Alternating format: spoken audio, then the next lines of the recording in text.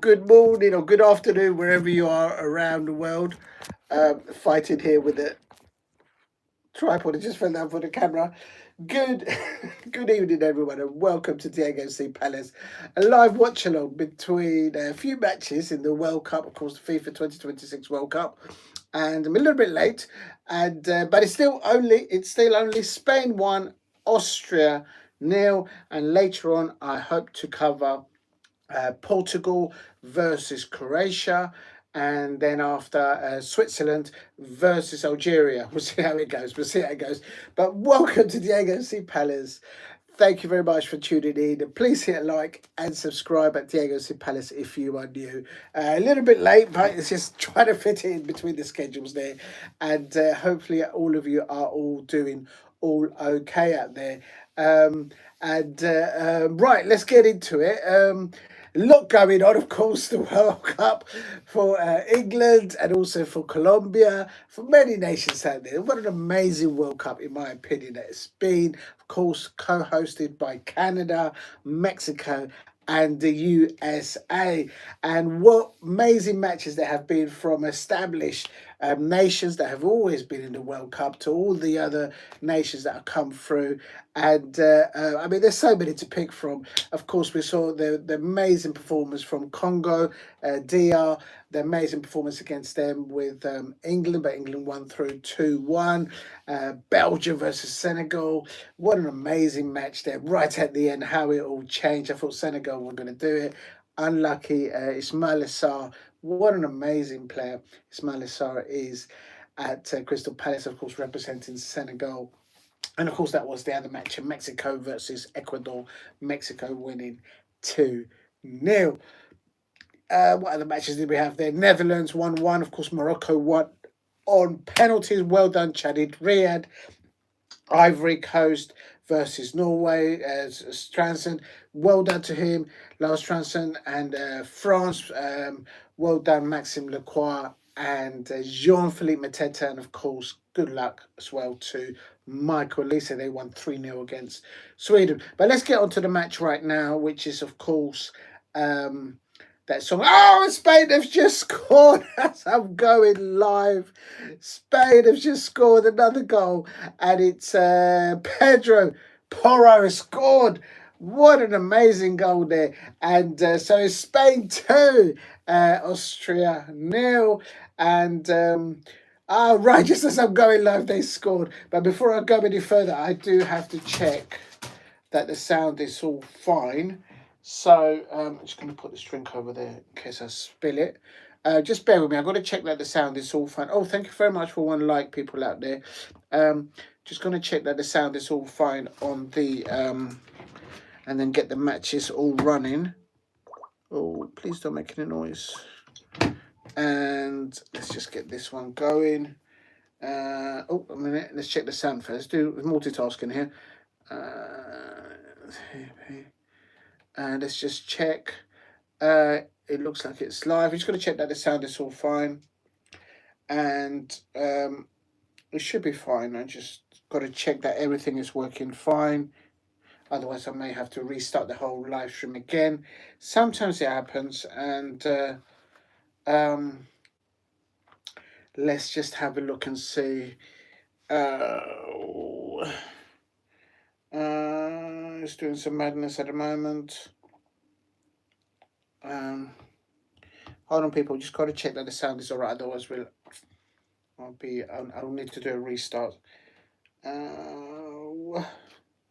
Why is it doing that? Please don't do that. Oh, here we go.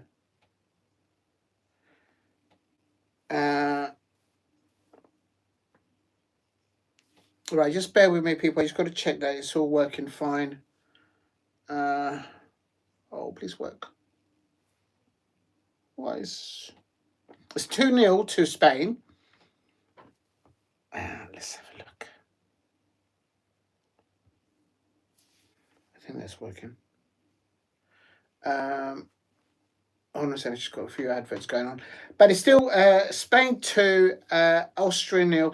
I think when any nation is playing against the likes of Spain, France, if you go a goal behind or 2 goals behind, plan A goes out the window, and they're going to have the manager there. If I'm not mistaken, for Austria is the ex what's his name? Oh, I do know this. Just going to double check before I say it. Oh, nothing's working. Yeah, they're still winning 2-0. Yeah, it's Ralph Rangnick, a very established European top manager in European football, world football as well. He's the one that sort of knighted, in my opinion, Oliver Glasner when he came to Crystal Palace. He had very strong regards to him, and of course Oliver Glasner's now left Crystal Palace. But oh, I think I've got something there. Thank you very much for tuning in. Good evening or good afternoon or good morning, wherever you are, to Daniel. Come on, you Spurs. Good good evening. And yes, a very good evening to Tottenham Hotspur fans indeed. I mean, like, OMG, the Tottenham Hotspur fans. They're like literally, I mean, before we used to say, like, Manchester City, Manchester United, they're buying the leagues. You know, the Liverpool fans always used to grind their results and get their titles. But even lately, last 2 seasons, they've been spending big. But OMG, in capitals, the Tottenham Hotspur fans are all celebrating. And no further, further fire. Tottenham doing bits. Absolutely. I mean, literally. Tottenham Hotspur, I think they've just signed 3 players. Two that I can think of is Fernandes and, of course, Tonali from Newcastle for a record signing over 100 million and add-ons and all that jazz. But the tail of the tail is Manchester United fans. How are you allowing Tottenham Hotspur fans to outbid every target that you go for in the transfer window? What is going on, Manchester United fans? I'm not even stirring it. It's just a reality. I mean, like, OMG, what's going on? Oh, it's my birthday tomorrow. Congratulations. Happy birthday to Daniel. Doing bits, a beautiful time to be a Spurs fan. Well, absolutely. I think it's exciting. It's always been said that Tottenham Hotspur have had a long injury of injured players, but even with players available back, they, in my opinion, they've not really had the midfield. For example, at Crystal Palace, we have Adam Walton, Daichi Kamada, and then we also have Jefferson Lerma, whom I've got the shirt back there. Thank you very much, Jefferson Lerma and Daniel Munoz, for signing my shirts there. So Tottenham Hotspur doing absolute bits there in the transfer market for midfielders, defenders, and they're probably going to go for a striker. You can't have JP. He's not for sale. He's not for sale. Even though he may want to go to Italy, I don't know what's going on. We're not going to have any players at the beginning of the season, like literally. But congratulations, Tottenham Hotspur. They are doing absolute bits. Yeah, we've still got another 250 million to spend. It's just absolutely ridiculous. I mean, it's I said it before and I'll say it again. Tottenham Hotspur are buying the Premier League. The question is, as an outsider looking into Tottenham Hotspur, and I've said it of the Liverpool fans, I've said it of the Manchester United fans as well as an example, but for the Tottenham Hotspur fans, I ask you this, and I ask you this in all seriousness. Daniel Levy, which I have the strongest regards for, he landed you a magnificent stadium, a magnificent investment in the Tottenham Hotspur women's football team. He's landed a very renowned, well-established academy, bringing youngsters through at Tottenham Hotspur. And fourth of all, they don't owe any money. They're debt-free. And fifth of all, Daniel Levy landed them a European trophies. The Tottenham Hotspur fans can say they are European champions a few seasons ago. The Arsenal fans can't sing that, can they? I mean, and you threw him underneath the bus. You also threw Ange Postecoglou underneath the bus. I still won't let that go because I just don't get that as an outsider, how you let those two gentlemen, Daniel Levy and Ange Postecoglou, amazing Australian manager, and you threw them both underneath the bus. Absolutely ridiculous as an outsider looking in. Diego, because I told you Tottenham go for you for what's this, Diego? Because like I told you, Tottenham not Tottenham not to go for your players. Like, no, you not don't even think about it. You had a little nibble before at Ebrieze. You had a little nibble. I mean, you know how that ended. There's that a bit of salt in that. Ebrieze went to Arsenal, and then imagine that going to Arsenal and then getting to the Champions League final and Mikel Arteta put him on the bench with Gyökeres. If Tottenham Hotspur would have got to the Champions League final, I guarantee you, well, they keep changing the managers, but whoever they may have as a manager, they will not leave Ebrieze on the bench. They will try and play their flair players to get them a win against the likes of PSG and all that talent that's there. It's still 2-0. We're coming up to about 74 minutes. And right, the sound looks okay. So how do I pause that? I don't know how to do this. 1 minute, people. Right, I think that's okay. Now let's get the match up and running. Why is it not? It's on the BBC iPlayer, isn't it? Oh Lord. What do I do now then? 1 second, little technical supplies that I've got. Ah, here it is. Is it working? Yes, I've got it. I've just come back. 2-0 to Austria. The referee's having a word with both captains. You know, before you said that the... Oh, yes, please keep hitting the likes and subscribe at Diego C. Palace if you are new. If you can help me get to 5 likes, that will be absolutely amazing. Thank you very much for all the new subscribers and all the likes that I've had in the last few uploads and live streams. And I haven't been able to do that many because I'm very busy. But Spain here on 2-0 up. I'm intrigued to see the substitutions for Ralph Rangnick. He's changed his midfield, Xavier, and both. So he's changed the 2 midfielders, and he's brought on Grealish and Chuchumeka. I've probably just butchered their name. Big up to Daniel.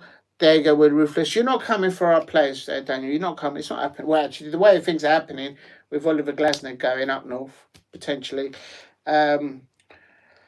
Looks like Nottingham Forest are looking to have a little nibble there as well. So don't get me started on that. Don't get me started on Oliver Glasner going up to Nottingham Forest. Please just don't get me started on that. But it is what it is. It's still 2-0 to Spain. Now, can Austria here in the last 15 minutes of normal time get hold of that ball and go upfield and pull one back? They need a goal back ASP. And remember the game between, was it Senegal? They were winning 2-0 and they suddenly, boom, they conceded a goal. So thank you very much, Daniel, for dropping in. I really appreciate that. Thank you very much for doing that. Spain 2, Austria 0.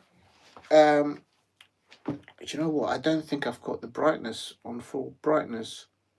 Ooh, I hate doing this when I'm live because I don't know if I'm going to... I don't know how to do this. Every time I mess around with this when I'm live... It can go funny. But how do I get the... Oh, here it is. Here it is. I found it. You've got to swipe in the right place. I'm going to turn the volume up a bit. And the brightness there. Right, that should be a little bit brighter. Hopefully you guys can see me a little bit better. It's... for Spain, Mika Mourinho's come on and Fernand Torres has come on for Dani Olmo and Baena. I'm just looking to see... Yeah, Jeremy Pino is on the bench, even though he's carrying literally an injury. Bless him. But I'd like to see Jeremy Pino there. They probably won't bring him on, rest him in case they need him in further knockout stages. Magnificent player for Crystal Palace thus far. I've put him on the thumbnail. And later on, we'll be watching their rivals, I suppose, in Portugal with Cristiano Ronaldo. Porro defending here away. Lamine Lamar. This is Lamine Lamar Jamal is on the pitch for Spain. No yellow cards. Yeah, it's all big.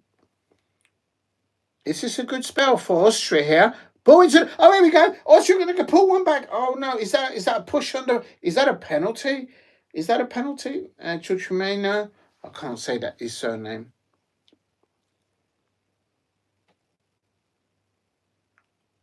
Please hit a like and subscribe at Diego C Palace if you are new.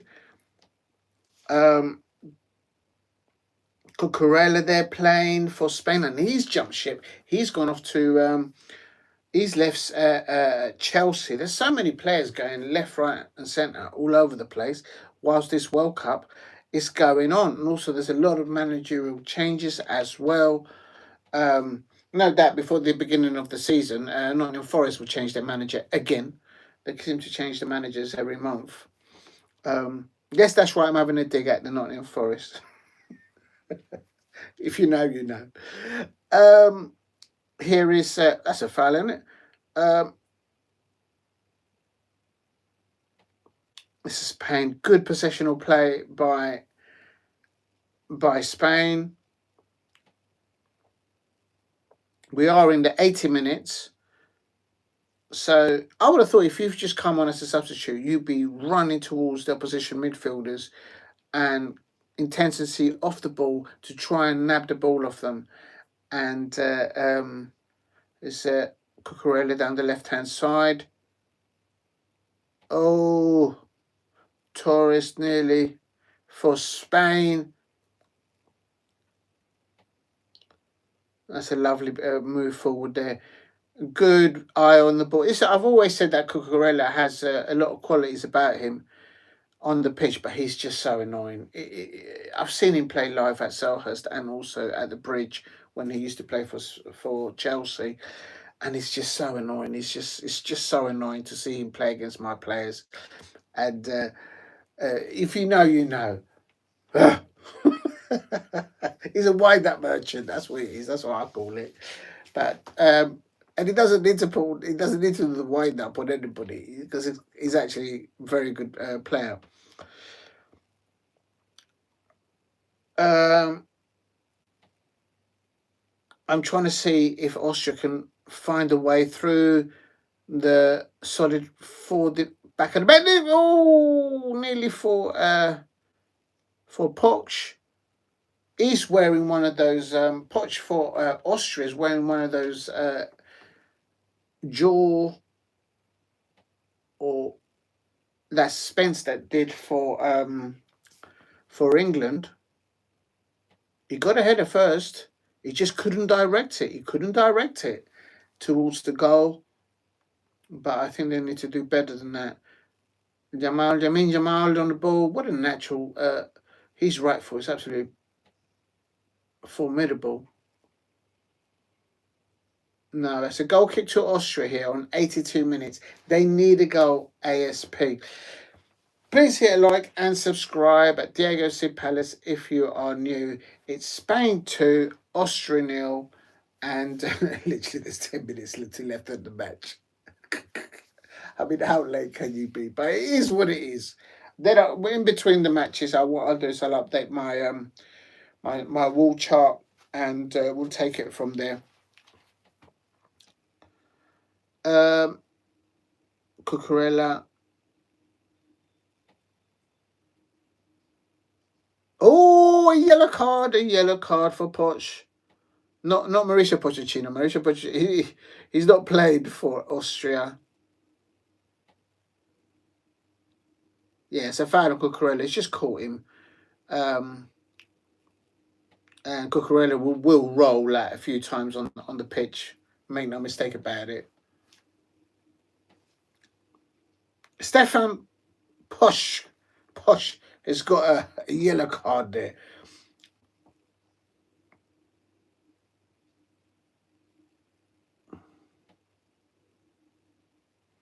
But anything can happen in the last 10 minutes.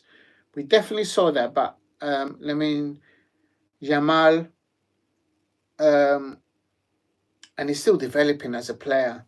Of course, he plays for Barcelona, and he cemented that right hand side. They're playing forward for Spain. Spain is so difficult to get the ball off. When they've got the ball, when they've got possession, to get them off the ball, it's really awkward for them, for their position. Even if you press them off the ball, one touch, two touch, they must practice that relentlessly as Spanish players go through their academies in Spain, and one touch, two touch, and then they don't lose the ball. They're confident on the ball. It's a ball over the left-hand side. Oh, that's going to be the third now. Oh, they couldn't. Oh, Lamine Yamal. Oh, it's off the line by one of the defenders. And Lamine Yamal would have thought that he would want to score there. And the Austrian players are arguing within themselves. That's what happened between Odegaard and who was it? Odegaard and the Tillemans for Belgium, and then they turned the match around. Let's have a look. Yeah, it's done well there.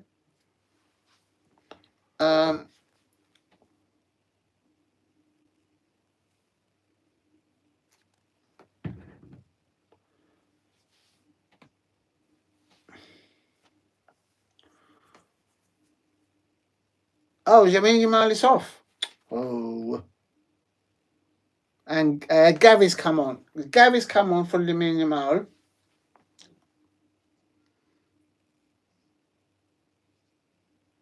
I mean, they've got so much in their bench. Look at the Spanish bench. They had Garcia, Joan Garcia, Eric Garcia, Alejandro Quinaldo, Borja Iglesias, Marcos Llorente, Mikel Mourinho, who's come on, Victor Munoz, Jeremy Pino, of course, of Crystal Palace, Mark Pubul, Bill Gavi, David Raya, the other goalkeeper. They've got Fabian Ruiz, Fernando Torres, Nico Williams, and Martin Subimendi. Boy, that's a bench. That is a bench to behold.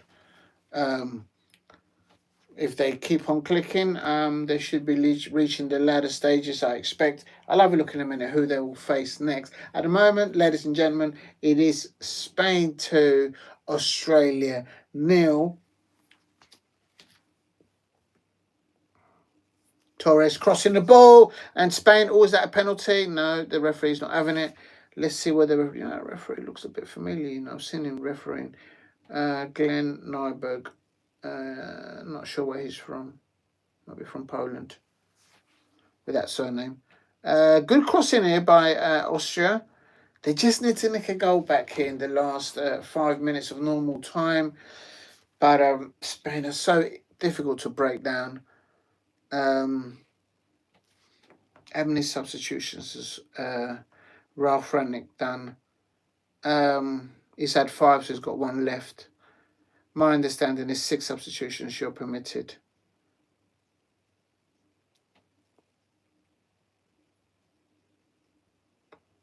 And here we go.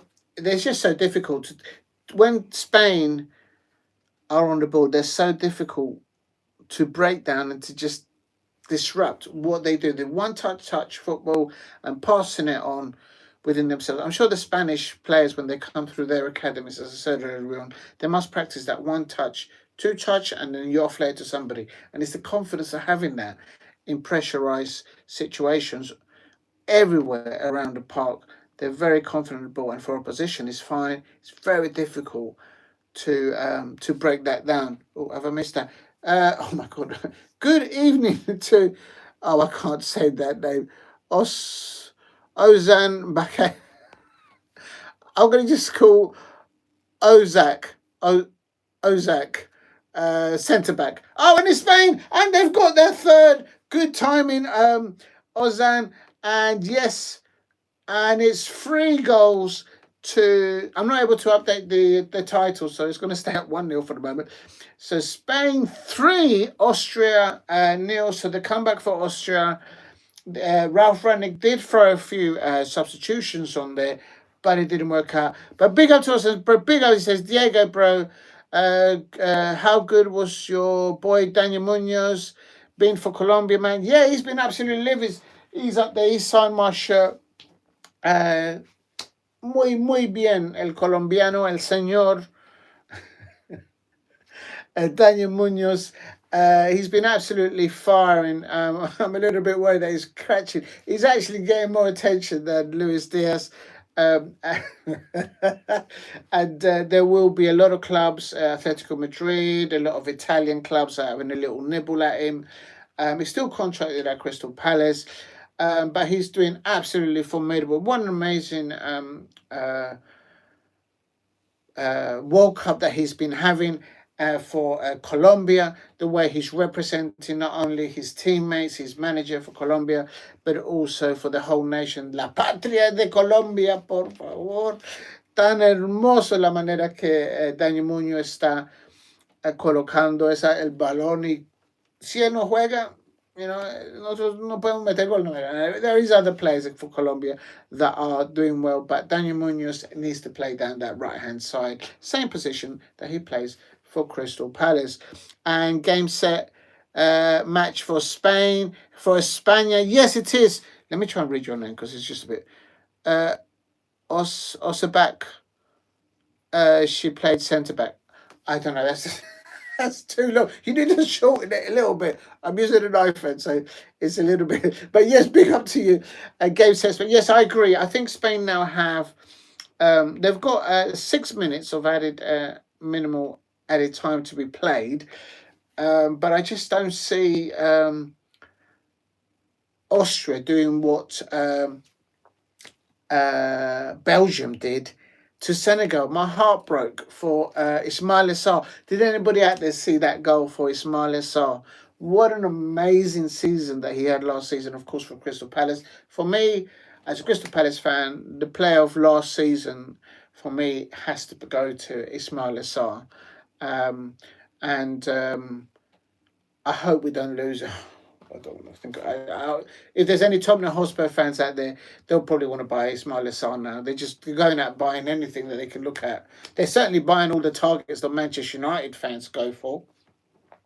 I mean, I don't understand how they're letting that happen. Manchester United fans, what's happened? What's happened in your transfer window? Well, actually, nothing's happened. That's what I'm saying. But anyway, Tottenham Hotspur, they're trying to buy all the players. So I'm worried that they might have a little nibble, Tottenham Hotspur, for the likes of Daniel Munoz, Ismaïla Sarr, perhaps even JP. Oh, just don't get me going. Don't get me. And also now with Oliver Glasner going potentially up to Nottingham Forest, don't get me going on that one as well. This will be silly now. If any Spanish player gets a yellow card or a sending off, they're 3-0 up. That's ridiculous. You're in knockout stage competitions. Why are you having a argy-bargy with the referee? Calma, señor. What is it? And I hope that what's happened here? Is Jeremy Pino coming on? Who's coming on? I'm hopeful that Jeremy Pino might get a little throw out there. Oh my days! It could be a Portugal España round 16 match. Good one to talk about. Thank you very much, Oscar. I can't say your name properly. Osambak. I hope that's pronounced correctly. Osambak. Right, let's have a look. So, Spain, Austria, and they go.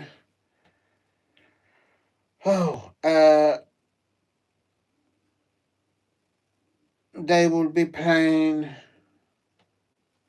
3, 4.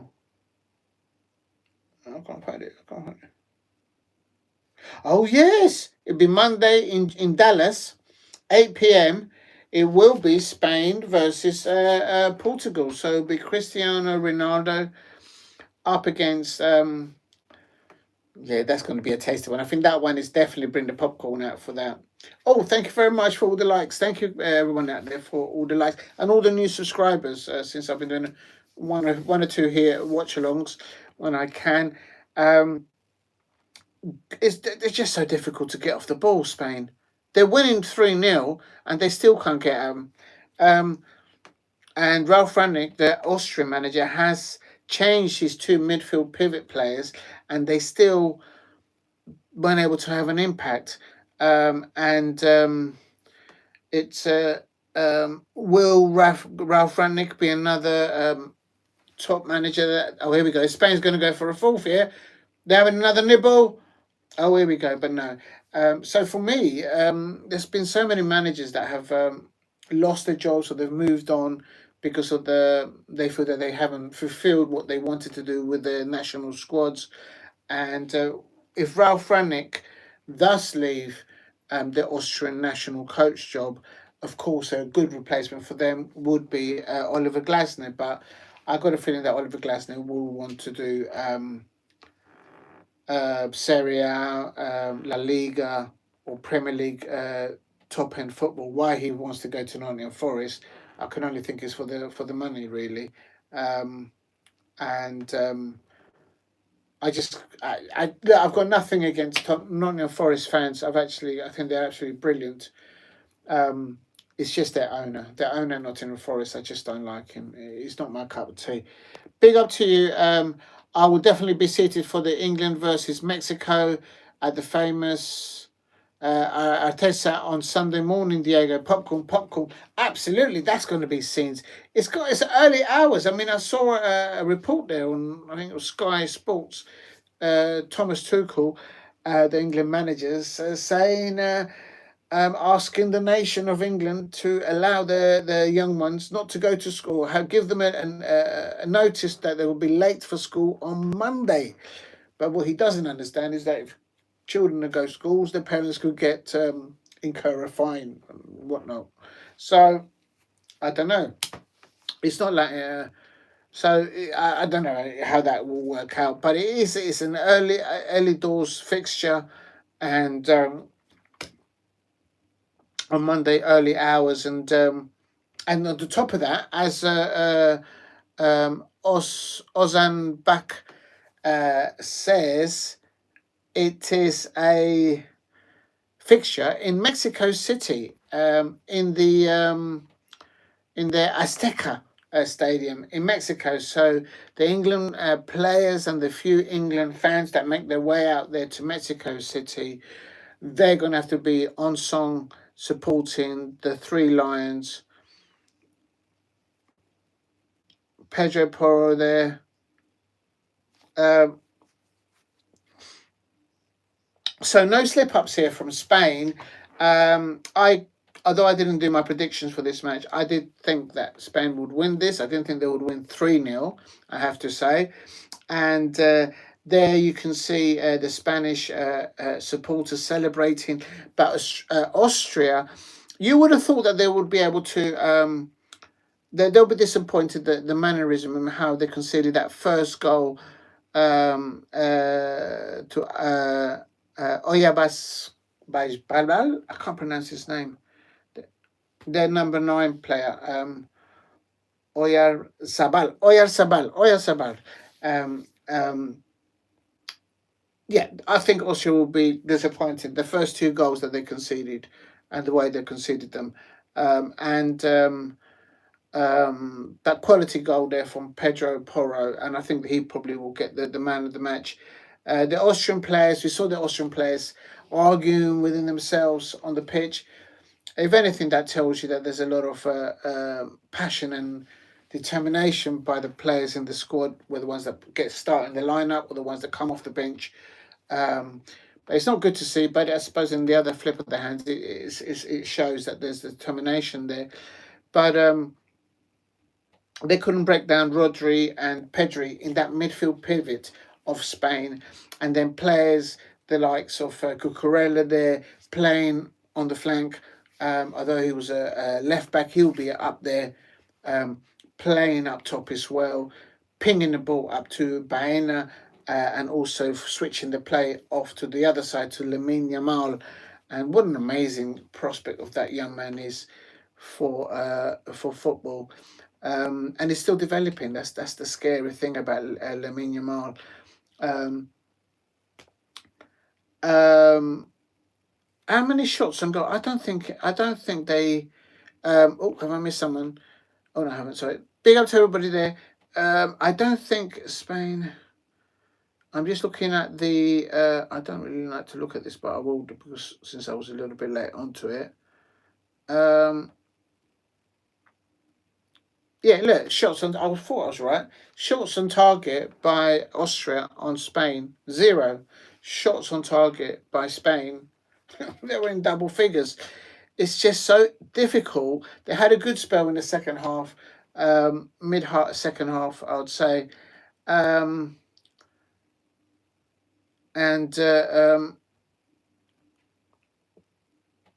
Ralph Rangnick there laying off his players there, and then of course you can see the Spanish manager Luis de la Fuente, el señor Luis de la Fuente, congratulating his players there. It didn't work out for Austria in this stage, but Spain clearly not making any mistakes on the early stages of the knockout. Last stages they're into, and it looks like they're going to be potentially playing the winner of the next match, which of course is between Portugal and Croatia. So they would want to win that World Cup because obviously the current World Cup holders is France, and they won it before that. So it looks like it's going to be. They're just showing. Yeah, it's either going to be Croatia or Portugal, and then after that they'll either face Mauricio Pochettino's USA or Belgium. So it's going to be interesting that side of it. But really to get to the final, they are going to have to be none other than Michael Olise, Jean-Philippe Peteta, the likes of Maxime Lecroix of France. And so for Spain to reach the final, they are going to have to beat France. So that's going to be a juicy one there. But as someone said in the chat, definitely Portugal versus Spain is going to be a tasty one. And they're just showing, I think it's the first goal here. And look at the amount of space there. And the midfielder for Spain in the pivot, he gets a touch. When he receives the ball, there's no one within 10 to 20 yards of him. If you're playing against Spain and you're playing a similar formation where you've got two in the midfield pivot, when you're playing against Spain, I'm no coach, never been a coach in my life, but I would have thought your opposition two midfielder pivot, and Ralph Rangnick did play two in the midfield pivot, they've got to be on the shoulder, they've got to be on the ankle of your opposition. You've got to close them down. If you don't, you ain't going nowhere. Who do you think? Thank you for your question, Ozan Kabak.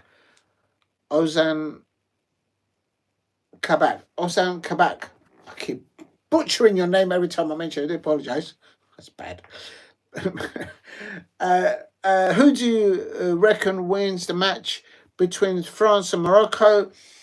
That is a heartbreaker for me because that's a brilliant question, because I've always said that the moment that we got a youngster called Chadid Riyad, he landed at us when Doogie brought him in. When I see, it wasn't last season, it was the season before that, and before that, I think, if I'm not mistaken, when he came, I did a video on Chadid Riyad when he landed at Palace, and I saw him play for his first few games, but then he got that serious injury and he missed the whole season. But for those few games that I saw him live at Selhurst, I said to myself, there's a player there. There is a player there. And when he got injured, I was absolutely gutted. And well done, Crystal Palace, for getting replacement for him. But he's come back from a serious injury. Chadid Riyad of Morocco. Look out for him. If you want to be a defender and you're a youngster out there, look at how well Chadid Riyad what he does, not just while he's on the ball, but the way he reads the game at a young age. He doesn't panic under pressure. He's strong on the ball. He doesn't like to get pushed off on the ball. And the lad can lay off a pass as well up to the wing backs, would it be Daniel Munoz or whoever it might be. And he's brilliant. He's absolutely. He's got so much to show. And he's growing and growing. So that match you're mentioning there, Morocco versus France, and then of course for France, where do you start and where do you finish with France? Écoutez, mesdames et messieurs, you got the as Patrick Vieira said, the France national squad previously had Zinedine Zidane. And now they've got Michael Olise. I mean, it's just uh, um, it's just going on upwards and upwards. I can see him breaking. Look, if Tottenham Hotspur can sign Tonali, I know it's a different position, a different player, but if Tottenham Hotspur can sign Tonali for 100 million, I can see one of the Spanish clubs, which of course is going might be Real Madrid or even Barcelona, maybe landing the likes of Michael Olise. There is a lot of say there in the I think it's the outgoing president of Real Madrid, and the new one coming in. The new one coming in, hinting that if he gets in there, he'll land certain big players. There's a lot of politics going on there in La Real Madrid, Los Galacticos. And I wouldn't be surprised if they break the world record for Michael Olise, because the link-up play between Michael Olise and Mbappe, to mention just one of the link-ups that he has for France, is absolutely formidable. Unfortunately, because Mbappe is not injured, he's playing really well with his national side in France. Jean-Philippe Mateta doesn't get too much of a nibble at coming on, and he's on the pecking order there. But I think that's a good player to have. Of course, Jean-Philippe Mateta done so well for us, winning the Europa, no, the conference trophy, and also the FA Cup, and also the Community Shield at Crystal Palace. So it won. So my heart, and then also we got Maxime Lacroix. Maxime Lacroix is another amazing defender that plays for Crystal Palace. There's Chelsea coming in for him. Before I've heard a few Liverpool fans talking about him. Liverpool fans, if you're out there, he's a very young, equivalent to your players. He's a very young and hungry Maxime Lacroix I'm talking about. I quote him the same as I said it before. He reminds me of a young Virgil van Dijk. Crystal Palace could have signed Virgil van Dijk back in the day. Neil Warnock wanted to sign him, but someone told him or advised him that he was too slow. Boy, did we miss out on a player there. And of course, the Liverpool fans, as annoying as they can be and frustrating that they can be, me being a Crystal Palace fan, they went ahead and nabbed him, and the rest is history. Champions League, all the trophies that they've won there. So Maxime Lacroix, I think he will get to those levels. I hope that we extend his contract, nail his contract down, especially with our previous manager now leaving, and it looks like he might be going to a club like Nottingham Forest. If they come and take players like that, I hope we've got them tied down on good contracts. There's Ralph Rangnick. He looks, of course, disappointed in the mannerism that his Austria side has left. His players and himself have gone over to the Austrian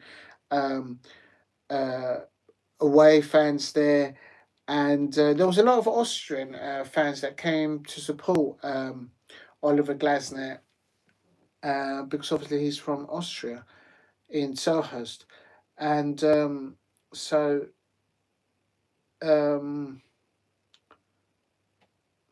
I don't think if Ralph Rangnick does leave the Austrian national coach job, I don't think he will be replaced by Oliver Glasner. I think Oliver Glasner wants to carry on. I think he wouldn't turn down the German job. If Oliver Glasner get offered the Germany job, I don't think he'll turn it down. But I think he wants club football. And clearly, the word on the street, Fabrizio Romano seems to be well informed that there are conversations. Of course, my understanding as a Crystal Palace fan is that Oliver Glasner is now out of contract as a manager. He's done his time at Crystal Palace, and so he can pick and choose to have a sabbatical and have a year away from football, or he can get back in. He's going to have loads of choices. National squads, the managers are dropping like flies at the moment, so there's going to be options there for a manager like him if he wants to go into international football, or if he wants to manage at club level. He lands trophies, and there's a lot of Premier League clubs like Nottingham Forest, although I don't like the Nottingham Forest manager. I've got no problem with the Nottingham Forest fans, none at all. It's just their owner over there. It's not my cup of tea, and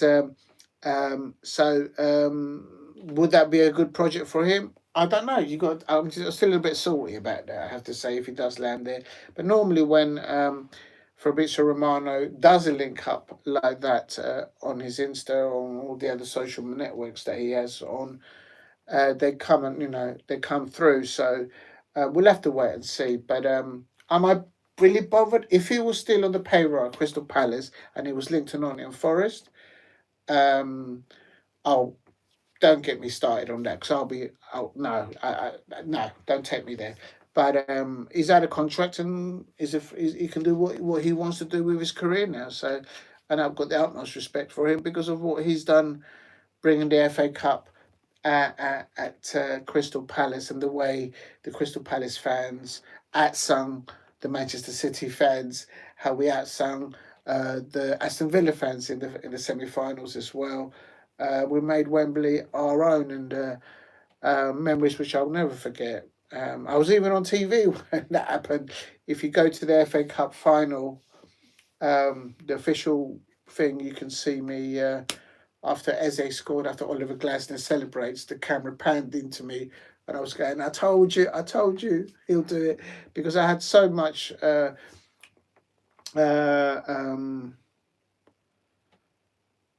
I still have so much admiration for how Ebrieze conducts himself on the pitch and off the pitch, and he's a blessing. That's why I think Ebrieze is to football. He's a blessing to the game. So Arsenal fans, I know I'll give you a lot of stick, and I'm going to give you stick now. How you can allow your manager to put Ebrieze on the bench for 90 minutes in the Champions League final? Arsenal fans, I don't understand your football club. I'm not going to begin to understand your football club, but Ebrieze is not a bench player. He's a flair player. You threw him underneath the bus when you had him as a youngster, and for him not starting the 90 minutes against PSG is absolutely criminal. And I'm holding the Arsenal fans to count for that. I know they can't control what the manager Mikel Arteta does and all that and whatnot, and how they play, whether negative football and whatnot. But Ebrieze and Victor Gyökeres, they are not bench players. Why did you go and get them? Okay, you got the Premier League, but why Ebrieze on the bench? No. When Patrick Vieira was at Selhurst Park at Crystal Palace, I think at the time Ebrieze was coming back for an injury. We had Lise and we had Ebrieze, and Lise was played, but at times because we had injuries, I remember we didn't replace Conor Gallagher and Patrick Vieira the season after when he was there. When that happened, when we were playing players, when at Manchester City game, I remember once, and he didn't start Ebrieze, and I was like, you got to start him, man. You got to start him. He's not a bench player. I even saw it then. And I'm not trying to put my cap that I know it all. I don't.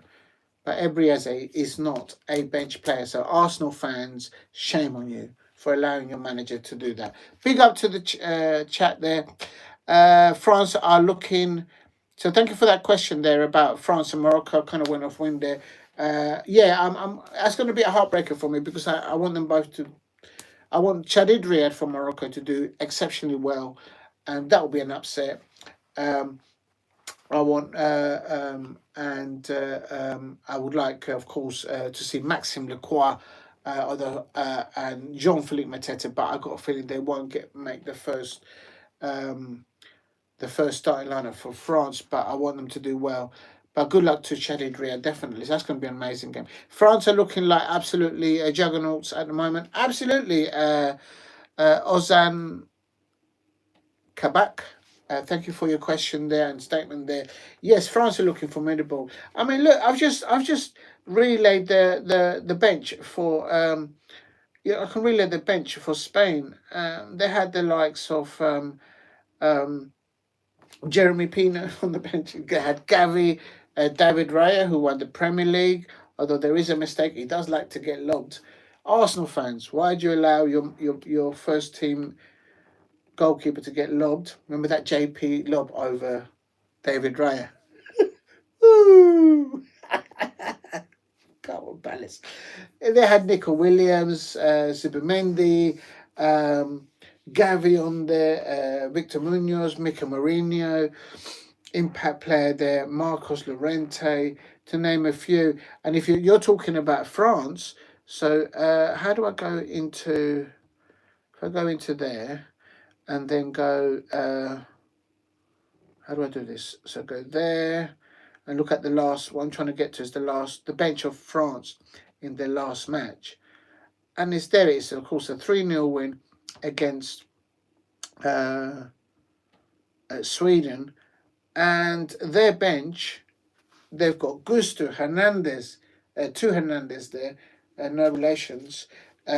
Kante, they've got Kanate, although he's a bit low in form, of course, for Liverpool in the last season. I don't think he had a last good season last for them.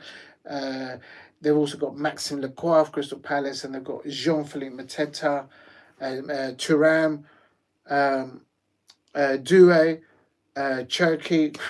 I mean, they've got this. It's the squad in there for France, and no one is injured. So it's got to be interesting. They're just going to be, yeah, they're ticking. Spain is clicking into what they want to do. They want their World Cup back. Um, oh, thank you for the 4 likes, everyone. There, please keep hitting the likes. If you can help me get to 5 likes, that would be amazing. Um, and also, if you haven't subscribed, please subscribe at Diego C Palace if you can.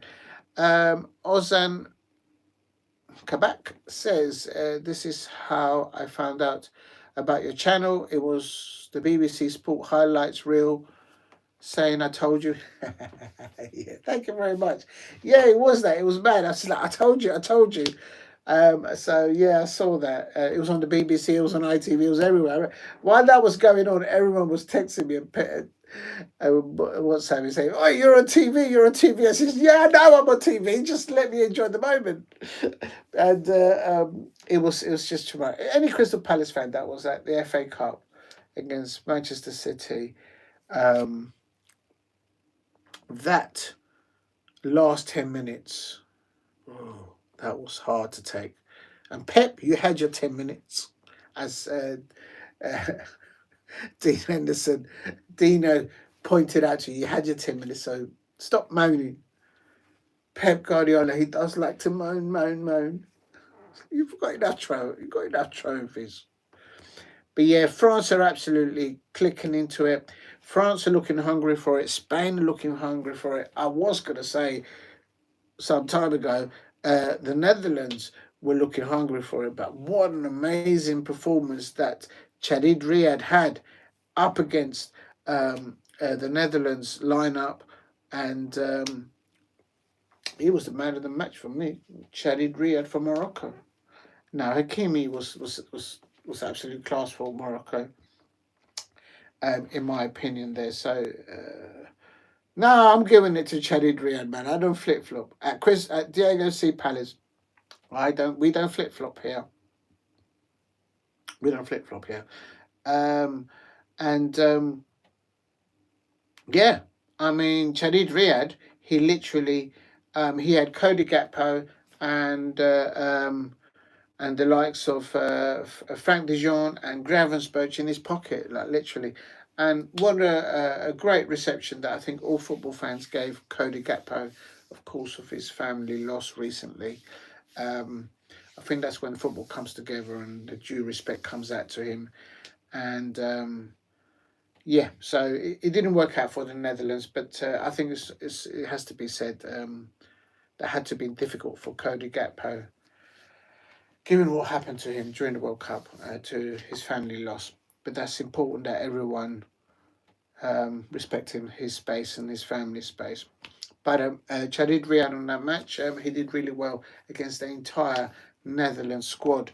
Um, I'm also a fan of with the midfielder. He was only 18, as well known. What team does he? What is he? One of what team or what nation is he playing for? Or Yelp? Because I can't off my head.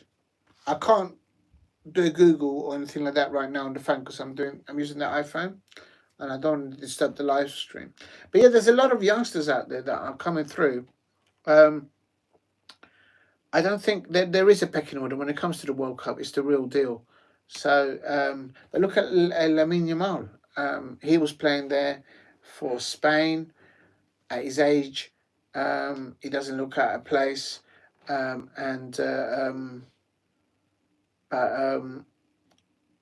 that's going to be a match there. Right. Okay. So then let's update everything. So now that I'm a bit early for the next match, I was literally only 20 minutes into the last match, where it ended, ladies and gentlemen. He started for Morocco. Thank you for the information. I'm going to check that now. I'm a little bit biased. Whenever I see Morocco, and I'm not trying to slide out this one, whenever I see Morocco play now, I did it before, but whenever I see Morocco playing, Chadid Riaz, oh yeah, he's there. He was in the midfield pivot with Al Ayuni. Yeah. And he got substituted. He's only 19. Wow. There you go. If you're good enough, you're there. You're there on merit. For me, that game, I didn't do a live stream for that, but I did watch it. Netherlands versus Morocco. The two players for me that stood out was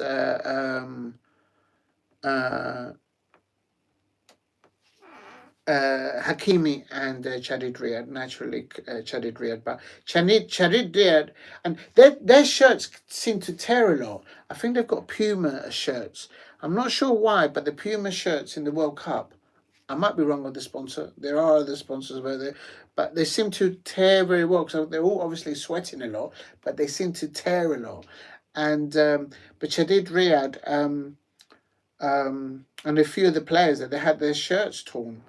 They just sort of came apart maybe too easily. I don't know. I never see that with the Adidas and of course the Nike shirts. It's maybe it's the way it's designed, but it's encouraging to see sides like Morocco doing so well with young players, and I'm so glad for Chadid Riyad. And it's going to be scenes because they're going to be playing.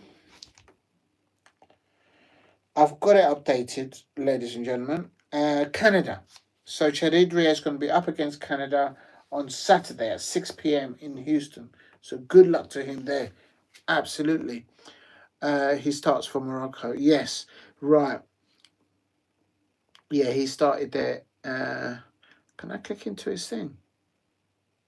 Yep, he won 50% of his own tackles. Passing accuracy, 90%. In the World Cup, and you're saying that he's 19?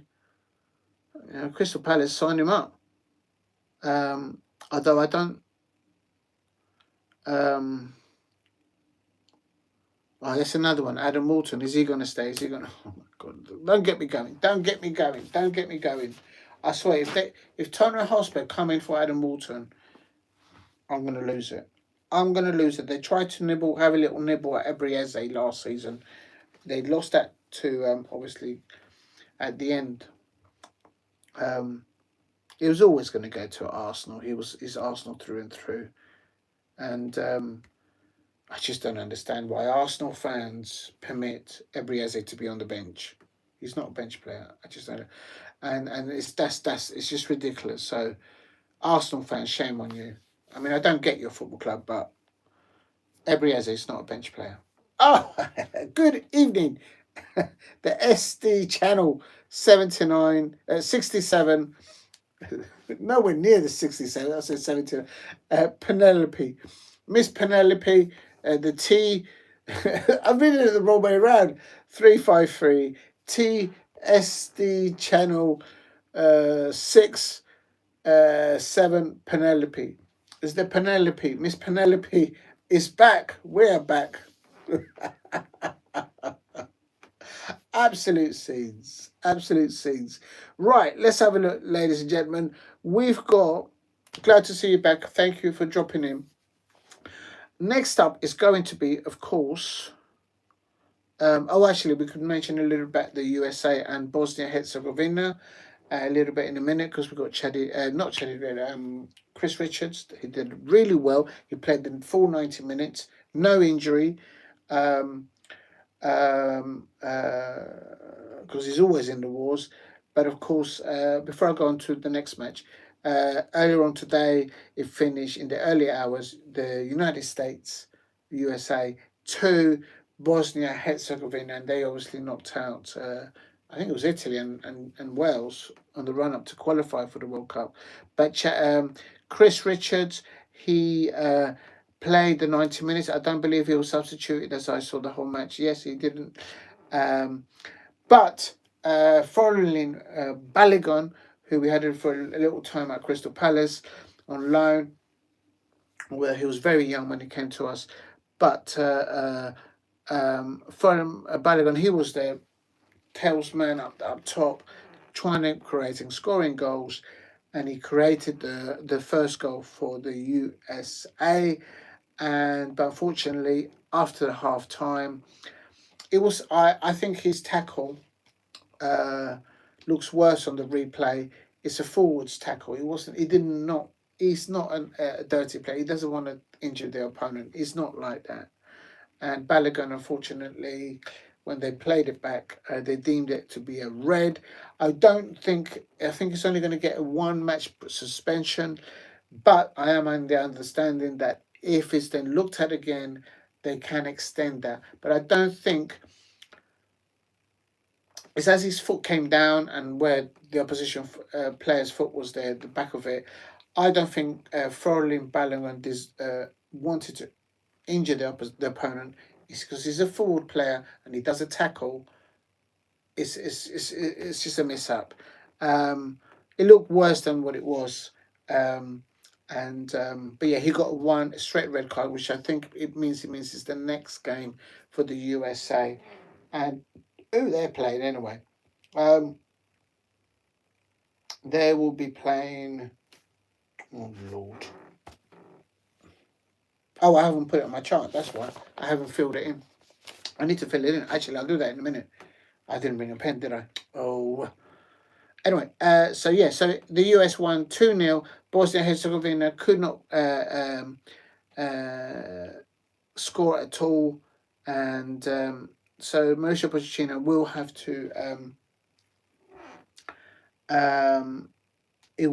to juggle things a bit around there for the next competitive knockout stages. Big up to them. Bill, Beetle, Bean, Beazle, Tweezle. It is a comedy here. Penelope Pineapple. Oh, she. You know what? I forgot to Google that senator in the Wire that said that. What was his name? Where Stringer was the bad guy, and is it Blake? Senator Blake? I can't remember. I'm going to have to Google it. Maybe when I go to break, I'll Google it. But I don't want to move the phone because it'll mash up the live stream. It was brilliant. It was brilliant. Actually, there is a way I can do it now. If I go here and then I do, yeah, I think I can do it here, guys. 1 minute. So if I do the wire,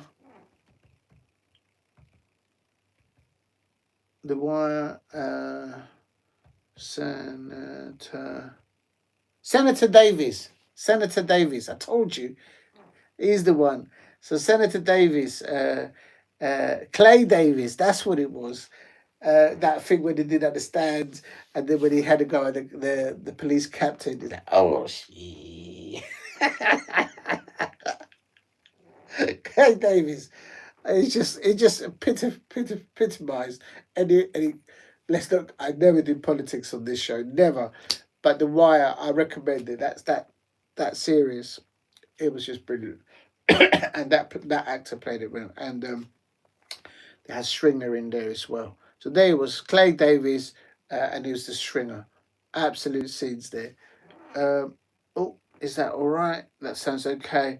Big up to you, 353T SD channel 67, Miss Penelope. Absolute sings.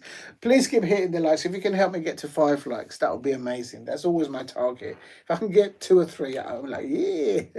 I'm like, but if you get anywhere near 5, that would be amazing.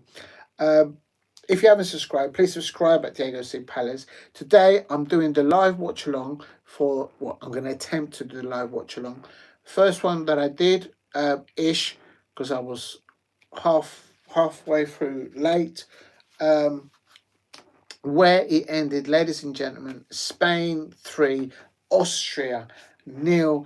A very convincing performance there by Luis de la Fuente, manager for Spain.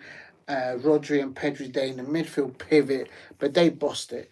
Austria, midfield pivot by Ralph Ranić of Seewald and Xavier. They just gave too much space. You can't give players like Rodri and Pedri time on the ball. Spain are difficult enough to break down when you're off the ball. And every time the ball went into the Spain midfield, there was literally 10 to 15 to 20 yards around the player receiving the ball. You can't give that kind of space. No, I can tell you this. If England were playing Spain, Declan Rice, for example, he would be on the shoulder, on the ankle of the likes of Rodri and Pedri all day long. He did really well for Arsenal last season. That's about the only credit I give to Arsenal, because how dare you all put Ebrieze on the bench? He's not a bench player in the PSG Champions League final. I don't understand your football club Arsenal fans out there. I just don't get it. I don't get it. But as with Spain, Rodri and Pedri, they bossed it there. And I'm always on the eye of looking at Lamine Yamal.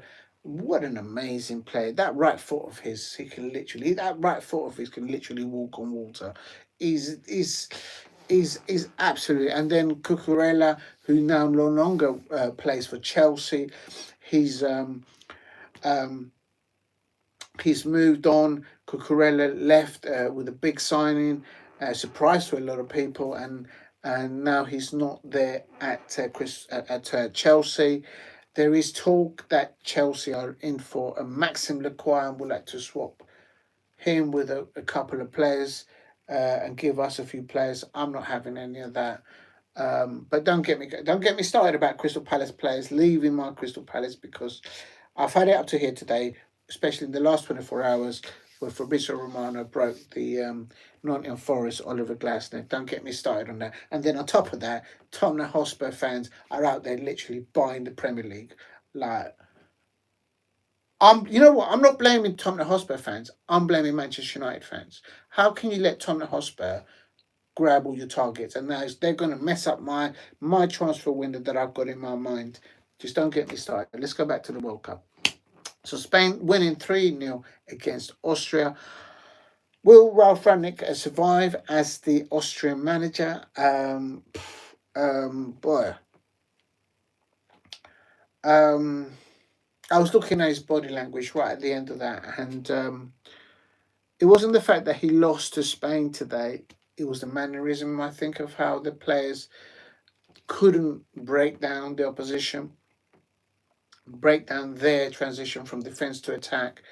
Their one-touch football, the way Spain passed the ball was just really good, and they just gave him too much space. I don't know. But anyway, so it ended Spain 3, Austria nil, and in earlier on today, in the early hours, the USA won 2-0 against Bosnia Herzegovina. Their World Cup campaign comes to an end. What an amazing performance by Chris Richards of Crystal Palace. He played the full 90 minutes. No injury reoccurrence for him, and but Florian Balogun was given a red card, and he was a tailman. He was a figurehead at the top, trying to create and score goals for him. They're going to miss him the next match. Right, the next match, ladies and gentlemen, it's Gordon Bennett. When is it? I thought it was 11. It's at midnight. It's between Portugal versus Croatia. I'm going to see if the lineups have come out. No, they haven't. They have come out. They've just released Portugal lineup. Of course, their manager is Roberto Martinez. And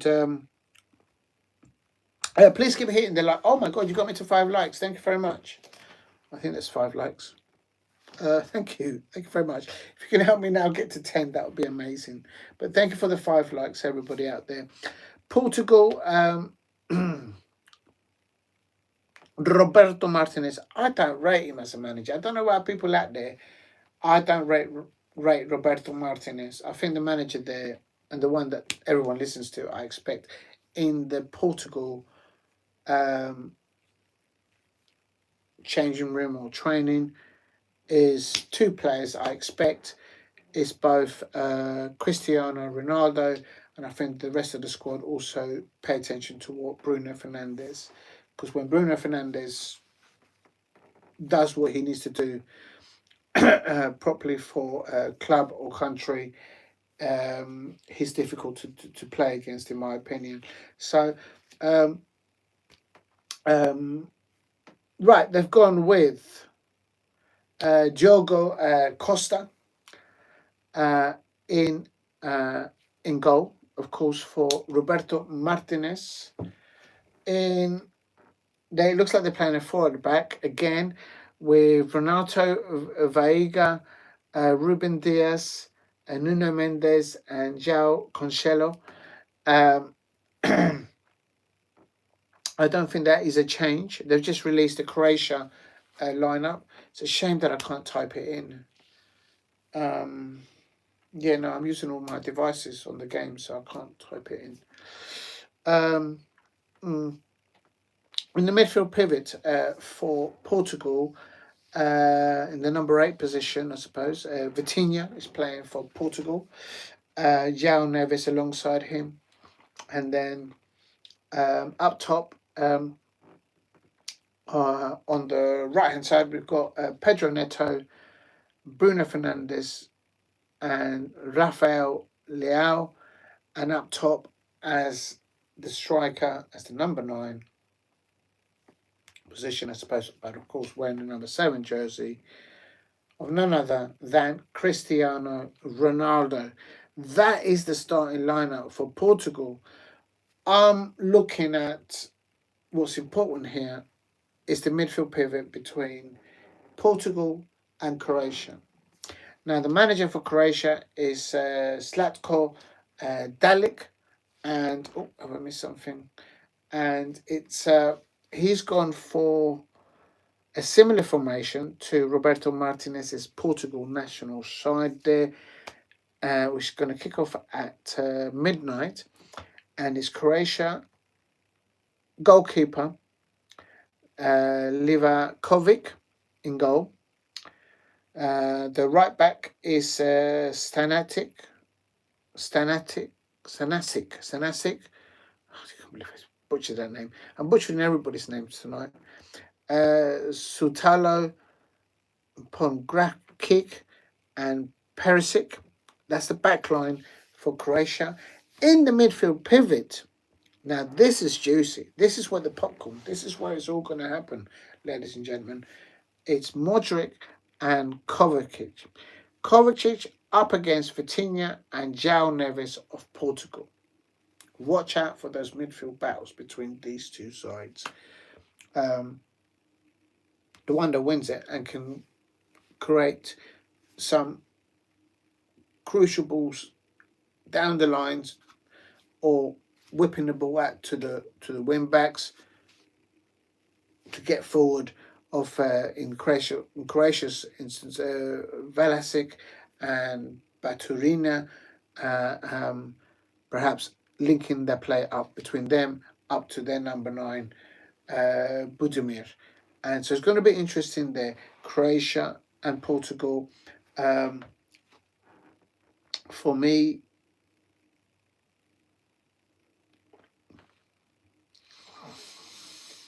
the substitute benches for Croatia,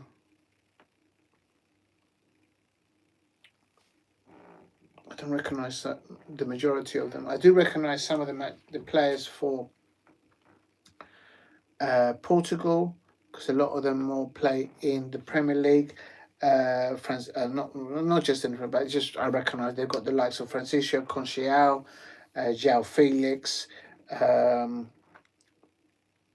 They've got Bernardo Silva, Matheus Nunes, Ruben Neves.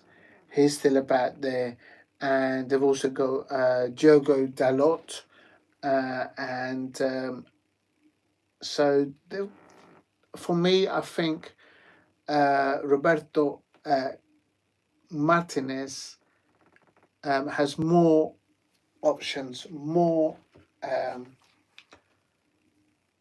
choices.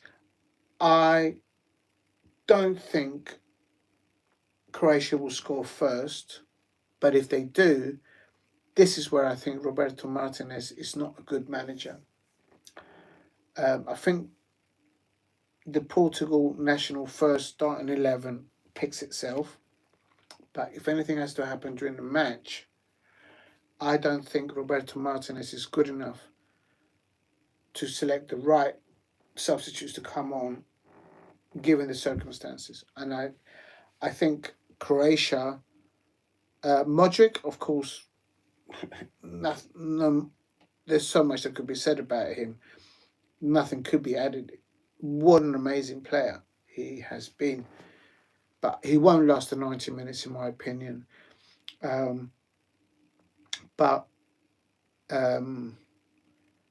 If he's given time on the ball, Modric can lay off a ball, a killer ball.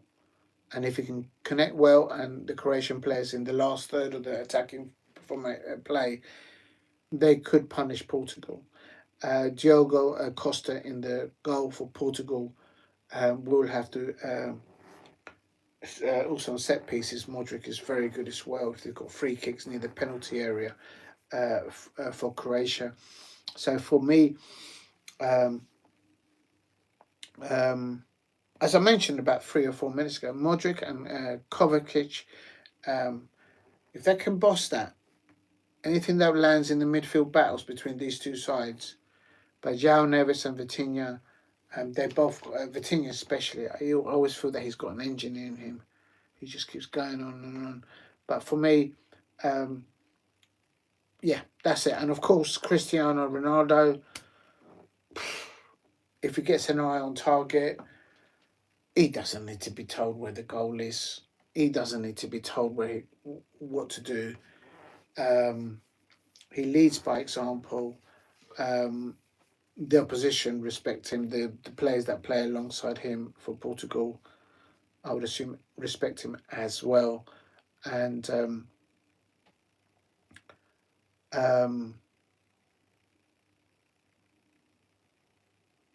I don't think you would man mark Cristiano Ronaldo. I don't think you need to do that. What you need to man mark is the supply to Rafael Leao and Pedro Neto at either side. And the way to break that down, in my opinion, is for Modric, in my opinion, and Modric and Kovacic in the midfield pivot of Croatia to isolate and to disturb what Bruno Fernandes brings to the Portugal national side. If you stop Bruno Fernandes operating how he ought to do for Roberto Martinez's Portugal side, link up play between the does with Joe Neves and Vitinha, then you're stopping the supply up to the likes of Pedro Neto and, in my opinion, Cristiano Ronaldo. So that's key. Modric and Kovacic, if they can isolate the opposition midfielders and then at the same time just stop the supply or the workings of Bruno Fernandes, they're halfway there, possibly, to get a win against Portugal. But then, of course, we've got the VAR situations. There's some VAR decisions that have been taken by the officials, and it has helped some matches, and some they haven't. I'm not going to go for all of them because we won't do the match. But for me, VAR was brought in to correct errors, not to create situations that are not necessary.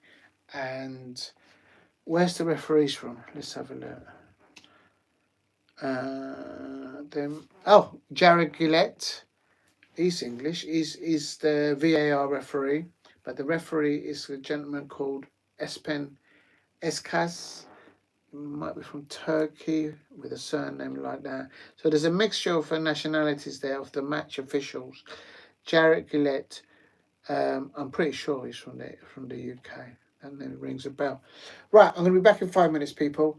Thank you very much for the wow, you're amazing. Thank you for the 5 likes. But I'll be back in 5 minutes. I'm going to go and get a pen. I need to get a pen to fill out the thing. I'll be back in a tick. I need to stop this. How do I do this? Oh. Is it that one? I don't know what to press. I think it's this one. All right, Jen. I'm going to go break for 10 minutes. I'll be back at 11 o'clock. 11 o'clock, I'll be back. And hopefully you won't be able to hear me now.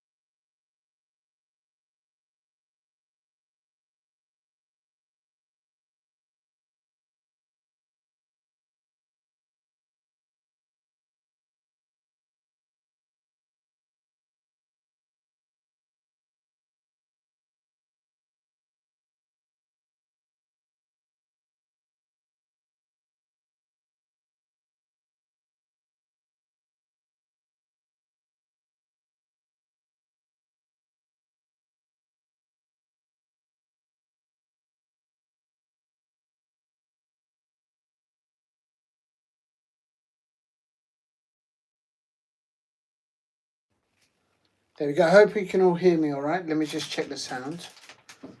Because I didn't know there is a function to take the camera off, which I've just discovered.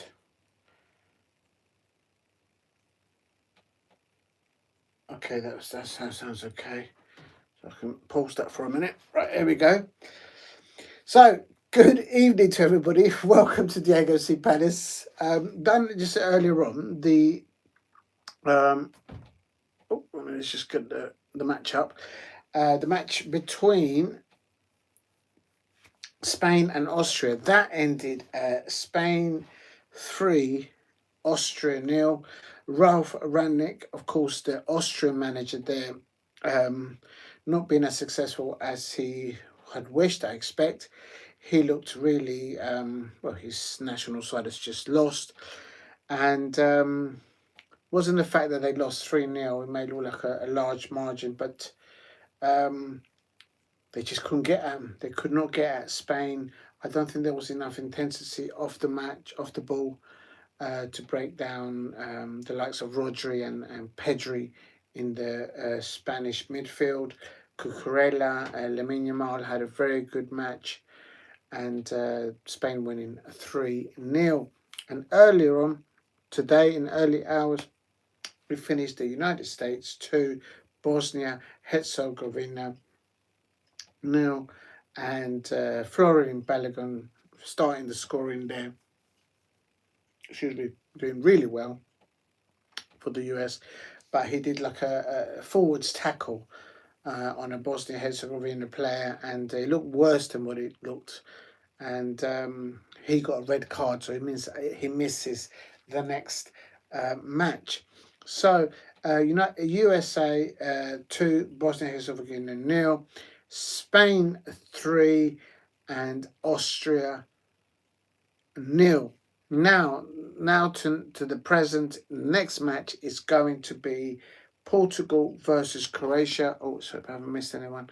No, I haven't. Big up to everyone in the chat. Thank you for the comments thus far.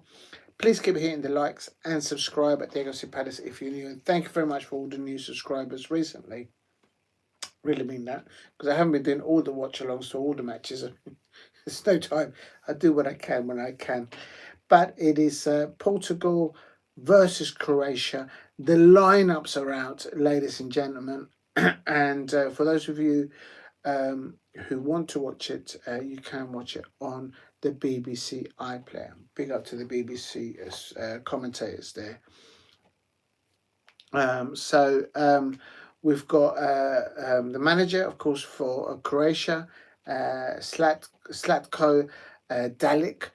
He has gone for a 4-2-3-1, and also has Portugal. Roberto Martinez's formation, very similar, to try and neutralise each other out.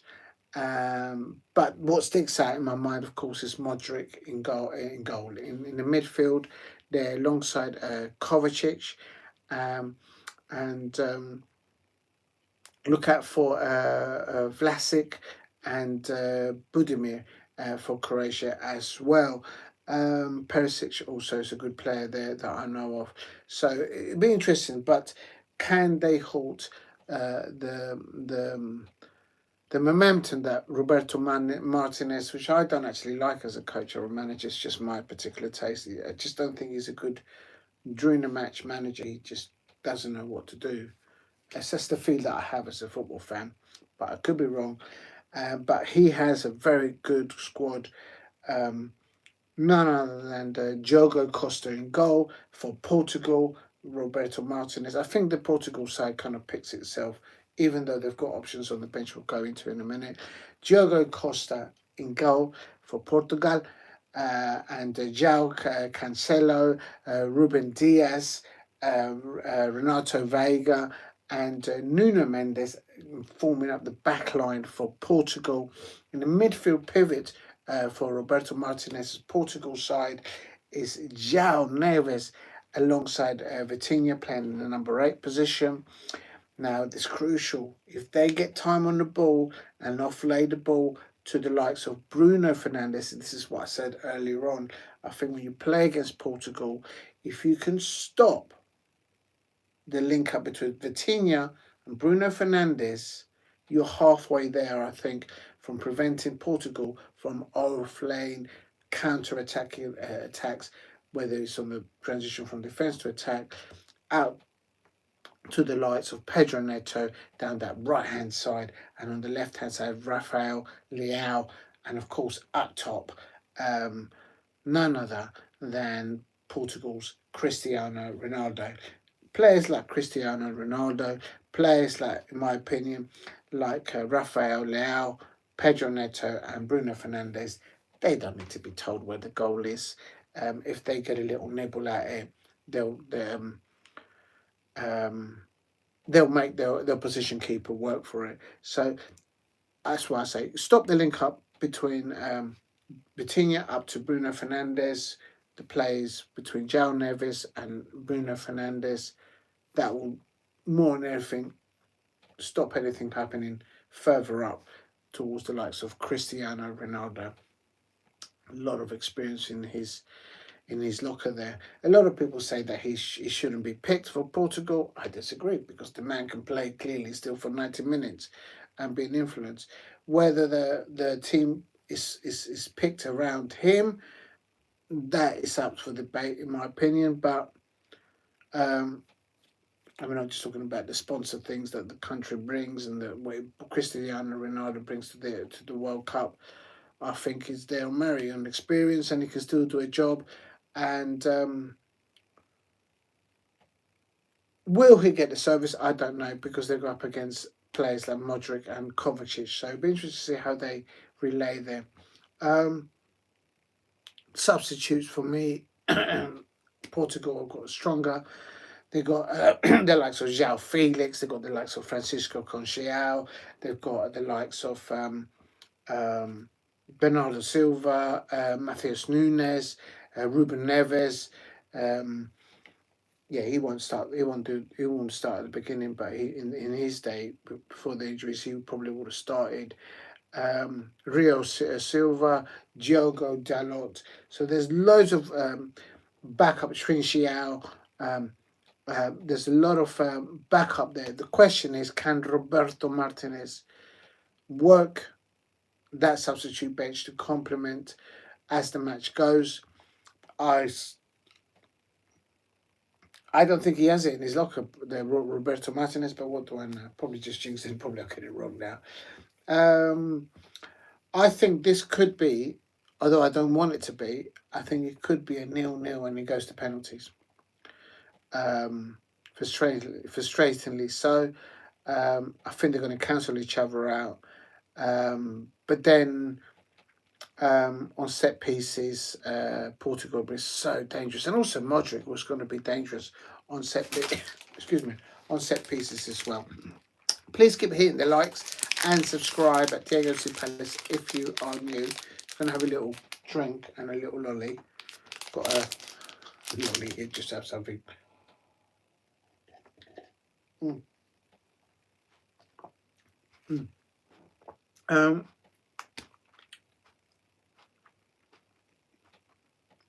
The venue is in Canada. It's in Toronto. They're playing in the Toronto Stadium, and the kickoff is at midnight. So, and as somebody said in the chat, the next match is going to be apparently, should Portugal win, they'll be up against Spain. This is my wall chart, and so I've got a feeling I've done that side. I've just got to fill out this part here, which is oh no, I've got to finish. I can do that now actually, but hold on, I'm just going to open this lolly because it's going to melt. The heat wave is going to start in the UK, I have been informed. You know what, I'm going to take this off. What's going on here? Why is the stick half empty? I can't believe it. Unbelievable. In my day, when I was a youngster, the lolly was all the way down to the bottom. What's going on? They've taken 2 chunks off. I'm not exaggerating. The lolly's literally, look, the lolly's half the size. They're taking a third of the lolly. Unbelievable. No, mate, don't mess around there. Ooh. Unbelievable. Right.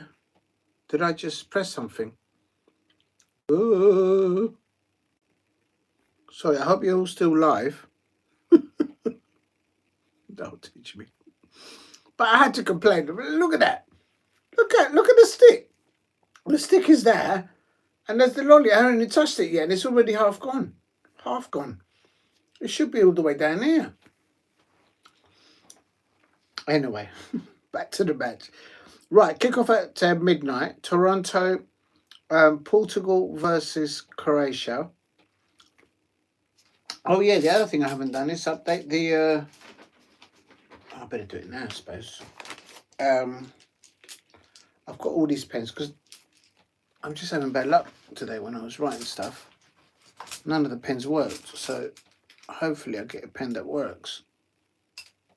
I'm going to choose this one. I'm going to write up the score line. So at the moment I still haven't updated Belgium versus Senegal. Oh, what a match that was. What a match that was. Senegal were winning with Ismail Assar of Senegal with the likes of Sadio Mane and company and all them. And oh my days. There's oh, is it on now? Yes, it is on now, so they're debating it. But before I go into the match, yeah, I've got over half an hour. So I'm just gonna update my wall chart to represent the fixture because I haven't filled it all in. Belgium versus Senegal. I know it finished 3-2, but let's just double check.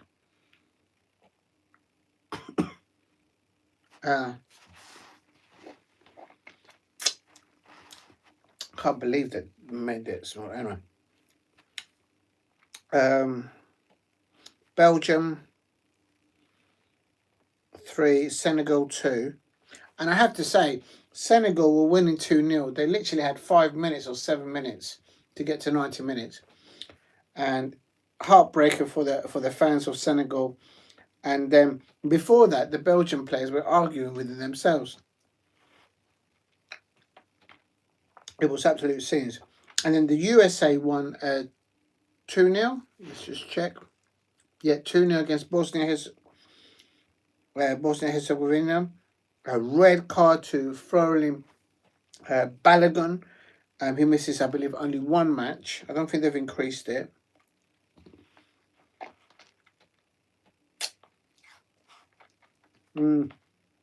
Spain versus Austria, which I've just done. And then Spain 3, Austria 0. Ralf Rangnick. If he does leave the Austrian job, will they give it to Oliver Glasner? Will they tempt him? Because he looks like he might be going to Nottingham Forest. Don't get me started on that. Don't get me started. I hope no one kicks me off with that. And then, of course, now I'm going to do Portugal versus Croatia. Now, Belgium versus Senegal. So that is 82. They go winner of 82. Let's just double check. Is Belgium.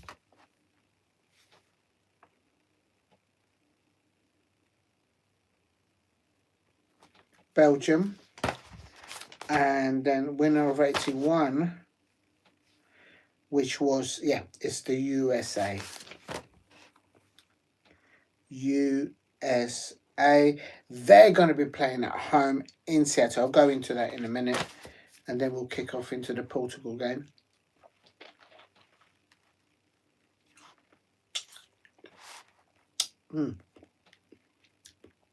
And we've got Spain versus Austria. That's 84. That goes there. So that's Spain. So there you go. I don't know if you guys can see it. Oh, I don't know if you can see it. Spain, and then it'll be against the winner of this match, which is of course Portugal versus Croatia, and that is going to be uh, mm,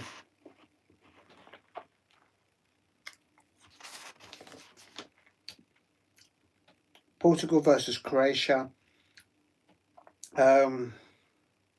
I'll do my prediction a bit later on, just before the start of the match. I hope it's not a draw. I'm hoping it'll be penalties, to be honest. Did you all see that penalty shootout? It was the penalty shootout I saw, and it was absolute scenes. Yeah, was it Germany and the Netherlands. And the Netherlands match was on like really late, early hours, like this kind of hours.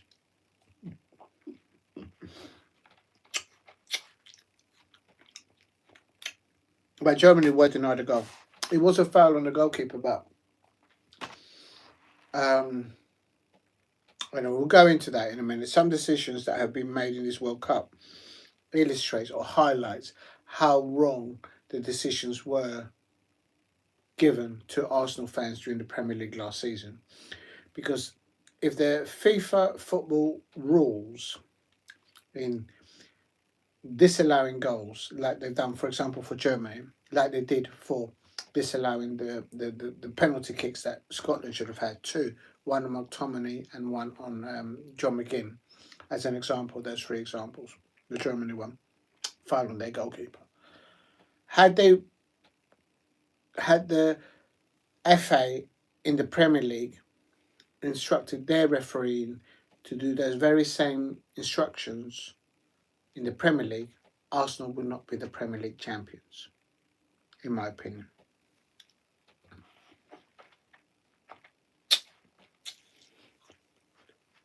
So I've got a feeling they'll change that for next season. The officiating,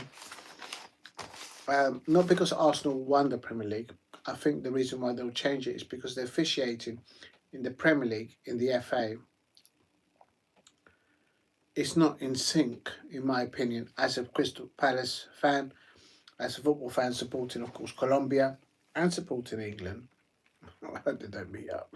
That's going to be a heartbreak for me. It's not linking up. They're not in phase with each other. We're getting some kind of differential refereeing decisions in the FIFA World Cup, and if you compare those decisions to the Premier League, it's two different things. So my understanding is the same rule book. So what's going wrong here?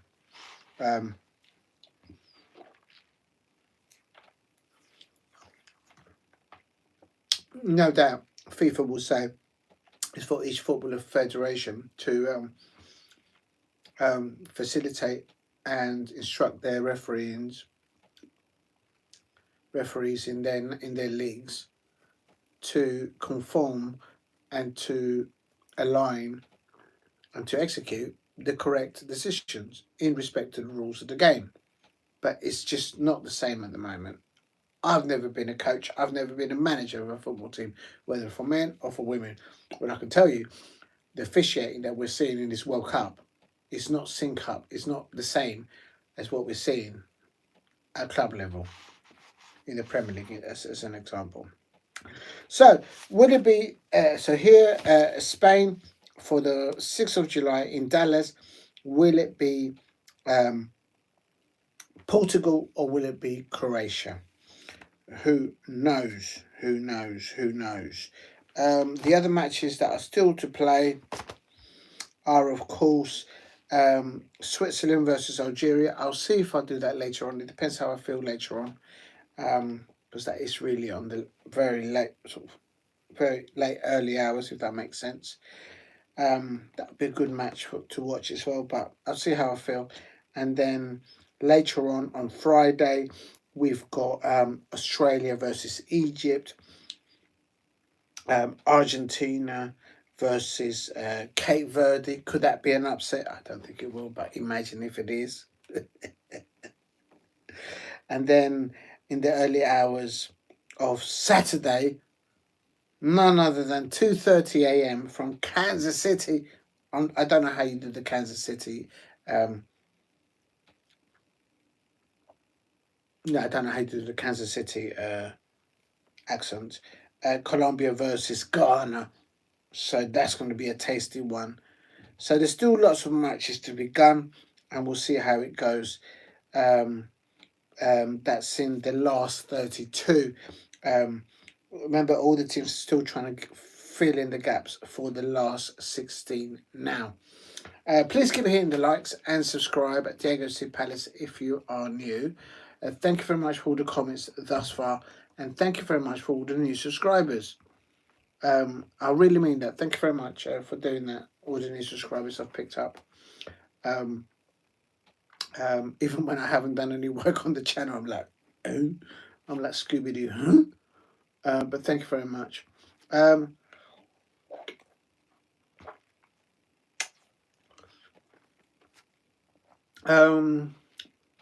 I actually see these matches? Oh, look at that. The under-19s have been playing as well.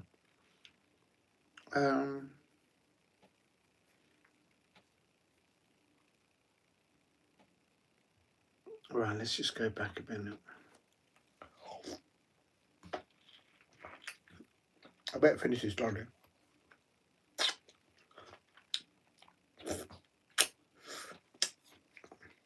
Because it'll melt everywhere. It's probably not a good idea to do a live stream. I'm doing it, but it's getting a bit warmer now. The heat wave is returning to the UK, for those of you who don't know. But I don't think it's going to be as hot as it was the last heat wave.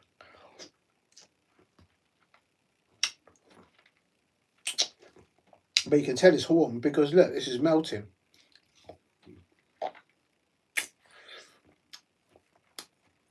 And we're approaching midnight here. I had to spill it. I had to spill it on my shirt, innit? Unbelievable.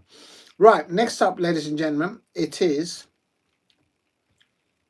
if I can get the thing to work, Portugal versus Croatia.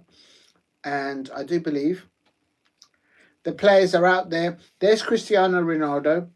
Of course, he plays for Al Nassr FC.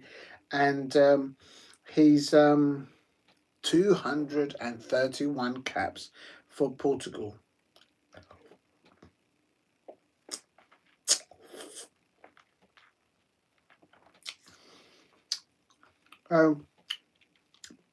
If it clicks between the lineups, I'll keep saying it until I'm blue in the face. If Croatia can't stop Vitinha up to Bruno Fernandes up to Cristiano Ronaldo, then Portugal, I think, will have a bit of a field day today. Oh, I can't believe I just written on my shirt. Absolute idiots. Okay. So,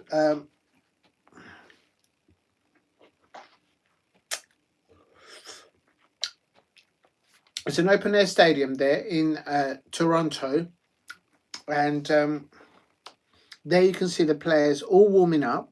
Cristiano Ronaldo alongside Bruno Fernandes.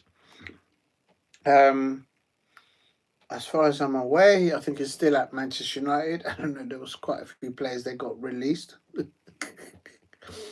Can you imagine if Tottenham Hotspur come in for Bruno Fernandes? I'm just saying, because they keep buying their transfer targets. It's just, I just hope that doesn't come and bite me and they come after one of our players.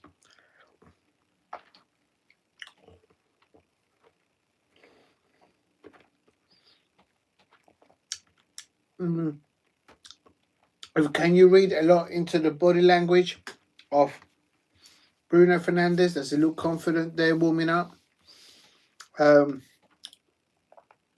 He's crucial for Portugal, and a lot of responsibilities on his shoulders. I think the thinking of that it's all on Cristiano Ronaldo. I don't think so. I think the responsibility of Portugal, of course, is the manager, Roberto Martinez, which I don't rate him as a manager. I don't think he's a good manager. as the game is developing. I don't think he can think what to do with substitutes. I don't think he can think or whether to swap players. I just don't feel. I've never liked him as a manager, but clearly Portugal like him. Vitinha is going to be there. He's probably, of course, we all know, Champions League winner with Paris Saint-Germain. That's what I was saying. Vitinha, the link-up play between him, Bruno Fernandes, up to Cristiano Ronaldo. If Modric and Kosovic can frustrate that, then they're there to. This could end up a 0-0 or a 1-1 maybe, and then into penalties. I expect Croatia would want it to go to penalties, but I'm intrigued to see what happens in the first 10 to 15 minutes. There you can watch it live, people, on the BBC iPlayer. Go and check it out. Great commentary. I'm not actually listening to the commentary. I'm creating my own commentary there. Commentary. See how it goes. Please give me the likes and subscribe. And thank you very much for the 5 likes. That means the world to me. Believe me. Because that's always seems to be. I always go for that's my target. We've got Diogo Costa there in goal, of course, for Portugal. He's warming up. Man, sweating already. Yeah, you just practicing. He's wearing a few layers, though, I have to say.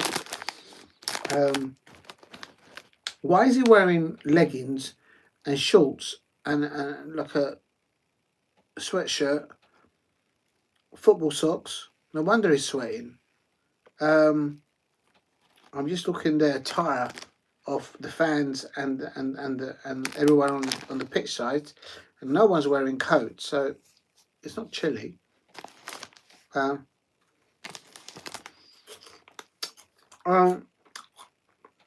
Now the camera is focusing on, of course, the Croatian players, and they're automatically zooming into Modric. He's warming up there with his players. They're doing a bit of touch and go, a little bit of passing between themselves. Luka Modric, of course, playing for AC Milan.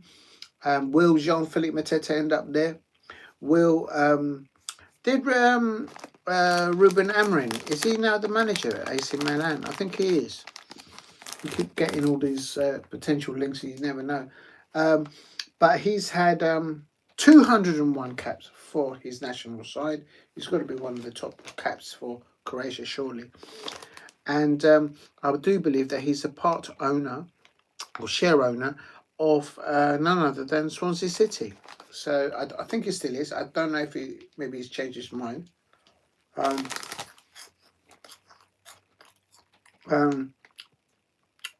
So he's invested in Swansea City, and they crept out of the relegation in the Championship last season. They weren't in the relegation, but they were down the bottom. And the moment I think he did a conversion, and Snoop Dogg as well was in there as well. He's invested in Swansea City, and the club started to get up the table. They finished up in mid-table. Good luck to the Swansea City football fans there.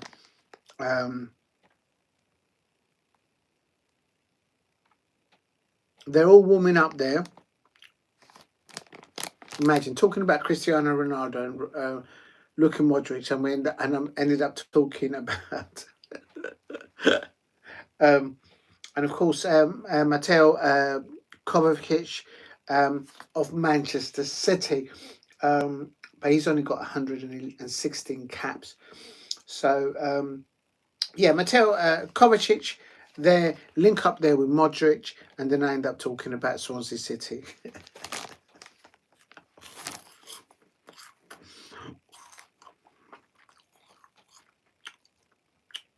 They're kind of huffing and puffing as they're warming up, and I'm just thinking, don't wear yourself out. You're about to do 90 minutes against Cristiano Ronaldo and up against João Neves and Vitinha. So Kovacic there, he's like is taking some energy drinks there. You think he's like, take it easy, mate. You're about to do a serious match. They're warming up. They're swapping. They're taking off their bibs now. So I think they're going to be doing different type of warming up exercises. Perisic, there of course of PSV Eindhoven, and 157 cap. So a lot of experience there from the Croatian, Ivan Perisic, I should say, and a lot of experienced international players there for Croatia, but you can also say the same for to Portugal.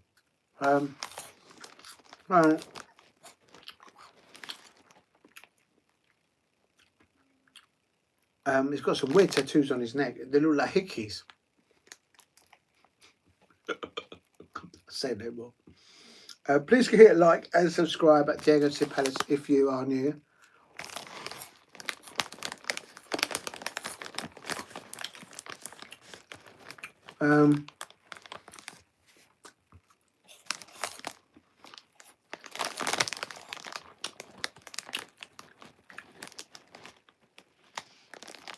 I'm just watching here the Croatian national side players. The starting 11 having a little practice on goal, and it's amazing how when they practice this shoot on, how they always seem to get it on target. But when it's the real thing, that's why the ones that score the goals get the big money. Having the technique in the locker. Top left bins there for Luka Modric. Is he going to do that very same goal against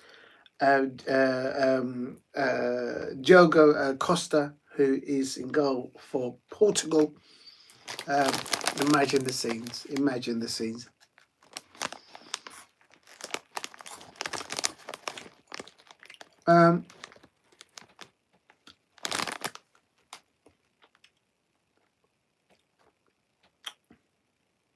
They're practicing shooting on goal here, the Croatian players, and Kovacic there, of course, of Manchester City, and of course also Modric. Actually, I don't know where Modric is playing right now. I don't think he's still at Real Madrid.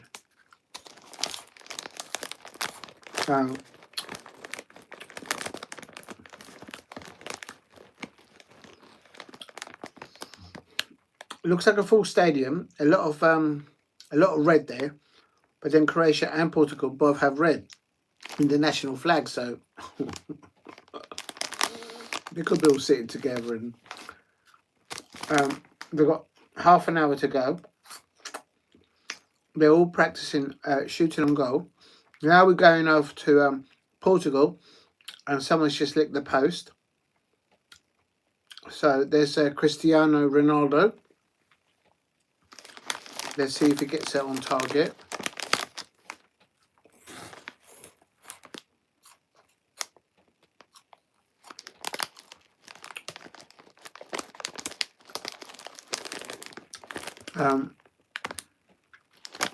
He doesn't need to be told where the goal is. I mean, there's so much experience on that pitch there. Let me get the headphones on because it's Bruno Fernandes there for Portugal. Let's have a look. Please keep hitting the likes and subscribe at Diego C. Palace if you're new.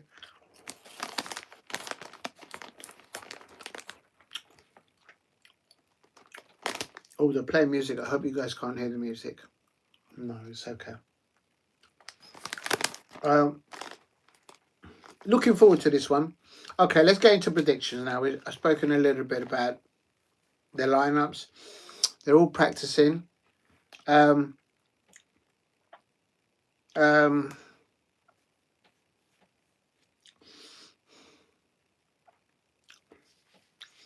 going to do this, but you can't do more than one prediction. what's in my mind right now is who's going to score first. And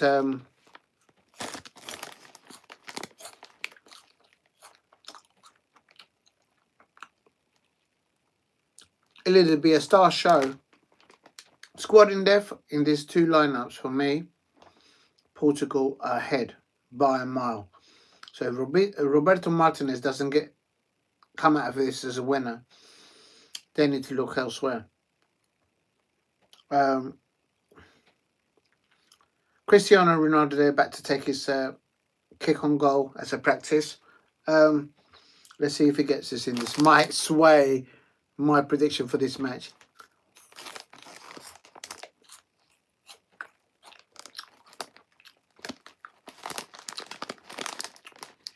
Camera's not trying to show just Cristiano Ronaldo. There is other players playing for Portugal. But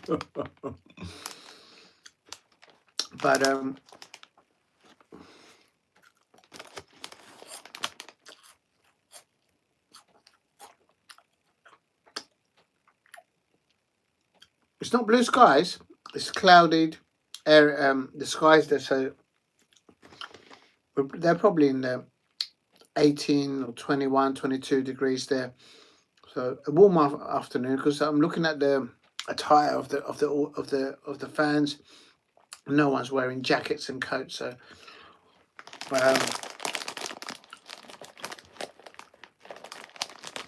there's the Luka Modric alongside Kovacic of Man City.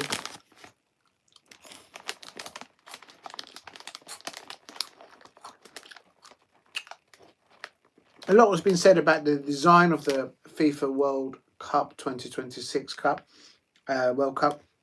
It's not how it used to be, all hexagons. It's apparently made of four patches, and then it's sewed together. There's a chip inside the ball. Some of the players are now making their way back into the changing room.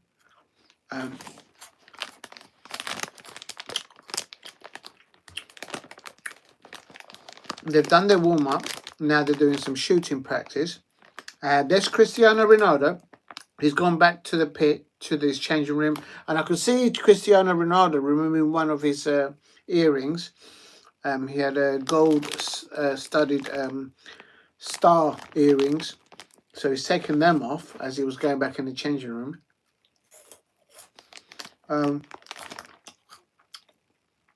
There is the very tall Diogo Costa making his way back to the changing room. Cristiano Ronaldo did acknowledge the crowd after finishing his warm-up. There's Bruno Fernandes also just finishing up his warm-up with the Portugal national side.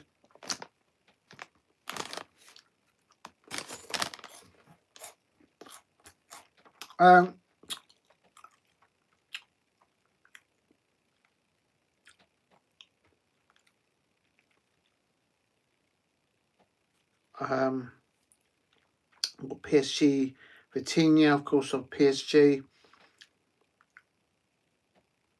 for Portugal. Okay, let's get into predictions here. Portugal versus Croatia.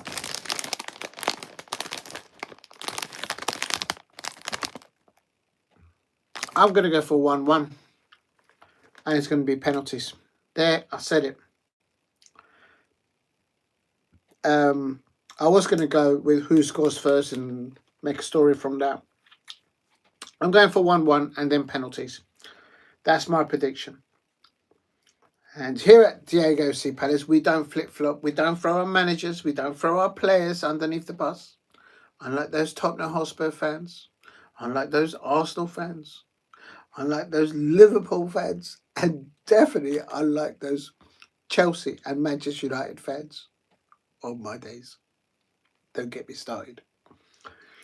They're going through the lineups, the announcement there on the crowd. And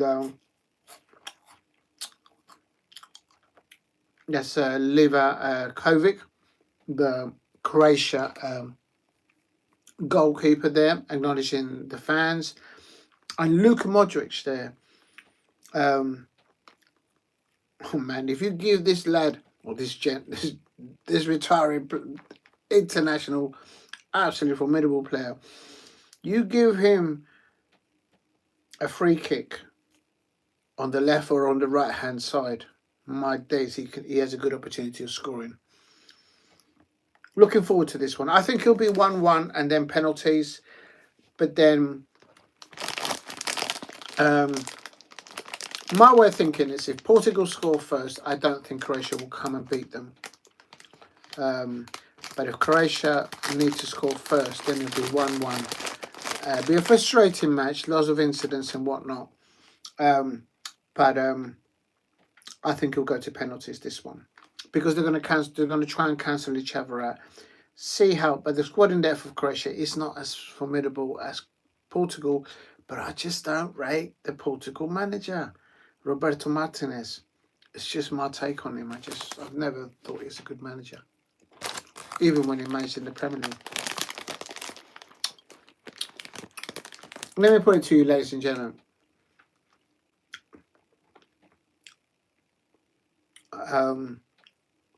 If Roberto Martinez was announced as the Crystal Palace manager, I would not be happy. I wouldn't take him at Palace. No. There you go.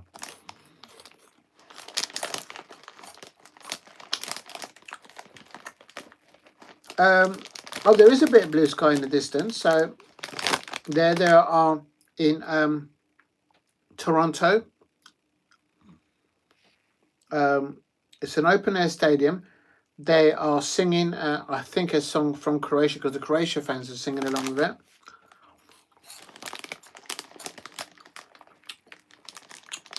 The Croatia fans are singing along. It's probably, I don't think it's the national anthem. I think it's maybe a popular song from their neck of the woods. And of course, they've got red in their flag. So I'm just trying to find out where the Portuguese fans are.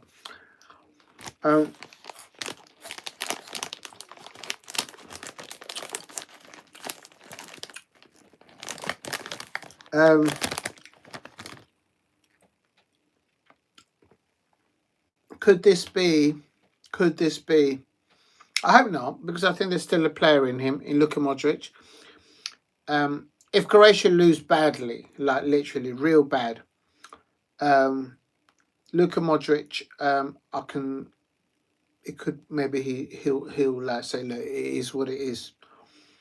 But he clearly could still do a job for his national side. There's the Portuguese fans.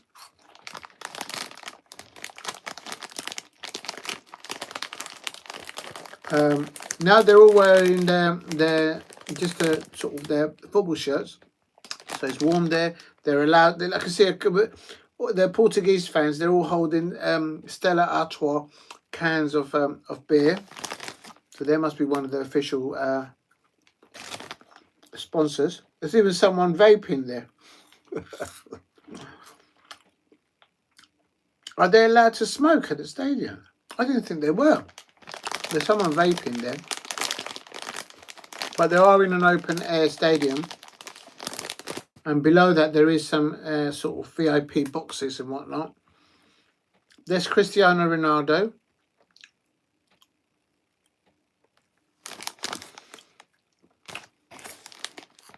Imagine that. There's a fan there that's clearly had a selfie with Cristiano Ronaldo.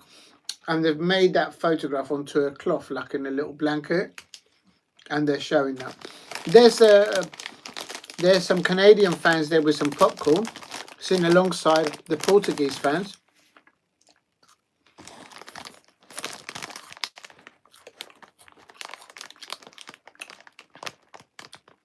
It's already created an atmosphere there in the Toronto Stadium.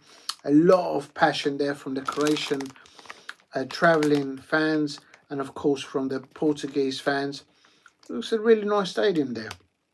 The way the seating area is just covered by a canopy on top, and must be you're still going to get wet. If it rains, you're going to get wet, because if the wind is coming sideways, you will get wet.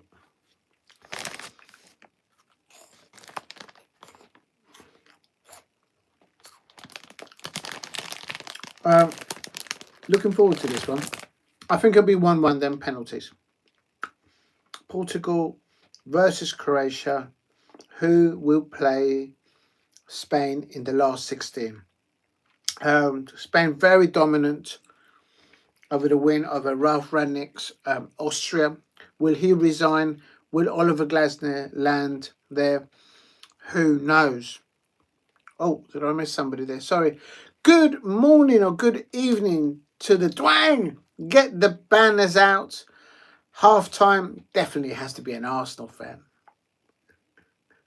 But big up from the US. Big up to the Viva Mexico. You should be saying that, because I think you're in the States, aren't you? Viva Mexico. Andale, andale, andale. Do you remember back in the day the cartoon? Who's it? Andale, andale, andale. It's the mouse. I don't know. I think it was a mouse. I can't really remember. But big up to the Dwang. Get the banners out at half time. And Miss Penelope is back in the things. Diego, I just came back. I think you deleted 176 Twizzlebee's a message. Oh, did I do that? I don't think I did. But I didn't mean to do it today. Oh, sorry. I don't know how to bring them back. I do apologise.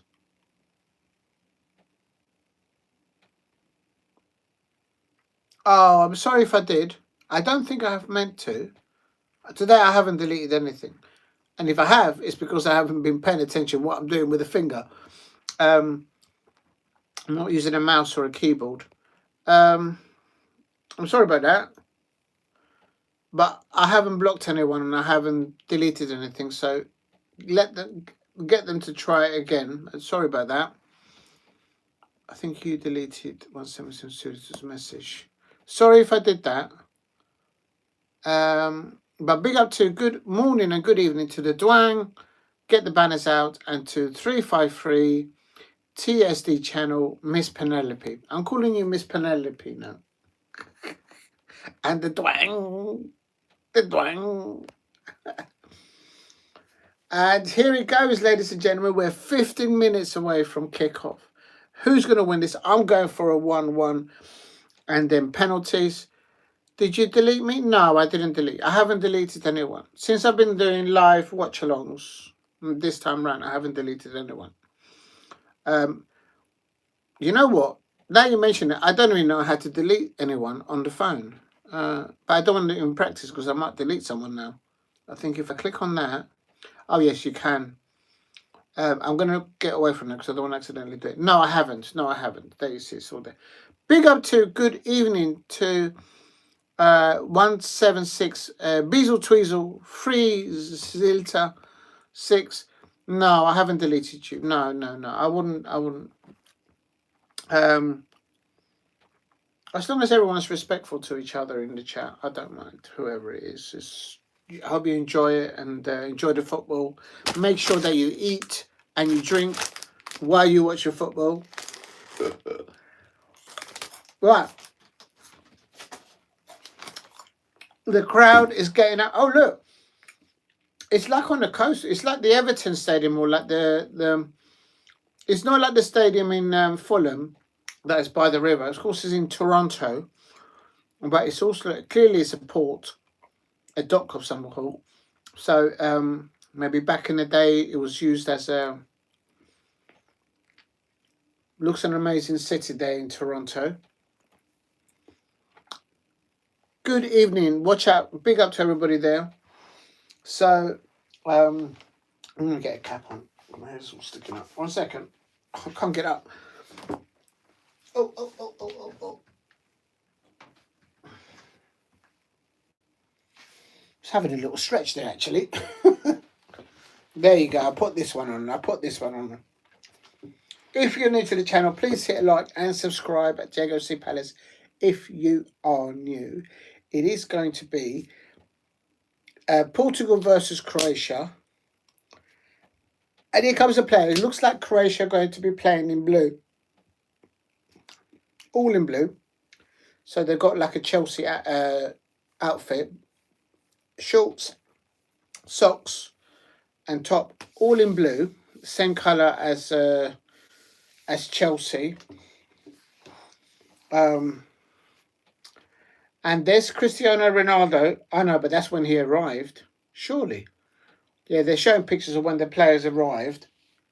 I'm going for 1-1 and then penalties. But if it goes all the way and Portugal win by, say, 3-0 like Spain did against, then I think it could very well be the end, unfortunately, for Luka Modric's international career. But he's alongside in the midfield pivot with Kovacic of Manchester City, if I'm not mistaken. But they're up against João Neves and Vitinha. A very formidable lineup there. This could be Ronaldo's last ever international game. Drink it in, people. Enjoy it. You must be a Messi fan. That means you are Alejandro Messi, Messi fan. It looks like the Dwayne is not keen on Cristiano Ronaldo. I've said that the man can still do 90 minutes. He can still do a job. They're the players. They're in the tunnel. Cristiano Ronaldo looks like he's wearing a West Ham top, but of course it's not. It is the Portugal national squad colours there. Why have they gone? It's like it's more like a burgundy there colour.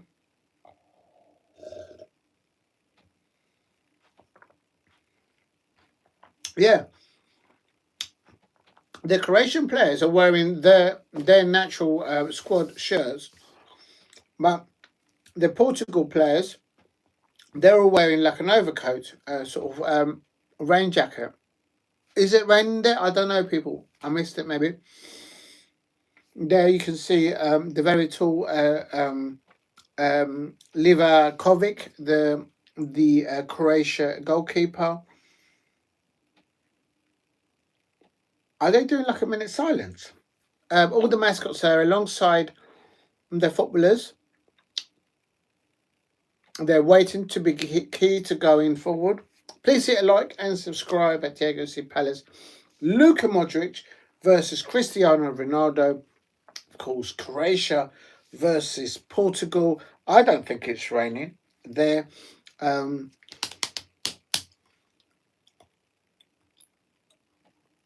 The players are just waiting in the tunnel to be given the permission to come out. They're waiting there quite a bit of time, actually. They should, mind you, they're laying out what they're doing now on the pitch, ladies and gentlemen, is they're putting out the flags. First of all came out the FIFA sort of logo and their flag. That's in the centre of the football pitch. I like the way they do that. And then they put on either side the national side of a flag of all the represented nations that are playing in that particular match. So there it goes. They're rolling out the Croatian flag, and on the left-hand side, they are rolling out the Portuguese national flag. The players are all waiting in the tunnel. The tunnel for this stadium is down the centre. At Crystal Palace back in the day, it did used to be in the middle behind the dugouts, but of course we all know this is between the main stand and the homestay stand there at Selhurst Park. But this one, and Cristiano Ronaldo, they're not looking at each other in respect to himself and Luka Modric. They look very serious. They're veterans, they're professionals, and I agree with this kind of mannerism, the way they're coming onto the pitch. I don't like it when they start sort of hugging each other and doing this and that. Do that after the match, but don't do that when you're coming out or even at halftime. You're there to fight for your club, or in this instance, they're playing for their nation, and the players are coming out onto the pitch with holding the hands of the mascots there, giving them an amazing experience there for those youngsters. And imagine being led out there by none other than Luka Modric or Cristiano Ronaldo and whatnot. If you're a youngster, that'll be one that you could, when you go back to school, you could talk about for sure. You'll be on camera that the whole world can see you there. Players are coming out. They're playing at Shakira's song, which I played on the Instagram. Please keep hitting the likes and subscribe at Diego C Palace if you're new. They're playing the Shakira World Cup 2026 song. Big up to Shakira. She has absolutely smashed it with her songs and her presentation in this World Cup.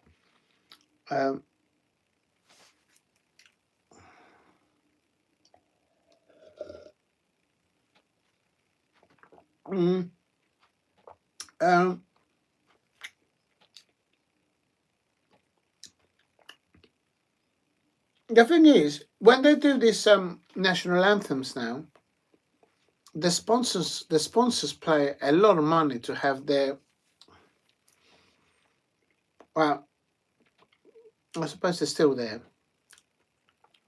So the national anthem of Portugal has been sung. They're wearing Puma kits. Now I've seen other nations playing and wearing the Puma kits, and they are for some reason they seem to tear apart. So who wants to drink Ronaldo's tears with me? Arriba Mexico, Arriba Mexico. The Dwang is definitely not in Ronaldo's corner. Listen, drink agua. I haven't got a glass. I'm drinking Beetlejuice. I'm drinking. Oh, I better not show that. I'm drinking. I'm drinking Beetlejuice.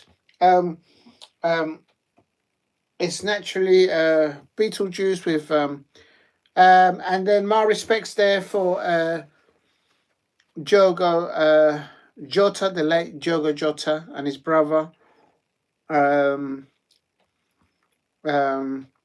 nice. That's a nice touch. My understanding is that the national squad of Portugal included Diogo Jota's name on it. That's a nice touch by Portugal. Now they're doing the national anthem, I believe, of Croatia. So, yeah, so the Dwang is saying, arriba, arriba, arriba, arriba, andale, andale, andale, andale, andale, andale, andale. And Beezle Tweezle Juice. There you go, the Dwang. I'm drinking the Beezle. I didn't delete anyone. You're drinking my juice. Listen, mate, this is proper stuff. This is beetroot grown beetle juice with grapes, with lime, with a touch of lime, and actually this one's got a bit of cucumber as well. See, I'm not like those Arsenal fans and like those Manchester United fans, and don't get me started about those Liverpool fans. Do you know what I mean? I'm not going to tell you what they like to drink and what they like to consume.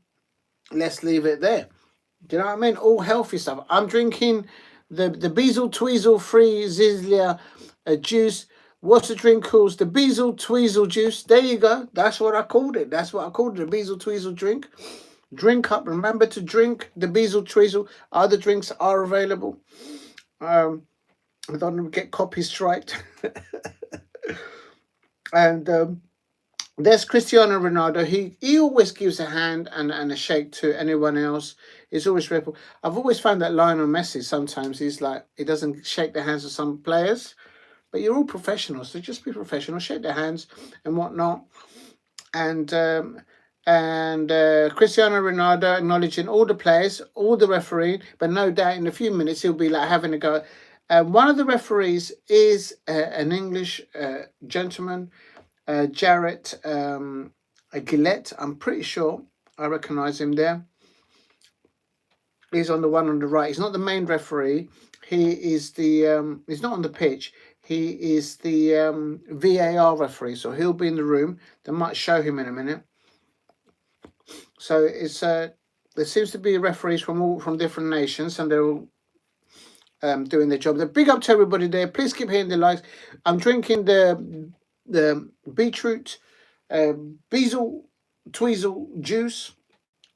Remember to drink and to eat while you watch your football. My prediction for this, ladies and gentlemen, is Portugal 1, Croatia 1, and then penalties. Look into my eye. Jared Gillett of England, Dennis Hingler of the Netherlands, and I missed the other one. Couldn't they spare some change and for the third VAR referee, because they're always standing there? In goal for Portugal, Diogo Costa. In defence, Nuno Mendes, Returno Veiga, Ruben Dias, João Cancelo. In the midfield pivot for Portugal is Vitinha, João Neves. Up front is Rafael Leao, Bruno Fernandes, Pedro Neto, and captain of Portugal, Cristiano Ronaldo. Look at that settings, and in the substitutes they got Diogo Dalot. They got all sorts of people down there. And Croatia goal: Dominic Livakovic, Ivan Perisic, Martin Poneric, Josip Sutal, Josip Stanek, Luka Modric in the pivot alongside Mateo Kovacic of City, Martin Baturuna, Peter Zusic, Mikola Vasilic, and Ante Bloma. And that is the Croatian lineup. I don't recognise much of their substitutes. Please keep hitting the likes. If you can help me get to 5 or 10 likes, that would be amazing. Roberto Martinez here, the head coach, which I don't really rate that much. I don't know. I just don't rate him. Selatko Dalic. Don't know much about him, but I do recognise him face. I reckon he might have been a player from back in the day. If you know, you know.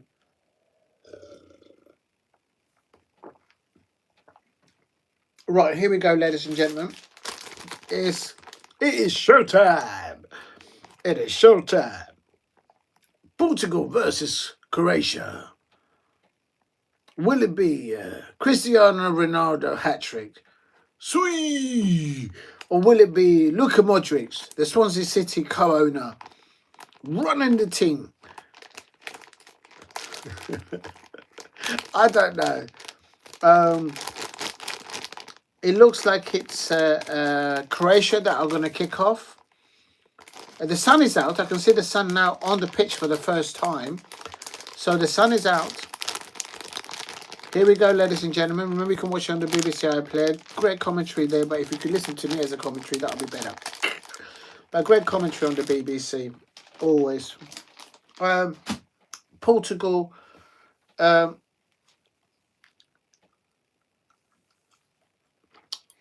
we go, ladies and gentlemen.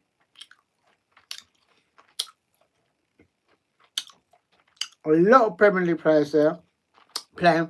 Please keep hitting the likes and subscribe at Diego C. Palace if you're new.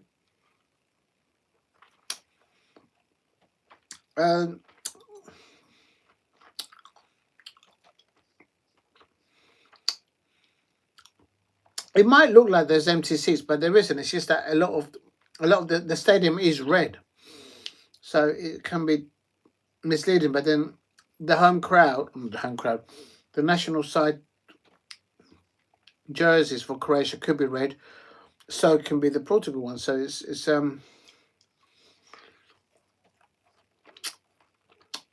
they're in the wonderful city of Toronto in Canada.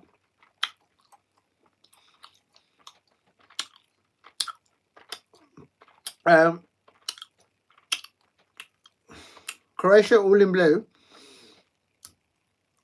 It's like watching Chelsea versus Tottenham Hotspur, or Chelsea versus Leeds. Have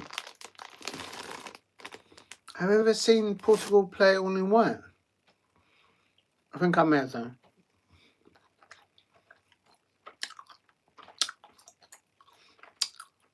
All the players just getting a feel of the ball, of the temperature. Good closing down there by Luka Modric. No, that wasn't him. Surely that he wouldn't be playing up top. That's got to be Budimir.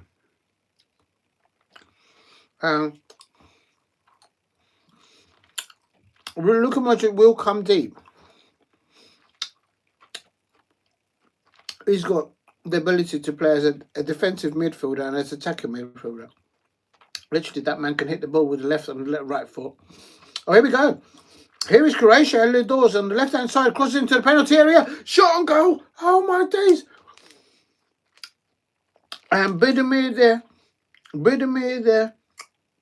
With a shot on goal with the Portugal, then Diogo Costa there, having to dive there, but he had it covered down that right-hand post. If you know, you know.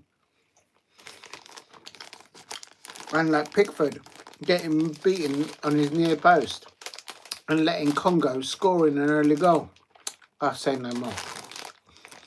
How Dean Henderson is not the England #1 goalkeeper, I'll never know.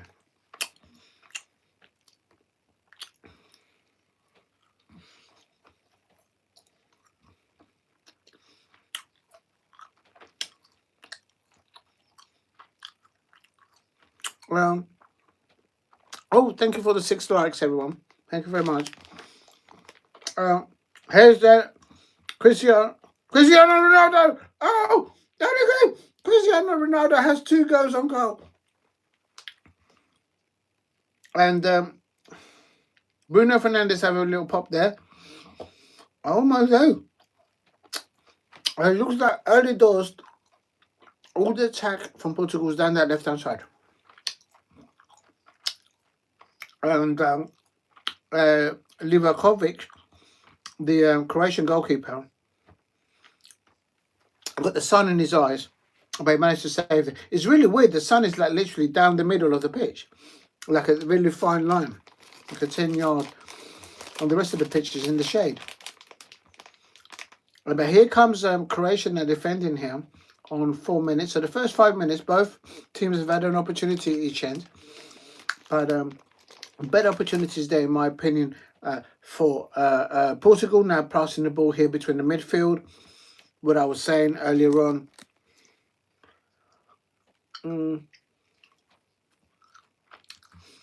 Here's Leo. It's a goal kick.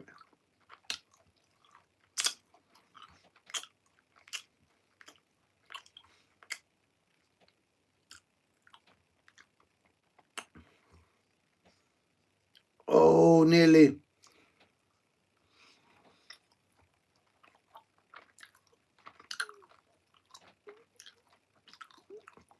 Was that a handball? Cristiano Ronaldo saying that it was a handball. I think FIFA should change it. If your arm touches the ball in the penalty area, in any circumstances, boom, penalty for the opposition. It will mix it up. Anywhere else in the park, carry on with what you got right now. But in the penalty area,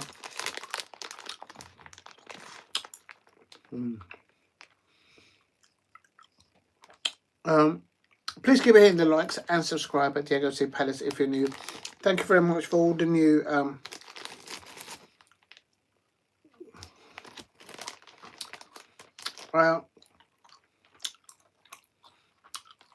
ball into the penalty area on 6 minutes, and Bruno Fernandes nearly having a little nibble there.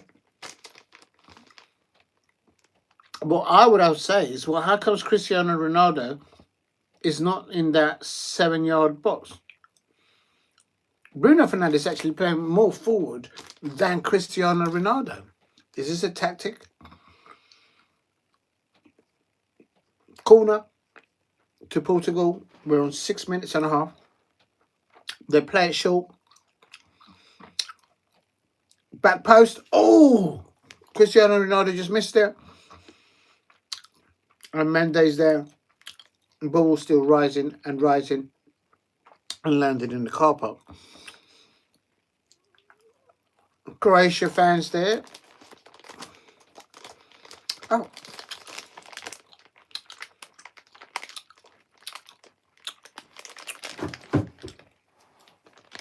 Please keep hitting the likes and subscribe at Diego C. Palace if you're new. Portugal 0, Croatia 0.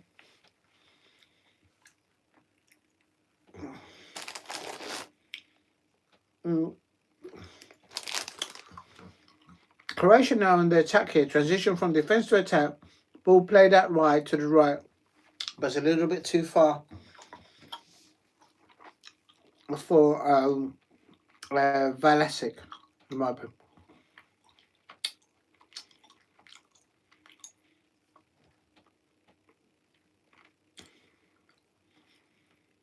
If you're new to the channel, please subscribe at Diego C. Palace. It is Portugal 0, Croatia 0. My prediction for this is, I'm going to say Crystal Palace.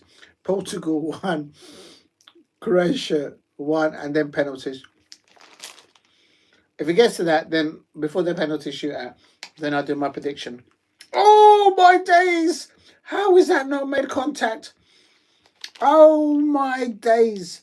Portugal should be ahead there on 8 minutes. Cristiano Ronaldo leaping like a salmon. And how did he not make any contact there? What a peach of a cross there by Pedro Neto. And how did Cristiano Ronaldo... Look at the quality of this ball going into the penalty area. Cristiano Ronaldo's behind him. It was over his right shoulder. So he did leap, but he just leaped a bit there. But Cristiano Ronaldo saying, didn't I just get a foul there? He got chopped up there. And the referee is saying none to that. Probably just said, mucho obrigado. Get up, son. Get on with it. And Portugal 0, Croatia 0.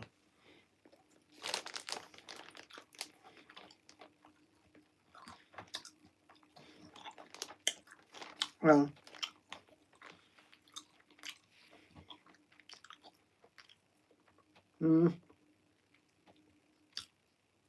I said at the beginning of this match that they will cancel each other out. And they are kind of doing that at the moment, ladies and gentlemen.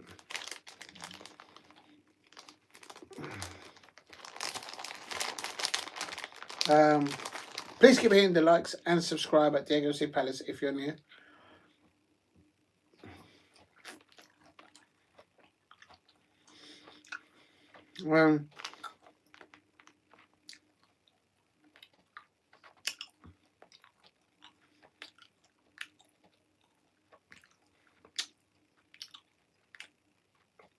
Coming up to 10 minutes, Croatia ball into the penalty area. Oh.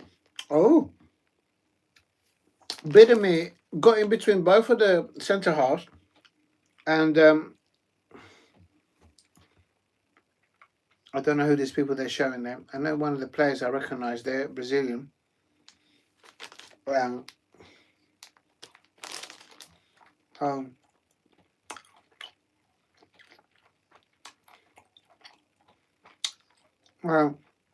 Portugal versus Croatia. 0-0.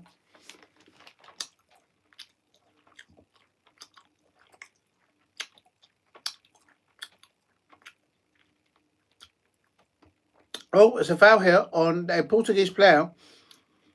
Luka Modric is not happy about this decision. If there is a rule this World Cup that only the captains are allowed to go up to the referee, that's all for the birds, because everyone's walking up to the referee. Well, that's what's his name? Nuno Mendes getting chopped up there, and Croatia saying I never touched him. He fell over. But the referee deemed it as a Portugal. Now, Cristiano Ronaldo, the man can lick a free kick, man, believe me. This is doable for Cristiano Ronaldo. Just make the keeper work for it. Cristiano Ronaldo here taking a free kick, not central to the right-hand side, the middle of the penalty area. I would say about Cristiano Ronaldo making a stance, moving his head. He's about 12 or 13 yards off the penalty area. This is distance. This is a distance for Cristiano Ronaldo. It's on the margin on the distance. Oh, they're saying 25 yards. I think it's a bit less than that. Oh, yeah, it's 25. Yeah, it's 20 yards. Oh, here's the wall.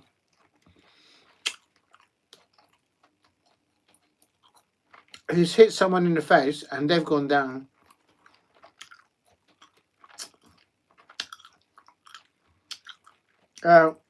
He jumped up.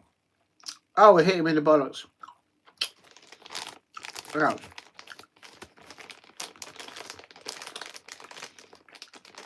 He got hit in the Julies, the crown jewel.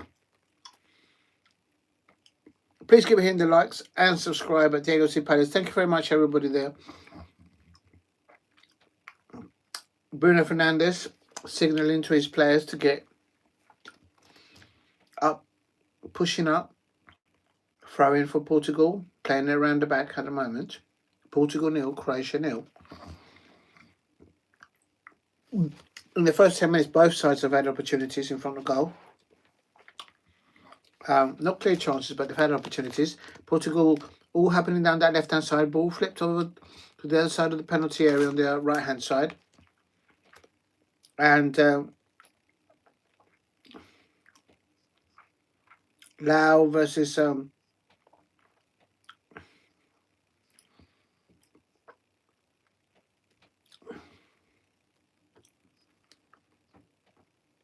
let's have a look and see what happens here.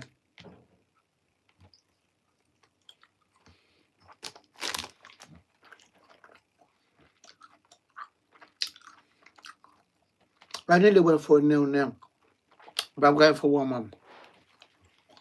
These two sides are going to cancel each other out, and it might be penalties that just decide that.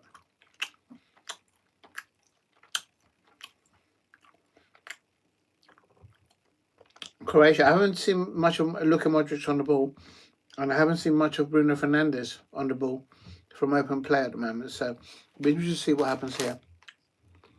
I've seen that Luka Modric on the ball, keys the ball out to the right hand side, a bit too much.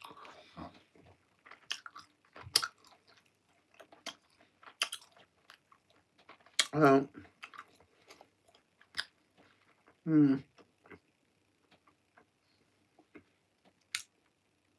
14 minutes gone here, people. It's Portugal 0, Croatia 0, and in my opinion, we'll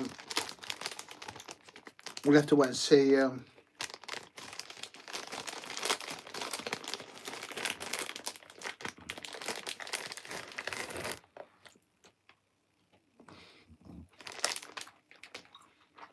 Portugal 0, Croatia 0.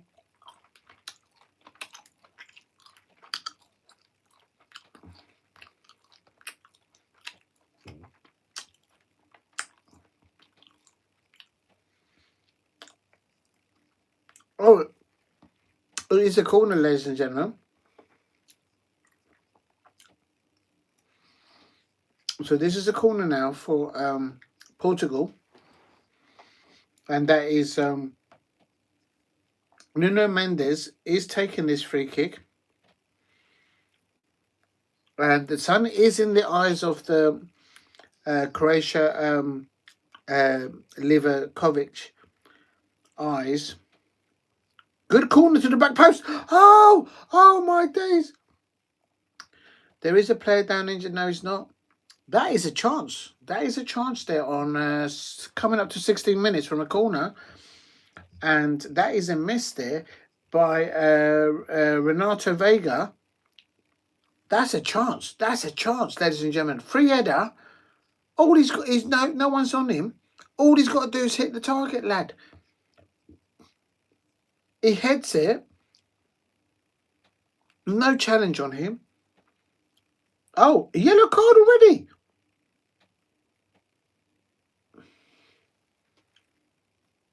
What's happened there? Oh, it's because it's an elbow. The referee's seen an elbow into the face.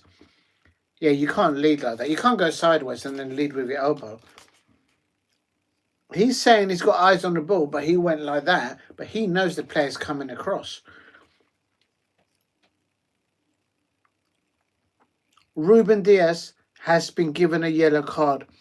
He's been deemed to have elbowed deliberately the player that's coming onto his right-hand side.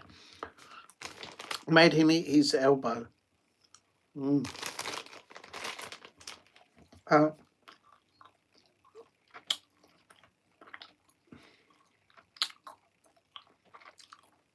mm. Oh, he's been hitting the groin area.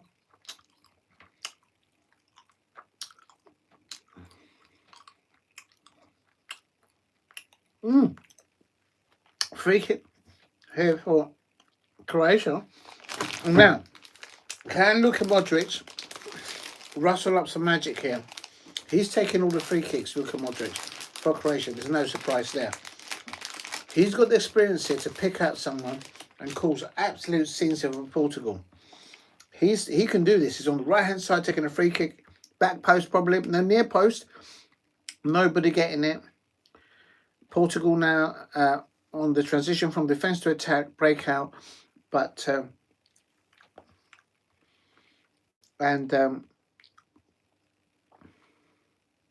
0-0 people, Portugal 0, Croatia 0. 18 minutes on the clock. Please keep hitting the likes and subscribe at Diego C. Palace. Both have had opportunities and wonderful opportunities there for Ronaldo Vega off a corner on around 16 minutes. Not challenged at all. He's within the 7-yard. Ball came over. You could have scored it, ladies and gentlemen. And he got it. He got it all wrong. That should have been Portugal's first goal.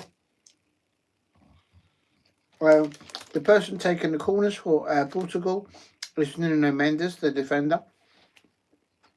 He's got a very good left foot.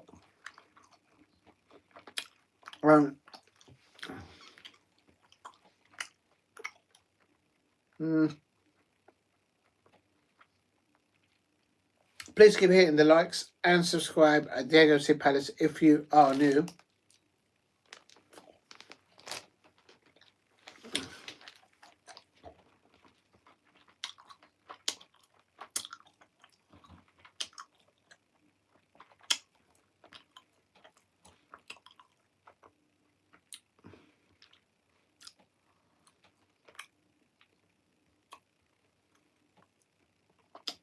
Now, Portugal 0, Croatia 0 on 19 minutes. So Mendes going forward. I think these two sides are just cancelling each other right now. Game needs a goal. ASP. But it's still... It's like they're seizing each other out. Good ball out to the left-hand side here. Bit too far for Portugal. Ronaldo Vega should have had a goal. That's Lau.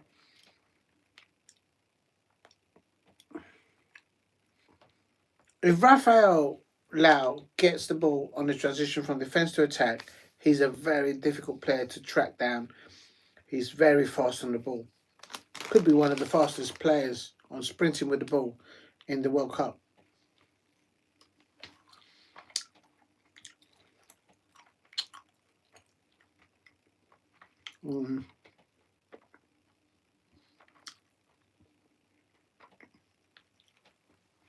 If you're new, please subscribe at Diego C. Palace. Thank you for the 6 likes.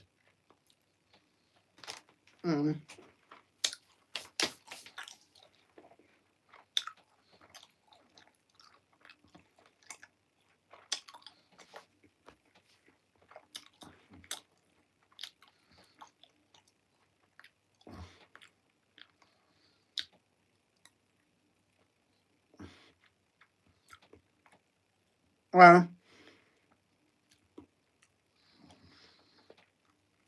there's Portugal on the attack here on the right-hand side. Luka Modric blocks it. Oh, I think he went out for a corner. Just kept it in, maybe. But Bruno Fernandes gets the ball, passes back to Renato. Is it Renato? Is that how you pronounce it? Yeah, it is Renato Vega. Mendes on the ball. To clean the glasses. This is better from Portugal. Good possession. Not causing any problems here, but they're just outside the area of the penalty area of Croatia. About 20 yards. Diaz on the ball. Lau on the ball, but he gets tackled. He loses the ball. Rafael Lau is playing, if you like, the same position as Gordon played for England when he came on as a sub.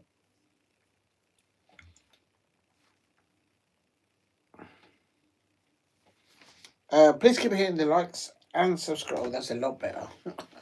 Had a little bit of smash on them. It's me fighting game. I can't see. I can't see. 22 minutes into it. Lau, little back heel. He's not going to punish the Croatia from there. Ball into the penalty area. And well defended there. Bruno Fernandes. And that's not Bruno Fernandes. That's Pedro Neto playing very central. So they sometimes swap with Bruno Fernandes.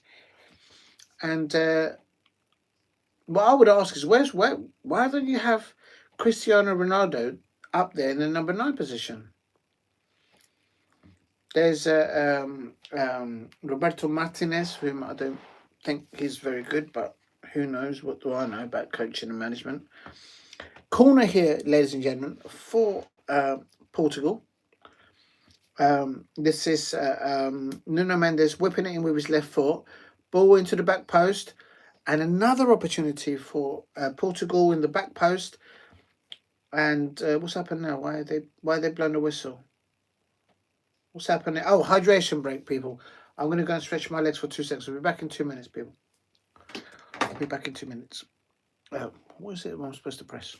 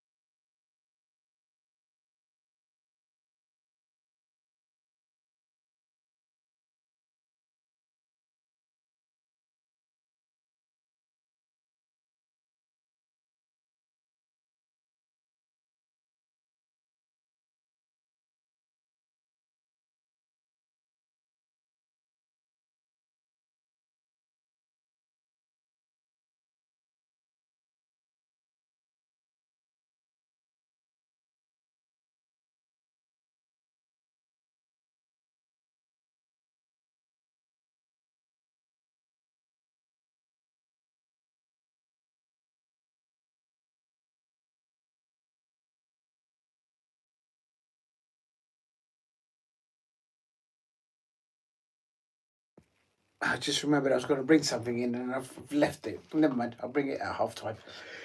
Portugal nil, Croatia nil, and they've just had an opportunity here.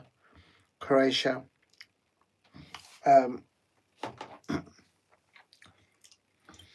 My prediction for this one, ladies and gentlemen, is Portugal 1, Croatia 1, and then penalties. Real talk.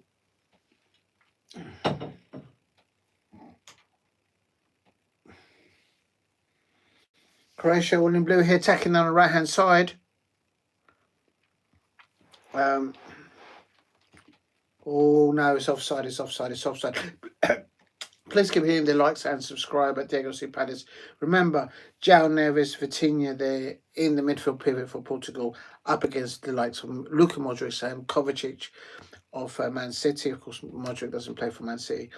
Vitinha playing for Portugal for PSG as well. And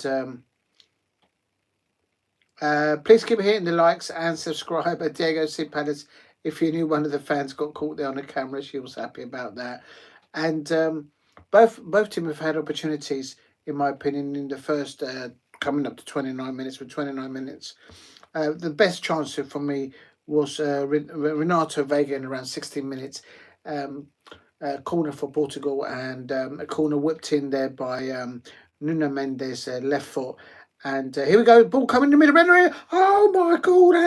How did Cristiano Ronaldo not make contact? Has he lost his mojo? What is going on at Portugal? What is going on, Cristiano Ronaldo fans out there? And what a cross! What a juicy little cross here with his left foot there, and that's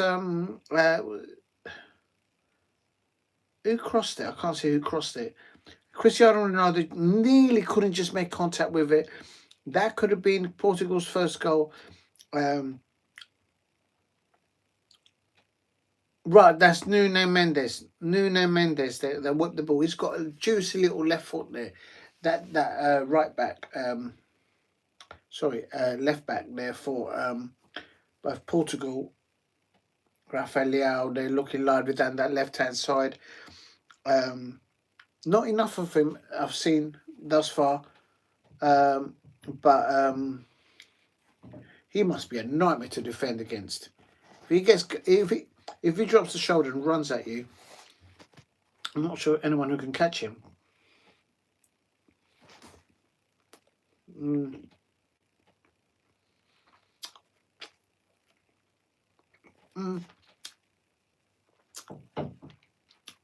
A little blasé at the passing. I get a feeling from both of these sides that they can both step up another 2 gears. Whether they're saving themselves, they've just finished the first hydration tape, right? Luka Modric had a few free kicks, but nothing coming off those. Cristiano Ronaldo also having a free kick in the first 30 minutes, but he hit the wall. So, and he's had a few opportunities there from open play as well, by not making contact. Portugal here on the right hand side. Switching the ball over now, I believe, to the left hand side. No, they'll come back to the right. And it's enough of Bruno Fernandes on the ball. Luka Modric has just gobbled that up. Luka Modric is literally playing in front of his 4 defenders, or sometimes 5 defenders. So he's playing very deep, protecting that back line. Midfield, protecting the back line. That's when I'll say that sometimes. Please keep hitting the likes and subscribe at Diego C. Palace. Make sure that you eat and drink while you watch your football. Having a little bit of a homemade cake.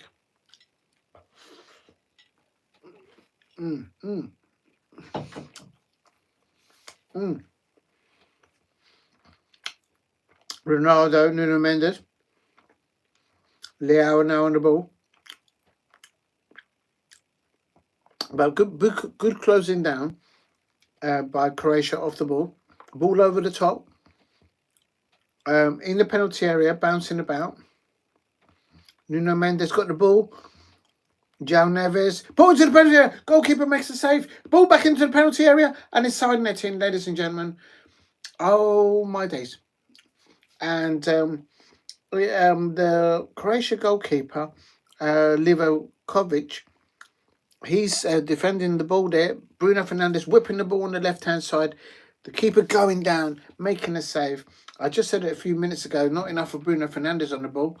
And then, boom, he gets hold of the ball. I said before the beginning of this match, if you stop Bruno Fernandes playing for Portugal in the way Roberto Martinez has set up this Portugal side, you're halfway there.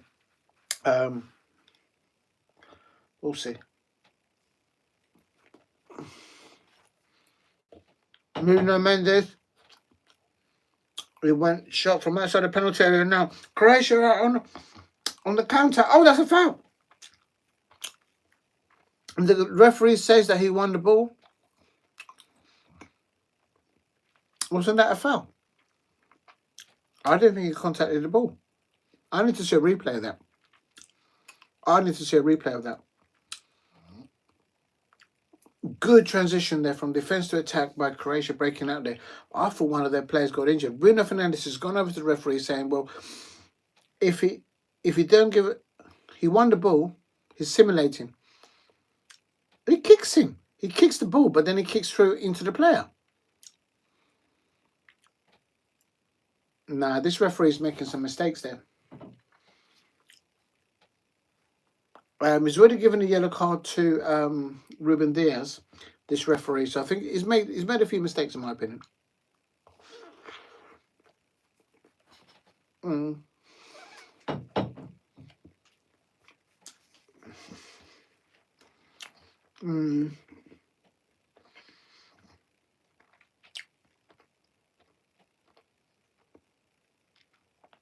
This time next morning, Saturday morning, it'll be Colombia versus Ghana.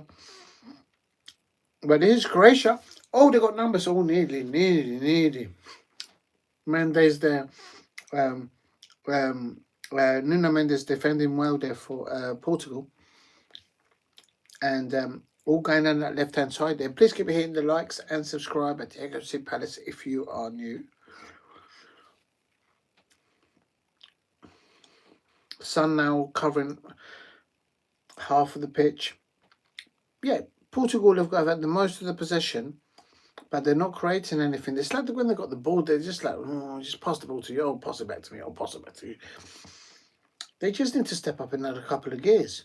But then, maybe they're pacing themselves out. They just had the hydration break. I don't agree with all these breaks. Just let them play football. They're not in the desert. Just play the game. Give them a half an orange, sliced oranges at half time. Get on with it.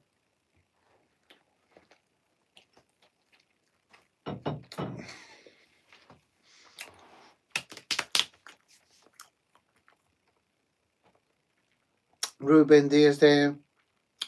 Oh, that's a foul there on the Bruno Fernandes. Bruno Fernandes.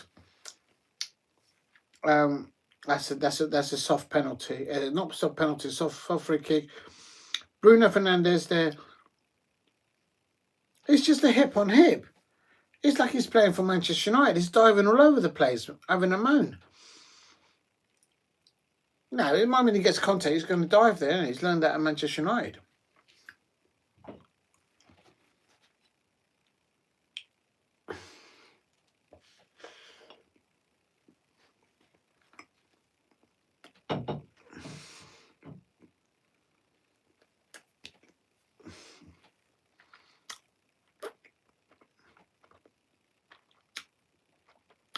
Oh, hello. He's Croatia on the right-hand side. No, he didn't get it. Most of the possession is by Portugal, but they've not created enough opportunities. They've created some, but nothing in the last third. Cristiano Ronaldo not connecting from open play and scoring for Portugal. And I think he's playing too deeply at times. Out of position. Just stay in the number 9 place. Just not goal hang, but just play off the shoulder, centre half, and the opponent's defenders, and then just play between the players, and then get the ball fed up to you, and then just score from there. He don't need to be told where the goal is, but he's just not been able to make connections at the moment. Oh. If you're new to the channel, please subscribe at Diego C. Palace. Thank you very much for all the new subscribers that I've had recently. It's Portugal 0, Croatia 0. Mendes, they have a ball out to the right-hand side. Neto on the ball on the right-hand side. Coming in. Back to Mendes. Nuno Mendes on the ball. Gone central again. There's no movement from Cristiano Ronaldo, from Bruno Fernandes. They're just walking around. So no one can pass the ball through the lines up to them.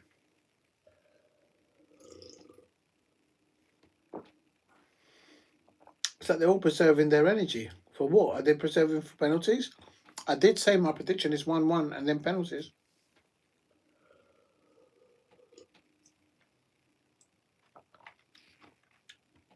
Bruno Fernandes is taking this corner, whilst before it's always been Renato Vega. So Bruno Fernandes taking control there, saying, no, I'm going to take this corner. So interesting to see what happens now. Is he going to play a short there, probably?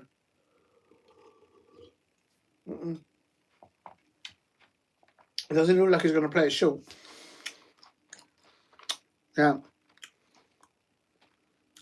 Ronaldo's there in the penalty area. Gone behind him, putting on the back post. I think that's a goal kick, isn't it? Oh, another corner, ladies and gentlemen, here on 39, coming up to 40 minutes. Please keep hitting the likes and subscribe at Diego C. Palace. Thank you for the 6 likes, everyone. That's amazing. Anything near 5 or around 5, that's amazing for me. Please keep hitting the likes and subscribe at Diego C. Palace if you're new. Croatia fans, they're in great spirit, and as well the Portuguese fans. Go on, shoot. Shoot, man. Oh, good defending there by Croatia, who are playing all in blue, like in a blue outfit, like the Chelsea players do.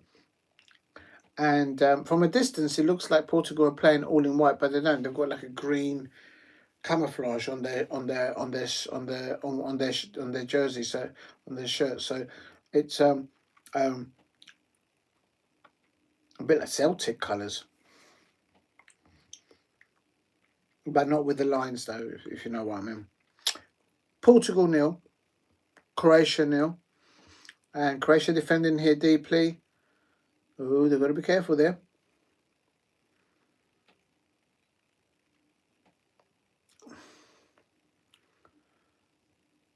And here he goes, Croatia on the attack here. Oh, that's a foul, surely. He's just chopped his leg off.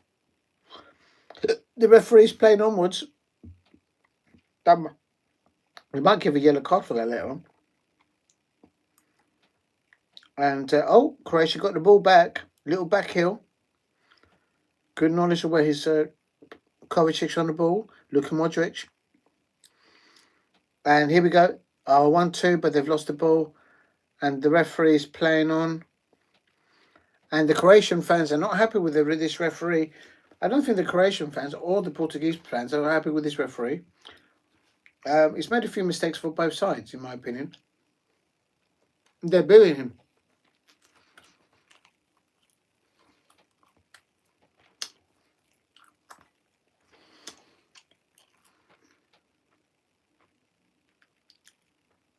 The commentator, he saw the free kick, I saw the free kick, the crowd saw the free kick, and the referee didn't. So I don't understand it, ladies and gentlemen. Don't understand that.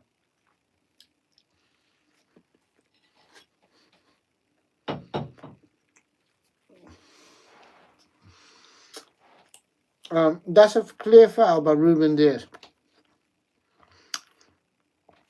Could it be because he's on a yellow card already? I don't know.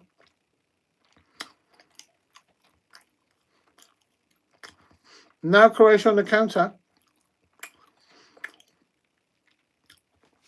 Play forward by Croatia. They're on the counter-attack.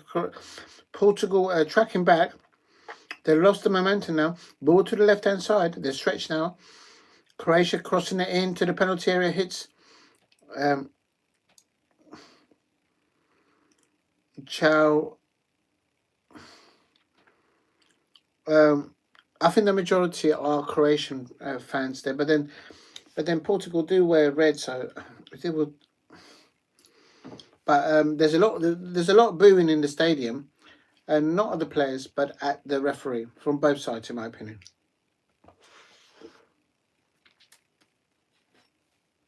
I don't.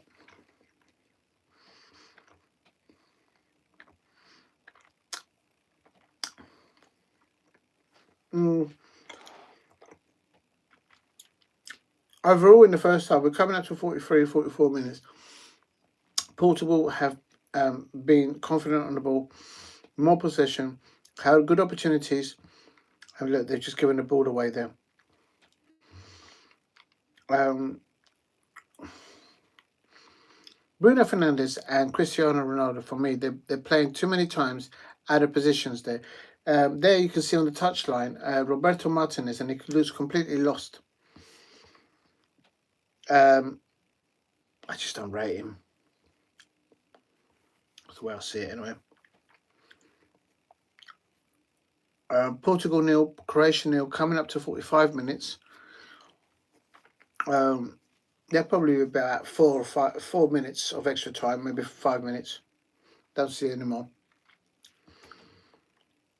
If you're new to the channel, please subscribe at Diego C. Palace. Portugal 0, Croatia 0.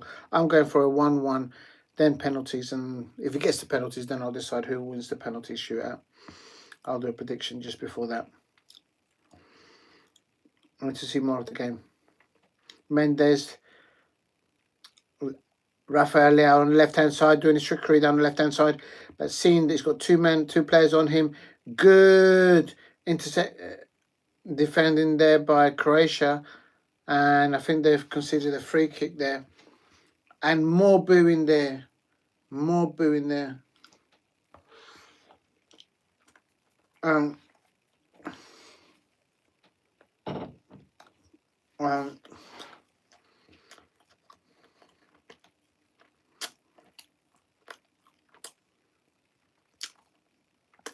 is that a foul? That's not a foul. I don't get this place, man. They're just diving all over the place.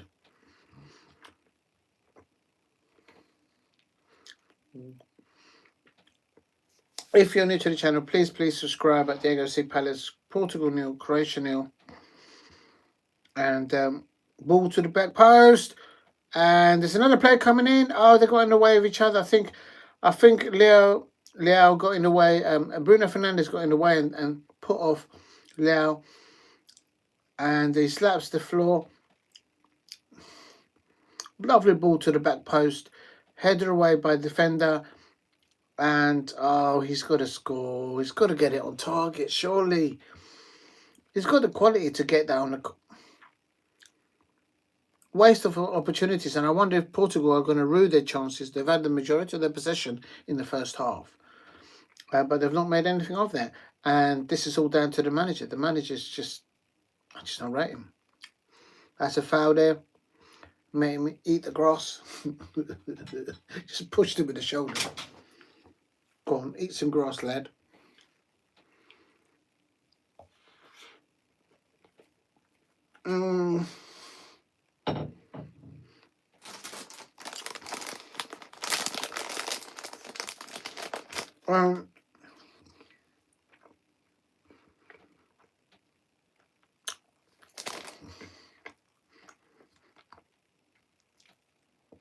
Portugal 0, Croatia 0. There's Roberto Martinez shouting, whilst the manager for Croatia in his white trainers with the suit there, just calm, collective, says that we're going to have this. That's a foul, surely. Ruben Diaz is already on a yellow card.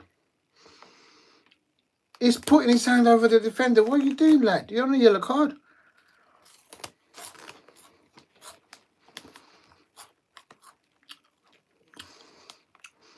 Look, even the shorts for the Portuguese players, there's a Puma outfit, and you can see that it's just soaked through.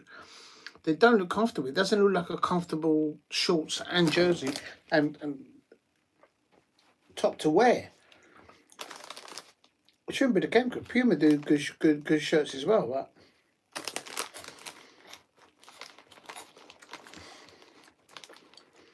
but maybe they try to make them more lighter, but it just doesn't look comfortable.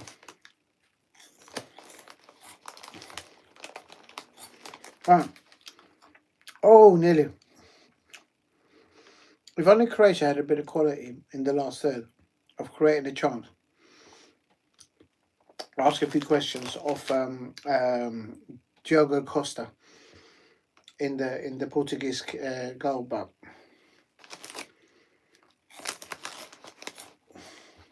minimum 4 minutes.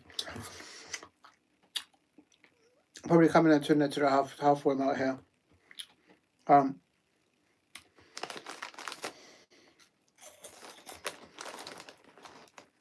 Half time, ladies and gentlemen. For both sides here, I would say Croatia will feel they're more satisfied here. They've, in my opinion, both sides have still got 2 or 3 more gears to step up levels, but the possession overall has been, in my opinion, for Portugal, but they've not created quality opportunities against the Croatia goal, and where they have, they've fallen well short. And Cristiano Ronaldo, for me, is playing too many times out of position from the number 9, and Bruno Fernandes sometimes is just playing too deep and on the side, really. Diego, are you going to do the game at 4 a.m.? My intention is to do yes, but I don't think I'm going to make it. I did put it on the thumbnail. It depends, because this one might go into penalties and all that drama. But no, I'm kind of feeling it because I've had a long day today, or I should say yesterday. So at the moment, I think I'm going to say no to that. But I might change. I feel a bit bad about it because obviously I put it on the thumbnail.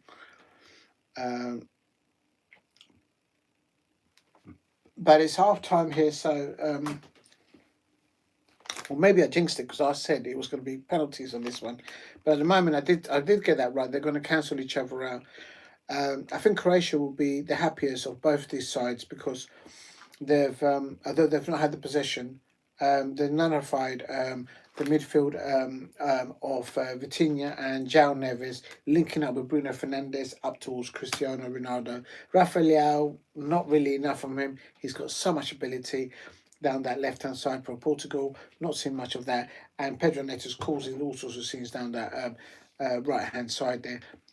Quality balls coming there and misses by Nuno Mendes on 16 minutes. Oh, did I miss something there? Oh, you made the dag say swag dag now. Big up to the twang. Get the banners out. Shit. It's what was his name? I did Google the guy's name. What was it? Oh man, I missed it now.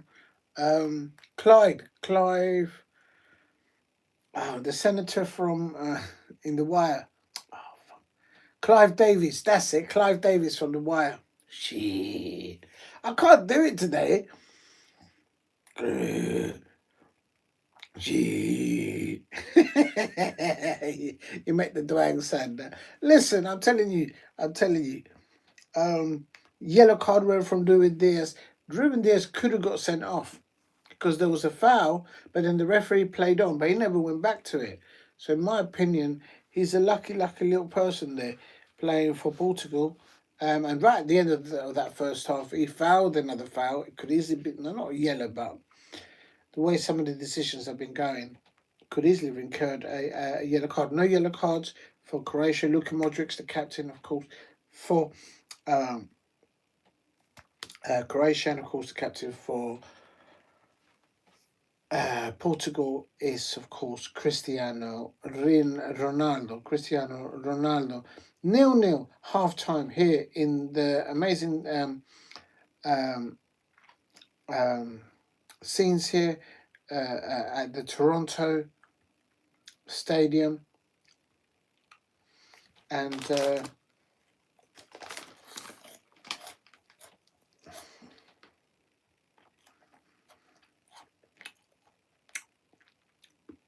it's an open air stadium, but some of the stands are covered, and there isn't a roof along the middle of the pitch, but there is kind of like a something that arcs away. So it's really interesting. Um, but 0-0. I thought it might be that. My prediction is 1-1. Frustrating for I expect for Portuguese fans because they thought they might have got a goal on 16 minutes if you play back. Renato Vega had a clear free header following the corner. Most of the corners were taken by Nuno Mendes using his left foot there. Although some of the corners for Portugal were also taken by Bruno Fernandes. And but that was at 16 minutes. Renato Vega had a clear header within the 7-yard area of the opposition. He didn't have no one on him. He could have just got the ball, get the flight of the ball, get a good contact on your forehead, boom, direction into the goal area. It could have been a goal, and he completely fluffed his lines there. Okay, he's a defender, but that's an opportunity. You would ask, well, how comes Cristiano Ronaldo is not coming in this position? He would know how to head that ball. I don't know. Bruno Fernandes. If we were to rate the players, I would give him 6.5 out of 10. Pedro Neto, probably a 7. Rafael Leao, probably a 5. Vitinha and João Neves, I'll give them both a 7. And that's very, very, very easy. Cristiano Ronaldo, he's been playing. He's had a few. He could have had a couple of goals if he'd made contact, or at least chances on goal. I'm giving him a 6, and that's been nice to him. He probably, on his levels, he should be making contact and asking questions of the Croatian keeper, Livakovic. They've had the majority of the possession, Portugal. Not good enough. Ruben Dias is lucky to be on the pitch. They might sub him. I would, in my opinion, because he's likely to get another yellow. Croatia, whilst on the other end, Modric and Kovacic of City, he's been those two. They'll probably take that 0-0, no yellow cards, getting on with it, and Budimir's had half chances in the first 10 minutes, but not as creative and attacking football. Which has been limited to Portugal anyway, but certainly not as much as them. I don't think they'll change anything at half time. The player that they might change is Ruben Dias at half time, perhaps. Then bring on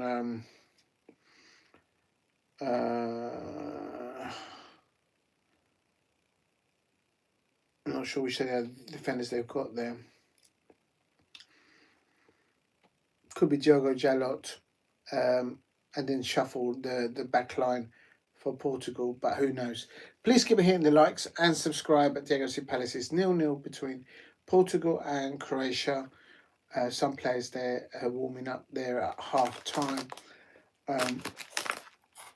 Earlier on, it did finish.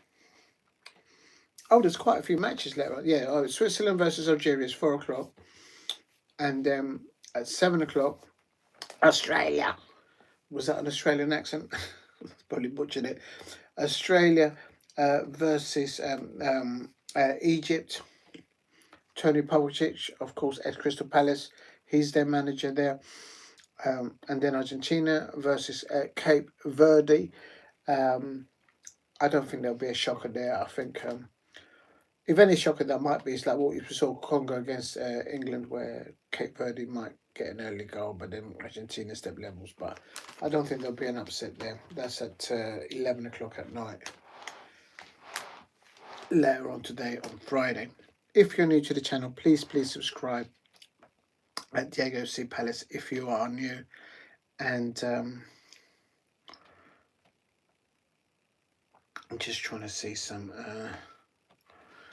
The winner of this match in the last 32 will play Spain in the last 16, if I'm not mistaken, who earlier on won 3-0 against Austria. Will a convincing win by Spain. Not enough from Austria, and we'll see what happens there. But there's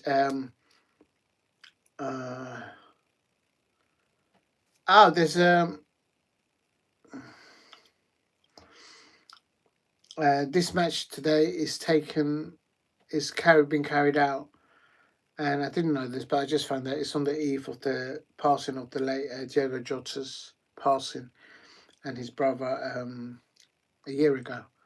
So yeah, that's pretty for a lot of for anyone involved with football. So sad, so tragic how both of those two young men were lost for football. And no doubt that will be on the minds of I don't think just on the Portugal players, but also on the Croatian players. They're all professionals. I think they kind of I'm not sure if they heard. I think they might have held a minute's silence, but certainly there was an acknowledgement to him on the screen. Late Jota, of course, of Liverpool and ex-Wolverhampton Wanderers, and of course international for Portugal. So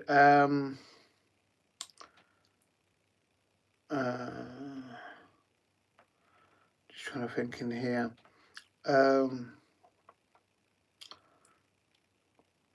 I think Bruno Fernandes and Cristiano Ronaldo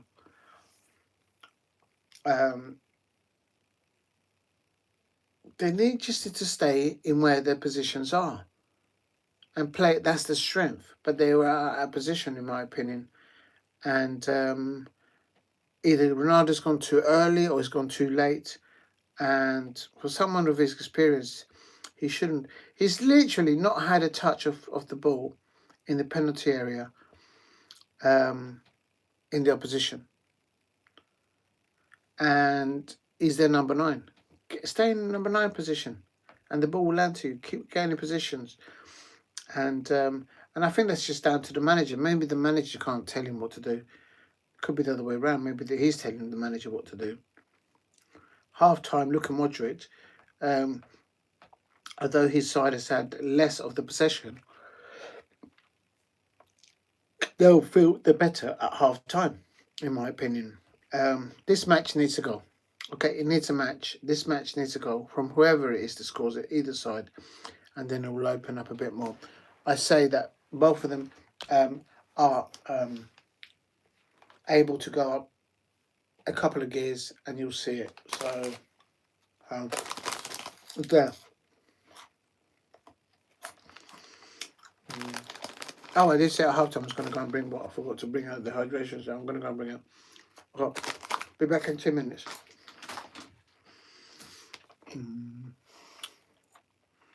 How'd you pause the... What was it? This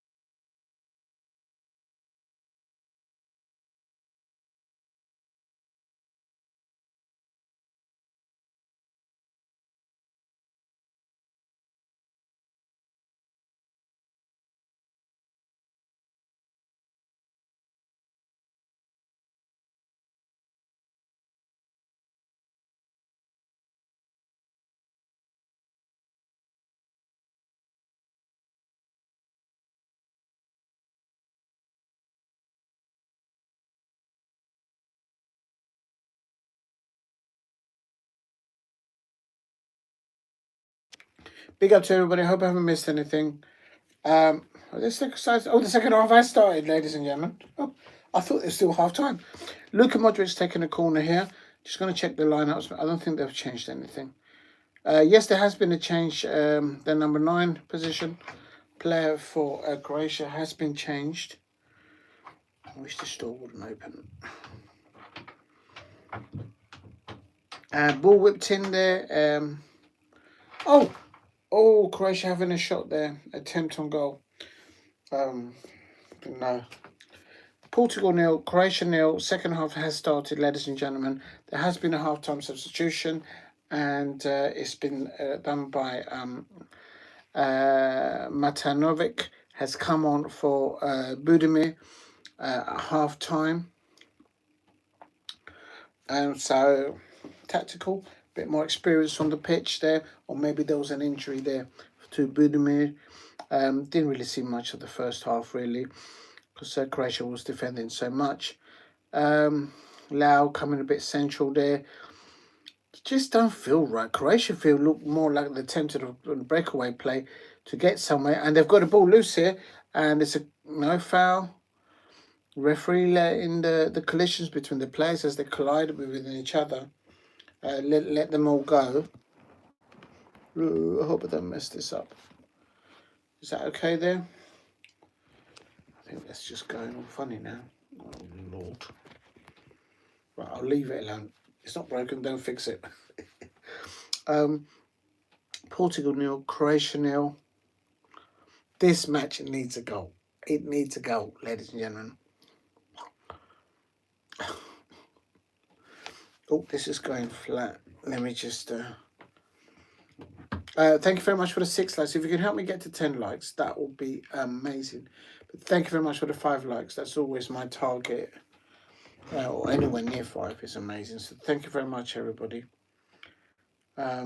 Portugal 0, Croatia 0. Still only yellow card to Ruben Diaz. He was lucky not to get a second one, really, at the end of the first half.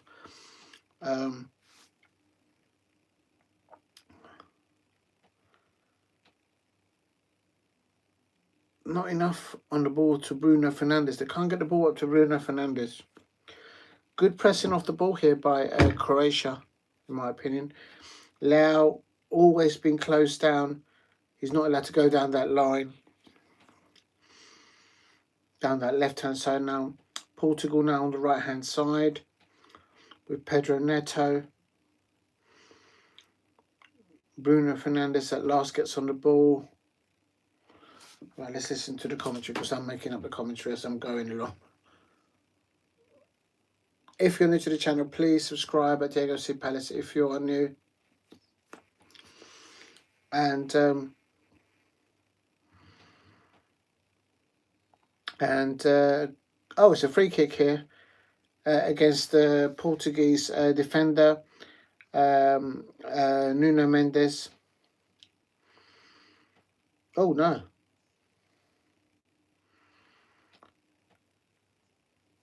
Luka Modric's here with a free kick.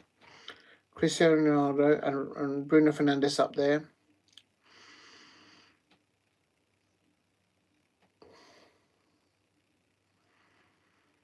It's like as if Bruno Fernandes and Cristiano Ronaldo are just like jogging very slowly and conserving their energy.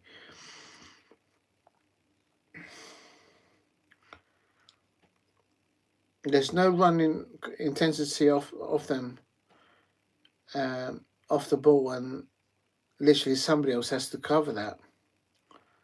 And it's Croatia now on the attack, out wide to the right-hand side, in the penalty area of Portugal. They're outnumbered here.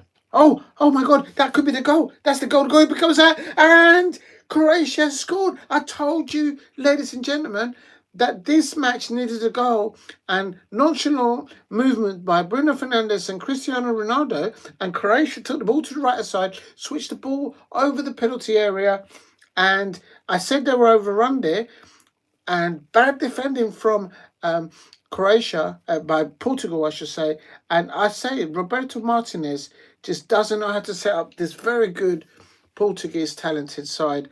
And now Croatia are leading 1-0 on 53 minutes. And not out of nowhere, they deserve this. They deserve this. Good ball here on the right-hand side. Look, getting forward there. And a good ball forward by Stanic, the Croatia right back. Stanisic and Stanisic. He's the Croatian right back.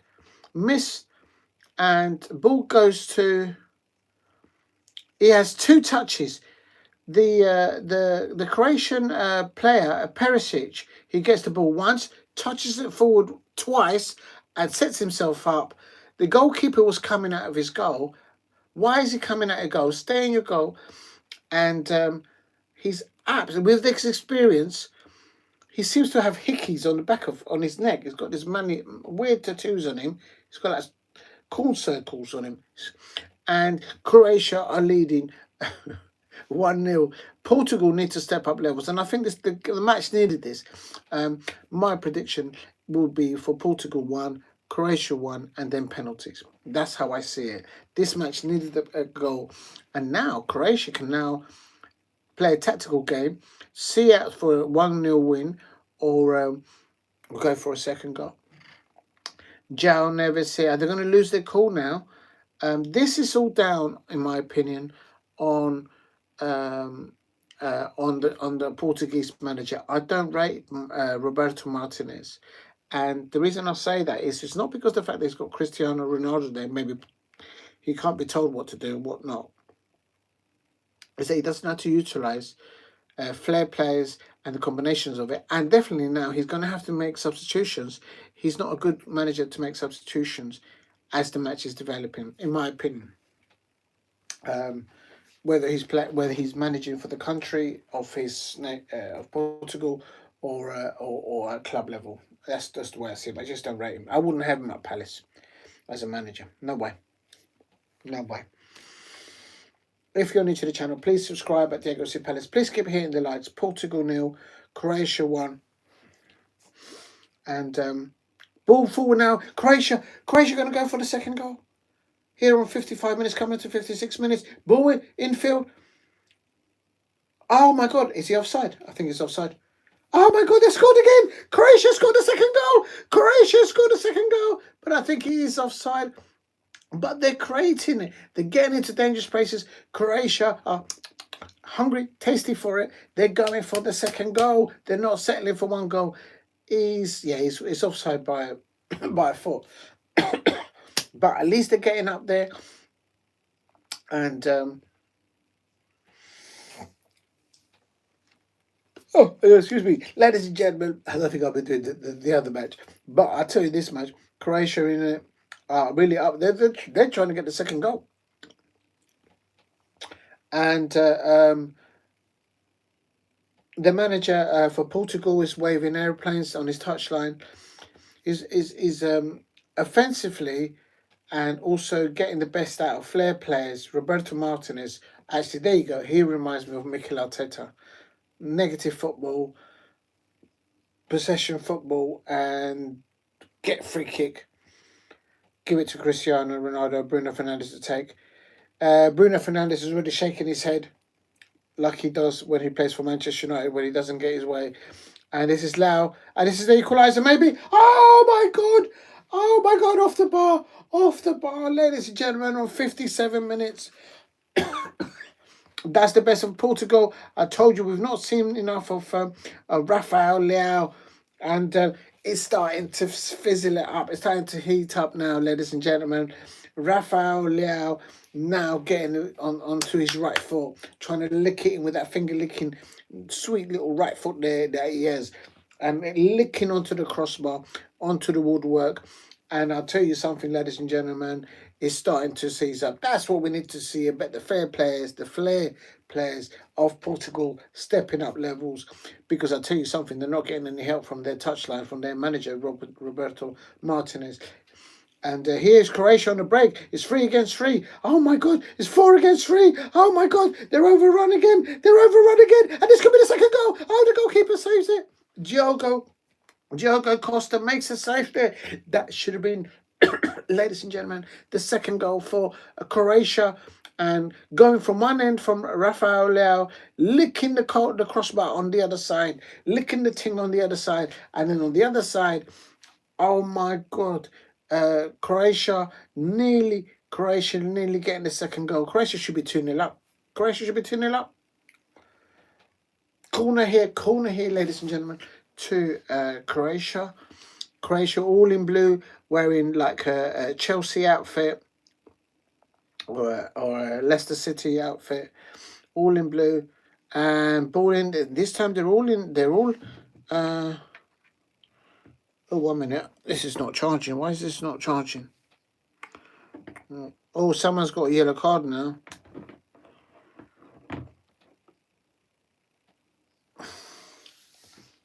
Oh, Modric has got a yellow card. Yeah, it's just impatient there. He just tripped up.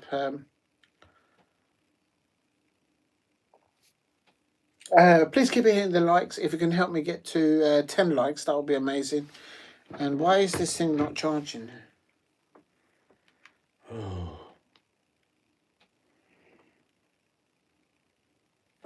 Why is this not charging? Does somebody know? Oh, it could be because the cable's not plugged in. Oh, there it goes. It's charging now.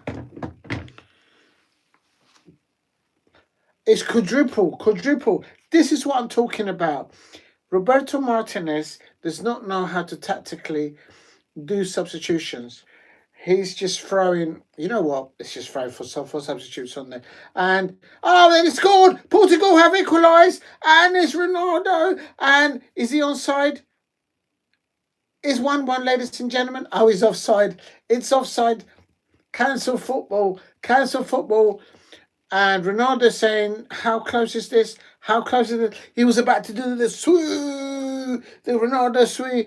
And I think he's onside. Oh, I think this is onside. I think this is onside. I'm not looking for clicks here. I'm just looking at the replay. And Ronaldo's going, are you sure? I think he was a yard onside.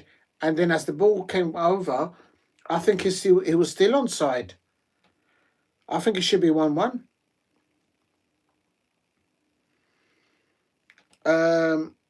It's the lean. He was leaning forward. For me, I think he's onside. VAR, check over.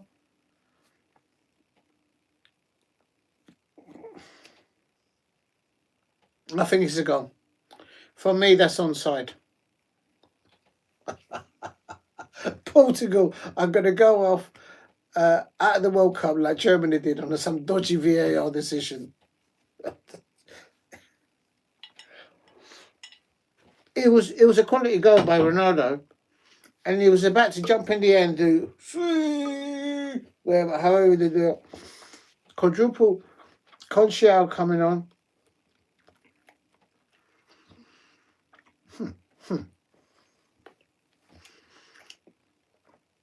It's still only 1-0.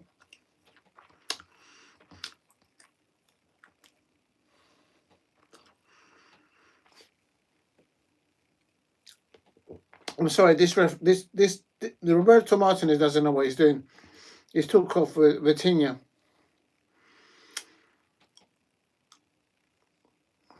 Conceição was on. Even the Portuguese fans are booing. That's it. They're doing a leaning. It's his shoulder. He's leaning over. His legs are on side. It's his shoulder.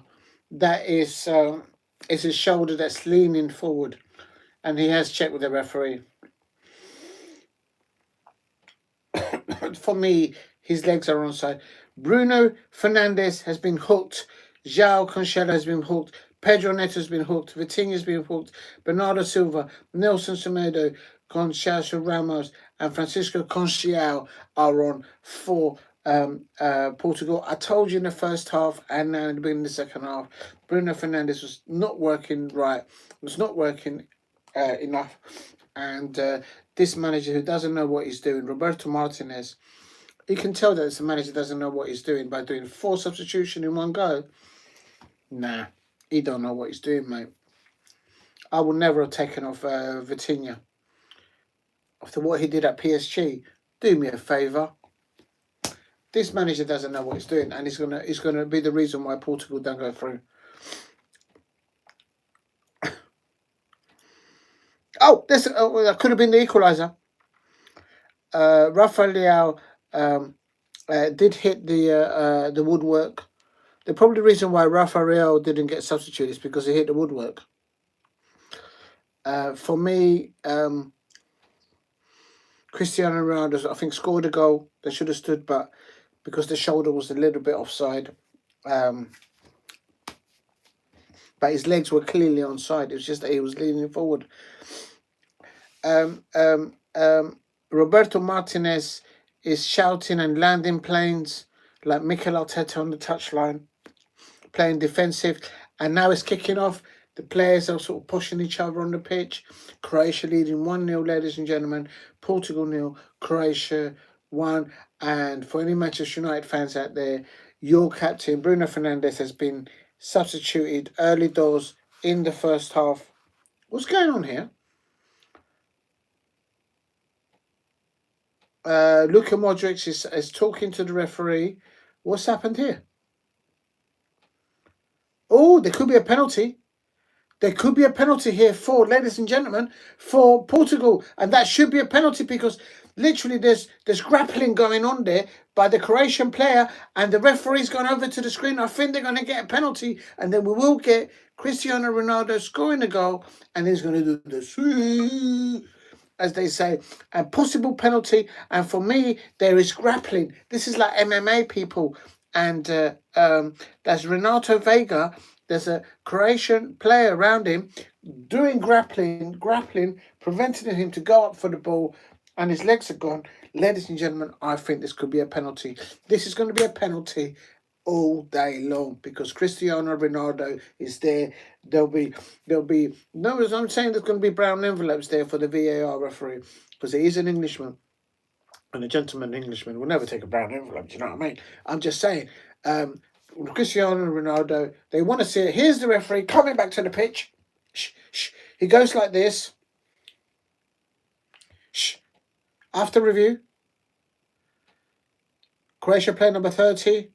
Penalty! Penalty! I told you it'd be 1-1, ladies and gentlemen. And the Croatian player was deemed to have given a grappling move, MMA and Cristiano Ronaldo is going to take his penalty. He's going to get his goal. The Portuguese fans are like, hee hee. And Ronaldo's gone to pick up the ball. No one takes the balls off Ronaldo. The manager doesn't tell him what to do. Bruno Fernandes is not on the pitch anymore. He got hooked. He's been sent back to Manchester. What's he on? 350, 400,000 pound a week, and he gets hooked up by Roberto Martinez. And most of his goals are down on his bottom left-hand corner. So he's going to his left-hand side. Cristiano Ronaldo is composing himself. He's saying all the pressure of his own country. He's maybe doing a little prayer there. And he will go to the bottom left. He'll go bottom left. Because every time he goes to the right, he ends up in the car park. He's not looking at the goal. He's looked at the ball. The referee's blown it. He's gone to the right-hand side, and he scored! Cristiano Ronaldo! And he goes, ooh, ooh. I don't think that's how they do it. And the Portuguese players go over there and start jumping on him. Don't want to jump on the old man too much. You know what I mean? And Portuguese fans are going up and down like that. They're going nuts. Mucho obrigado. And the Croatian fans are absolutely livid. They were booing the referee in the first half. And Cristiano Ronaldo is doing this. He's done the jump. And Luka Modric is now looking worried. Game on, ladies and gentlemen. It is Portugal 1. And yeah, that is a foul. That is so stupid. He wasn't going to get there. The Portuguese defender on that ball as it was coming into the penalty area, but the Croatian player was grappling him. Oh, he played it down the middle. Oh, that takes cojones. That takes cojones. He didn't play it on the right. He didn't play it on the left. He went down the middle, but he just made sure he got it in the middle of the goal. There has been a substitution, ladies and gentlemen, for Croatia, and Cristiano Ronaldo penalty. I predicted a 1-1, and I knew this was going to penalties. And the dog, get the banners out, says, "Are you doing the match later on?" Oh, I said no because I'm just knackered. But this is going to penalties. This is so going to penalties, ladies and gentlemen.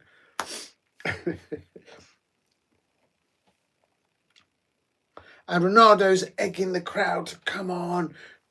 And they're going for the hydration break, ladies and gentlemen. Portugal won, Croatia won. Ladies and gentlemen, if you're a Manchester United fan out there, your captain, Bruno Fernandes, has been hooked by Roberto Martinez, who's just thrown him underneath the bus and disgraced him in front of the whole world to see. He's saying, "You're not good enough for this side." And the moment he took him off, what happened? Bish, bash, bosh. Portugal got a penalty. And who either scored it? Then none other than the next Manchester United player that the Manchester United fans, a lot of them throw him underneath the bus. Cristiano Ronaldo scored a penalty. I say no more on that matter. Game on now. Croatia won, Portugal won. And I predicted a 1-1, ladies and gentlemen. I predicted a 1-1 to penalties. I don't know who's going to win the penalties. I need to get to the penalty stages and then I'm going to give my prediction there. But I'll tell you something, ladies and gentlemen. Portugal, I think they deserve their 1-1 in the sense that because just a minute ago, a few minutes before the penalty, Cristiano Ronaldo did score a goal from open play, but it's just his shoulder was offside. Well created ball. His feet was clearly onside, but he just leant a little bit forward, and he got caught. And Ronaldo, they're scoring the penalty, went down the middle. I thought it was going to go bottom left because every time he goes to the bottom right corner, maybe that's why the Manchester United fans threw him underneath the bus. He missed the penalty there when he goes to the bottom right, and there's the Portuguese fans celebrating. And it's Portugal 1, Croatia 1, and is it going to be Spain versus Portugal? And Portugal is trying to egg the crowd up. Is the Portuguese? I think there's more Croatian fans there in Toronto. On the eye. If you are new, please subscribe at Diego C Palace. Please help me get to 10 likes. It's Portugal 1, Croatia 1, and let's have a look and see what happens now.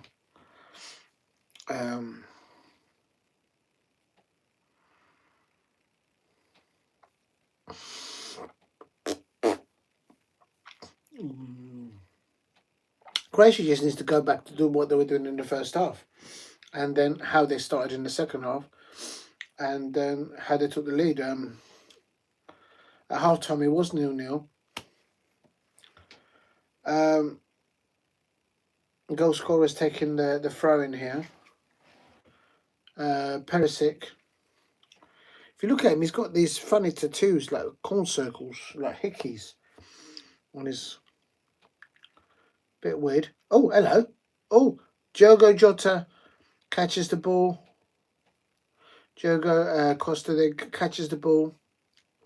If you're new to the channel, please subscribe at Diego C Palace. If you are new, ooh, what happened there? Oh, what did I do there? Please keep hitting the likes. And I said this game needed a goal, and it got a goal, and then now we got an equaliser. 1-1. Game on. Let's see what happens.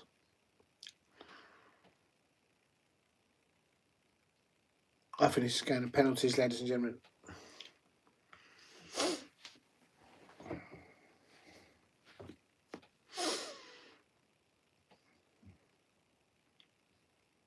So Bruno Fernandes gets substituted, and within minutes, Portugal score a goal.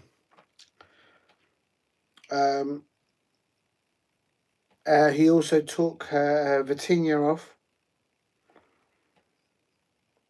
How can you take Vitinha off after the Champions League final that he did with PSG? Just can't do it, man. Maybe it's just not somebody's day, I suppose.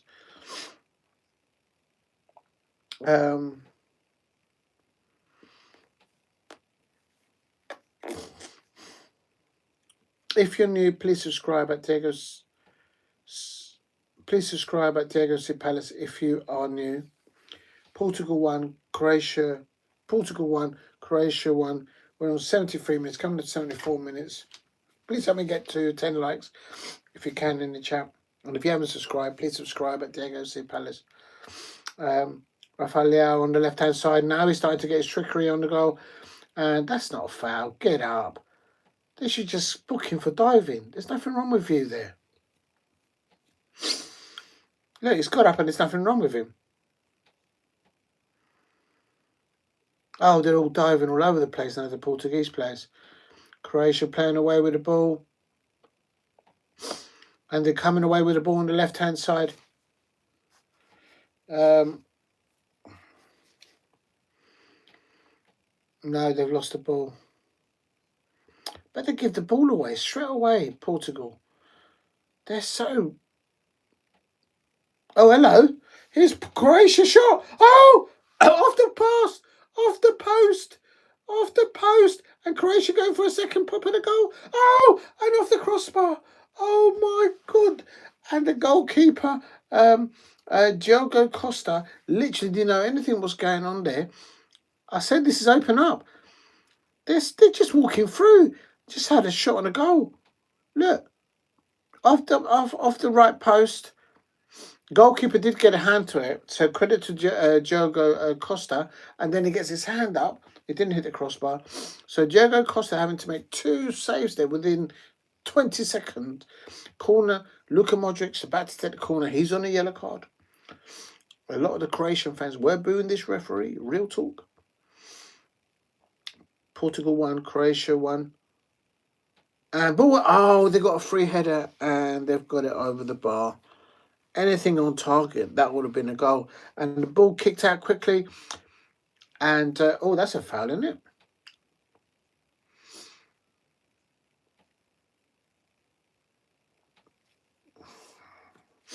Now, Croatia stepping up levels now, ladies and gentlemen. Portugal 1, Croatia 1. Bruno Fernandes has been hooked by Martinez. And there's a corner. Oh, my God, this is going to be the second goal for Croatia. This is going to be the second goal. It's goalkeeper against one-on-one. Oh, my God, it's a corner to Croatia. Oh, my days, ladies and gentlemen. Portugal 1, Croatia 1. And Croatia look hungry. Looking very tasty here for a second goal here.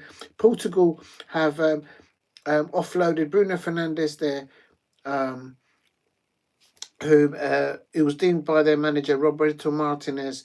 It was timeout, cancel football for him, and Luka Modric keen the ball out back to Luka Modric. Ball off the it's a throw in here for Croatia. Please keep hitting the likes and subscribe at Diego C. Palace if you're new. Portugal 1, Croatia 1.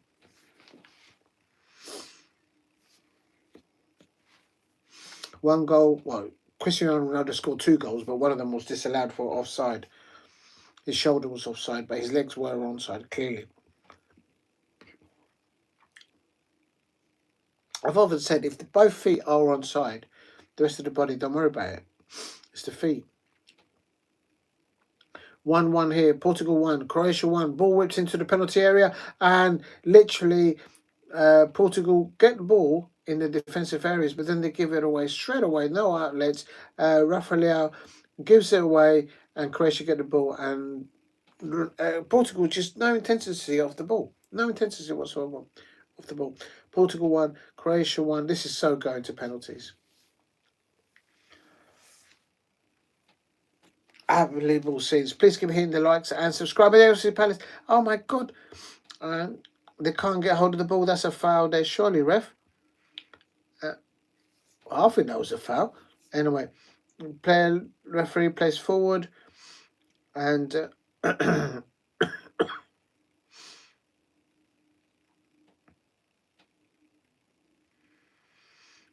Portugal, with the pressure that Croatia are applying right now, they're lucky they're still 1-1. I think Croatia are going for the win. They're not playing for penalties. Real talk. And ball over to the right hand side. Oh my God.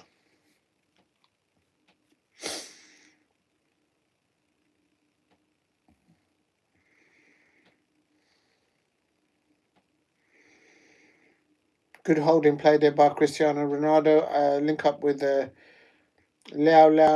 Leao. Oh, literally, Cristiano Ronaldo is the manager, the captain, and but look, he's just jogging. He doesn't run very fast. He just jogs. He's conserving his energy, so in case he has to do a run, he leaves it for that. No, he's running towards the goalkeeper, but no, he can't get to that.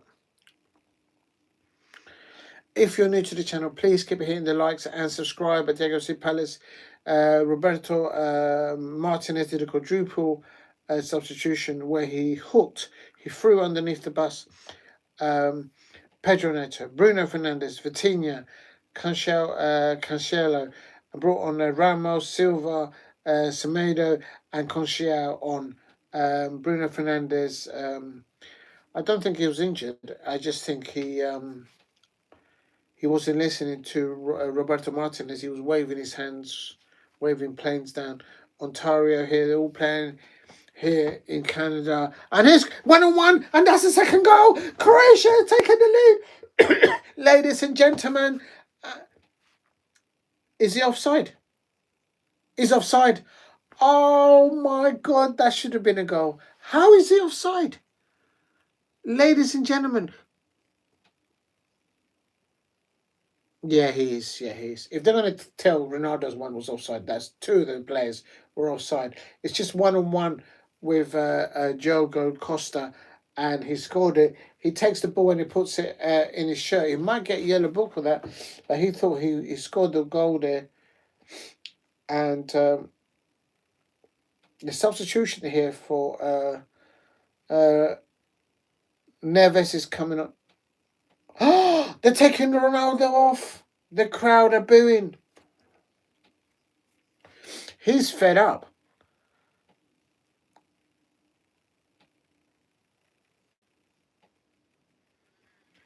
They've substituted Cristiano Ronaldo and Roberto Martinez. There's no, he's not happy. He won't be taking penalties. Yeah, he can last 90 minutes. This could be the last time, ladies and gentlemen, that we see Cristiano Ronaldo at a World Cup being substituted by Roberto Martinez. He also threw underneath the bus Bruno Fernandes, taking him off. And then the moment he took him off, then... And the crowd were booing as well. Because he didn't think that he can last another 10 minutes. If this goes to penalties, you need to have him on the pitch. He's not going to miss a penalty, really. And I tell you what, if Portugal don't go through, people are going to be saying, why did he substitute Vitinha and Bruno Fernandes? They weren't having a brilliant game, but they weren't having a really bad match. Then he takes off Ronaldo. There's Ronaldo there on sitting down, and Cristiano Ronaldo is this the last time that are we going to see Cristiano Ronaldo? Basically he's taken him off and he's gone defensive now. Is playing what Mikel Arteta does, Roberto Martinez. And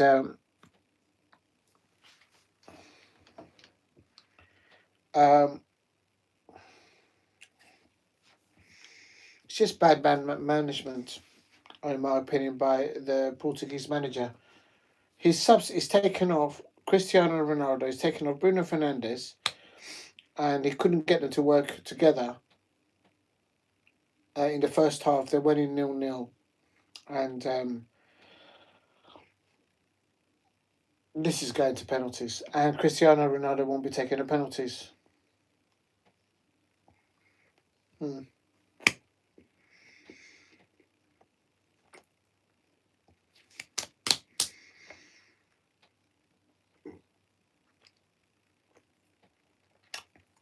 He was basically on his just strolling around, but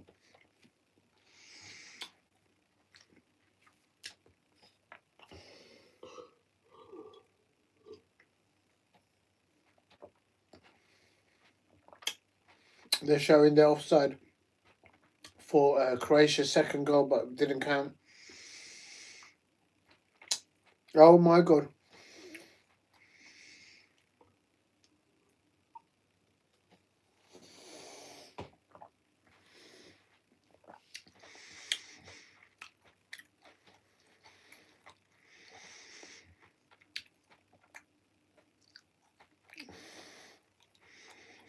This is lively from Portugal now.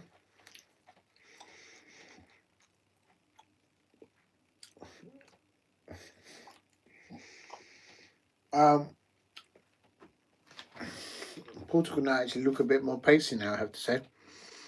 But the crowd weren't happy to see Cristiano Ronaldo being subbed. But the sponsors of the FIFA ain't happy with that as well. Look at this big lad here, Portugal. He's got this gold chain around him. If you're new to the channel, please keep hitting the likes and subscribe at Diego C. Palace. Portugal won, Croatia won. Roberto Martinez is thrown underneath the bus. Bruno Fernandes, as soon as he took him off, Portugal then scored. It was a quadruple substitution. And then after that,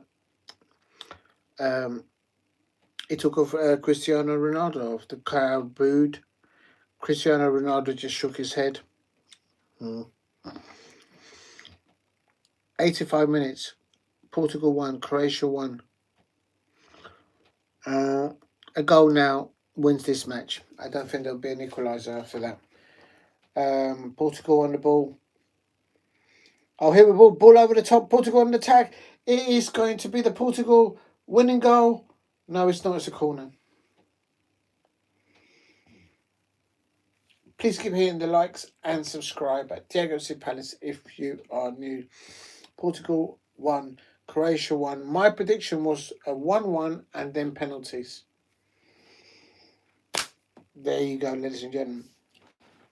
Well, of course, before penalties, we're going to have an extra time. They're going to play it short.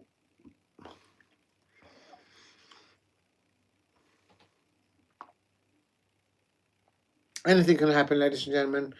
Portugal won, Croatia won. Is this the last time we see Luka Modric at the World Cup? Is this the last time that we see Cristiano Ronaldo? Oh my God! He's had 2 chances. This defender for Portugal, Jesus, this defender, Renato Veiga, in the first half he should have had a goal, and now he's getting another free header, and the man licked the ball and he goes on the side of the ball. He's going like this. I tell you, this man should have had 2 goals. 2 free headers in the 7-yard of the position penalty area. Renato Veiga. Oh my days.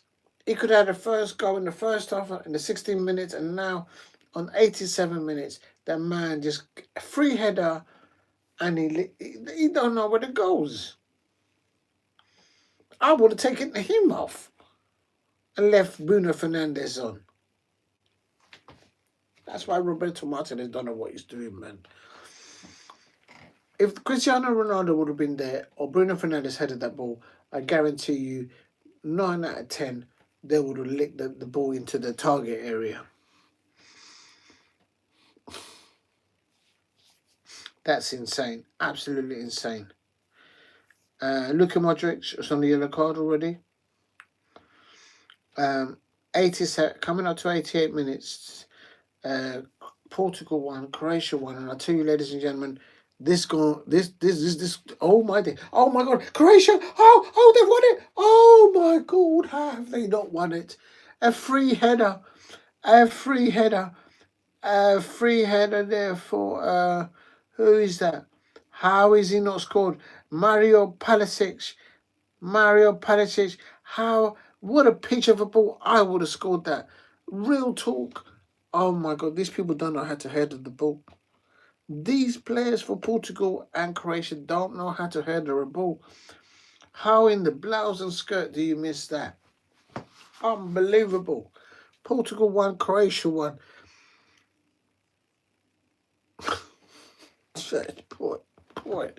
Boy.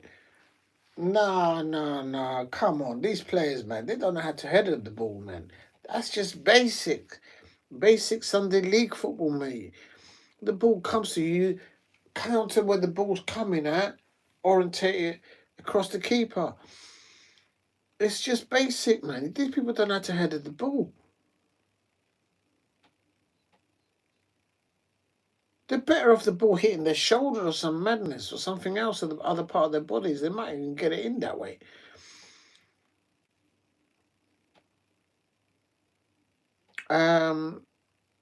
Good pressing there off the ball by Portugal there.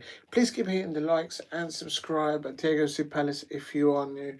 Portugal won, Croatia won. And coming up to the 90-minute mark. That's mad. That's mad. But I did predict, ladies and gentlemen, a 1-1. Portugal won and Croatia won. Please keep hitting the likes and subscribe at Diego C. Palace if you are new. Absolute scenes here, ladies and gentlemen. Portugal won.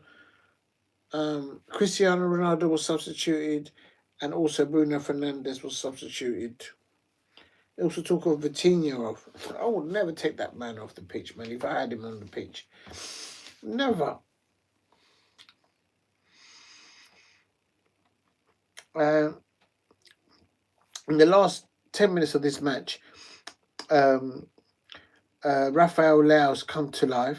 Now, what was he doing for the other minutes? There's a corner now for Portugal here now. 10 minutes, ladies and gentlemen. 10 minutes.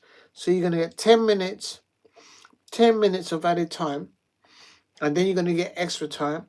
So we've got another 40 minutes of football, ladies and gentlemen, and then we got the drama of penalties. Like, real talk. Please keep hitting the likes. The stadium are getting their money's worth today. Real talk. Portugal won, Croatia. Oh, header there.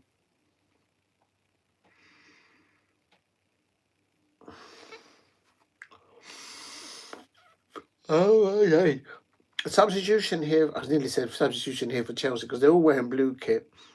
It's like a Chelsea kit or like a Leicester City kit.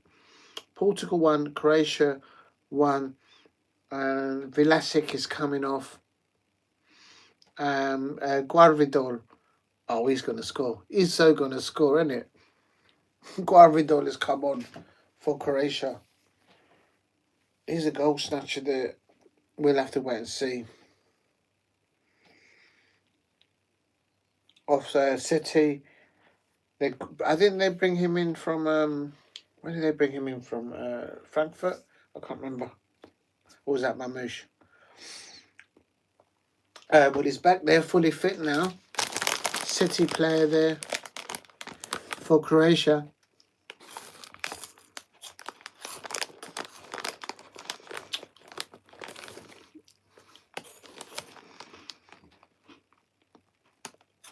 Is it going to be the last time, ladies and gentlemen, that we see? Oh, that's a penalty. That is so a penalty. How is that not a penalty? I mean, he's been diving all over the place, Rafael Leao. But that, for me, was a penalty. The man licked his trailing foot.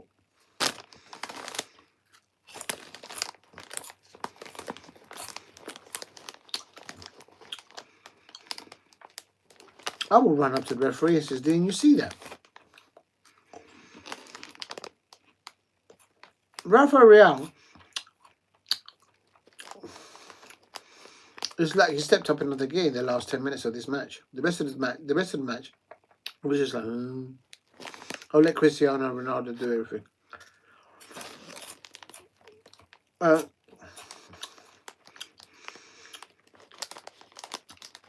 Bruno Fernandes was substituted, and then Portugal scored. And then he takes off Cristiano Ronaldo. Oh, that's the goal. That's the goal. Portugal have won it. What a cross by Rafael Leao. I told you he's doing the business. And Portugal have just nicked it in injury time. It's 2-1. Ladies and gentlemen, I told you that the next goal will decide this. And the Portuguese fans, the Croatian fans are very shocked. They just can't believe how madness is that. What a quality cross there by Rafael Leao. Look at this peach of a cross by Rafael Leao. The man just woke up in the last 10 minutes of this match. And Ronaldo's gone up there. And they've gone there. It's not the last day. This could be the last time we see Luka Modric at the World Cup. And Rafael, what a header. What's terrible defending. Look at this cross. Look at this cross. Finger-licking cross. Nando's settings. And if anything, it could be a penalty because the Croatian players, they did not jump for the ball. If anything, they got themselves wrong with the flight of the ball. And Roberto Martinez runs down the line and they've won it. He threw Bruno Fernandes underneath the bus. He took him off and then they scored. And then Cristiano Ronaldo was also a substitution. But I said, this player here, Rafael Leao, he's been quiet the whole damn match for the last 10 minutes heading to injury time. The man comes to life. And Croatia a shell shock. All that work, keeping Portugal out, and this could well be, ladies and gentlemen, the last time that we see Luka Modric at a World Cup, and that's a shame in itself. But we may still see more from Cristiano Ronaldo. A lot of the Manchester United fans have thrown Bruno Fernandes underneath the bus. A lot of Manchester United content creators have thrown him underneath the bus. A lot of Manchester United content creators and Manchester United fans have thrown Cristiano Ronaldo back there. But those two, they're going through. They're going to be playing against Spain in the next round, ladies and gentlemen. It's Portuguese 2. How can they be doing more substitution? They've all had 6 substitutes. What are they doing? Oh, no, Croatia hasn't. So Croatia now throwing the last throw of the dice. They've got 5 minutes to save themselves. I predicted a 1-1 and then penalties, but these people are mashing it up for me. It is Portugal 2, Croatia 1. There was Cristiano Ronaldo running down the touchline because he's been substituted. He was shaking his head when he was taken off. And here is Croatia now, and now Portugal need to do some defending because now Croatia are hunger for an equaliser here. They've got the ability. They've got 5 minutes. They've got 4 minutes. And at the moment, Roberto Martinez is literally like Mikel Arteta on the pitch. And why do they never get told off? Every time my Crystal Palace manager goes anywhere near the pitch, the man get a yellow card, especially at the bridge. If you know, you know. Portugal 1, Portugal 2, Croatia 1. I think they're going to equalise. I'm not jinxing it for Portugal, but I think they're going to equalise. And the ball comes into the back post. Oh, Rafael Leao heads the ball away. I still think they're going to equalise. They've got literally 3 more minutes. Please keep hitting the likes and subscribe at the AOC Palace if you're new. It is Portugal 2, Croatia 1. And I got a feeling Croatia might nick an equaliser here, but they shouldn't really. With the substitution that Martinez has done. I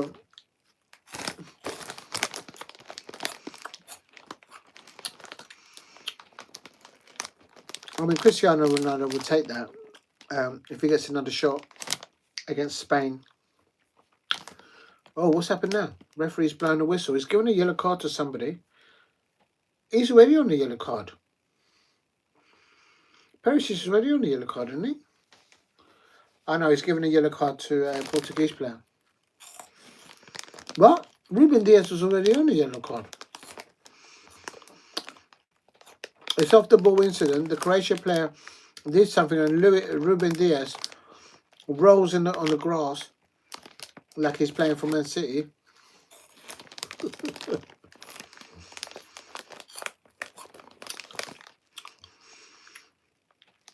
And Ronaldo looks happy now.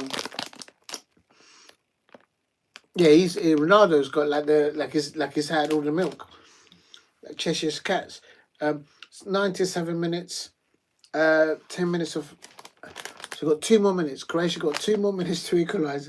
I think they might equalise. I just got a feeling they'll get one more chance in the last 2 minutes. And I think they might do it.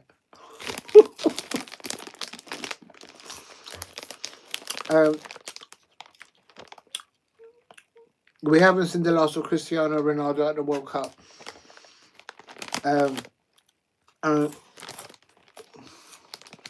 Is that not a penalty? That's a handball, isn't it?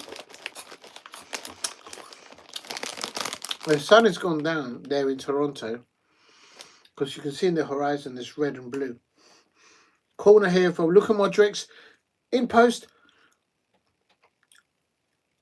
It's a goal kick. Oh, that's it. I think Portugal have done it.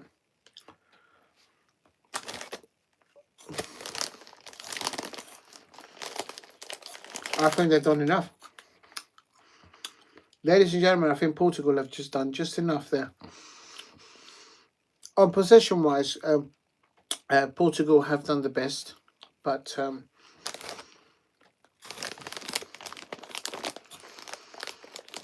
I think they've done enough.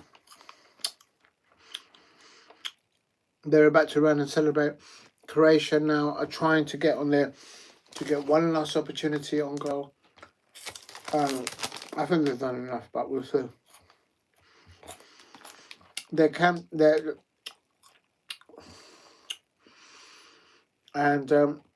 Here's Croatia now on the attack.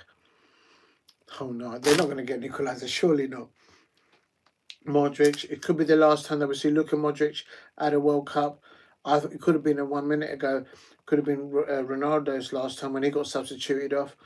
And here's, oh no, is this the equaliser? Oh my God, here's Croatia on the attack. We've done the 10 minutes, ladies and gentlemen, of minimum added time. And Croatia got in the ball into the penalty area. And they've got in as a goal kick. I think they've done enough. Ladies and gentlemen, I think Portugal have done enough. If you're new to the channel, please hit a like and subscribe at Diego C. Palace. Portugal 2, Croatia 1. I think sadly this will be the last time that we see Luka Modric at a World Cup. He might make the Europeans. But Cristiano Ronaldo must be thinking, why is the referee not blown full time? Bruno Fernandes was hooked by Roberto Martinez. He wasn't doing enough off the ball, creating enough. Just moaning, diving all over the place. And there's a Croatian player gone down, and now Portugal have got the ball on the right hand side. Just take the ball to the corner, lad. Take the ball to the corner, lad. You're winning 2-1. You're in minimal extra time. You don't need to score, lad. You don't need to score. Oh, what a waste. I tell you what now, if they go and now score the equaliser, you had the ball. And Portugal, Cristiano Ronaldo is saying, just take the ball in the corner. Keep it in the corner. And that's mad. If they get an equaliser now, they had the ball on the other end. That doesn't make any sense. Portugal have just lost the opportunity. Oh, and Diogo Costa gets the ball. And I think it's done enough. If you're new to the channel, please subscribe at Diego C. Palace if you are new. And the camera's all zooming into Cristiano Ronaldo. The referee...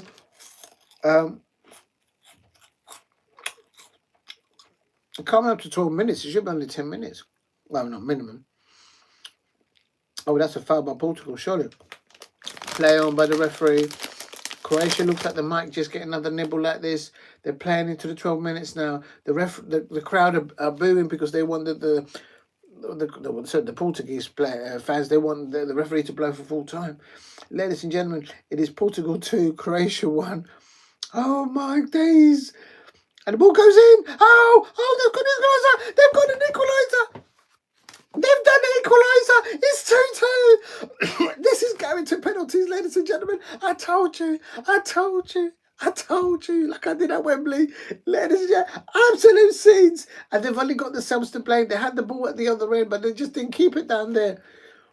13 minutes into extra time, and Croatia have equalised. You can't make it up. It is 2-2. And Cristiano Ronaldo looks like he's sucking on a lemon. He says, I can't believe it. They had the ball. Just keep it at 1/2.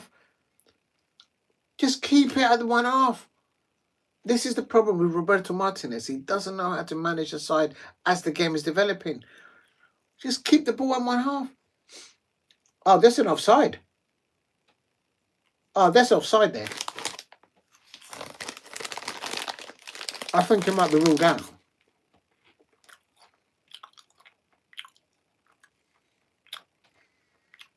I think it's offside. I think there's an offside here. But I don't know. There's an offside there. Look at the Croatian fans. They're getting ballistic. I think it's offside. Oh, my God. I told you it'd be 1-1 in penalties, but it's gone 2-2. Cristiano Ronaldo. Bruno Fernandes. He was hooked. He was thrown underneath the bus by his manager. And I think it is going to stand. No, check for VAR. This is going to be ruled out. I think Portugal are going to win. I think it's offside. He's offside. Look, did he touch it? If it hits the Portuguese player,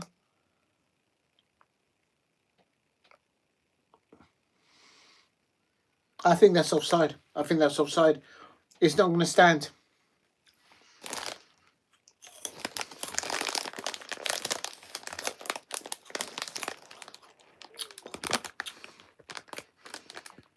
It's a goal. Yeah, and sorry, it's not a goal. I think it's going to be ruled out. Here comes the referee. VAR. Ref. Yep, goals ruled out. I told you, ladies and gentlemen. I told you it was ruled out. So Portugal are through. So Croatia feel that they've been robbed. They can't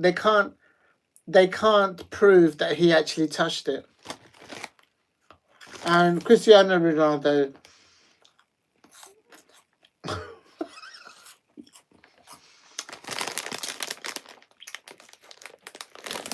I think Croatia feel that they've been robbed. Portugal are going to take it. They don't want to go into extra time and penalties. They would have lost it. And hold on. The Croatian player is definitely offside, but it's whether there was a touch on. The Portuguese players have just got away with it. They're celebrating like they won the World Cup, but they haven't. VAR has decided this match. I think it's a full time now. No, they're still playing. 70 minutes plus. And I'll tell you something, ladies and gentlemen. An equaliser there by Croatia. And there's things being thrown onto the pitch.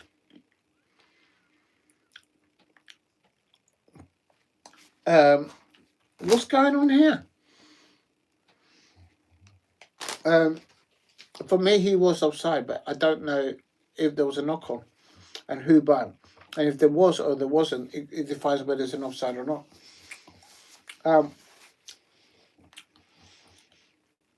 Cristiano Ronaldo relieved because now it's gone back to Portugal 2, Croatia 1. But I did say there was going to be an equaliser. Maybe I jinxed it. I mean, it's a goal kick now for Diogo Costa. Absolute scenes. I don't think there'll be much time to be played after this, surely now. I mean, if they get another equaliser now, it's just not meant to be for Portugal. And you can see the Croatian fans are swearing at the referee. They were booing him in the first half, like literally. So for me, oh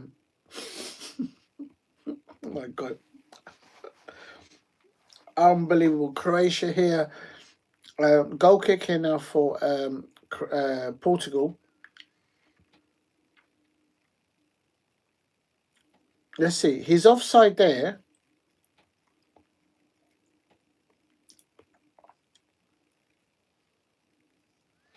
They can't tell if the ball was played on by their own player or by the other one. So let's have a look. Here we go. Hold on. No, no, that should have been a goal. The ball does the spin of the ball doesn't change.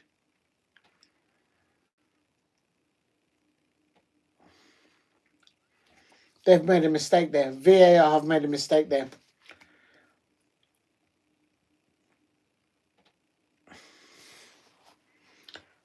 I think this is to do with Cristiano Ronaldo still in the competition. They needed Cristiano Ronaldo in the competition.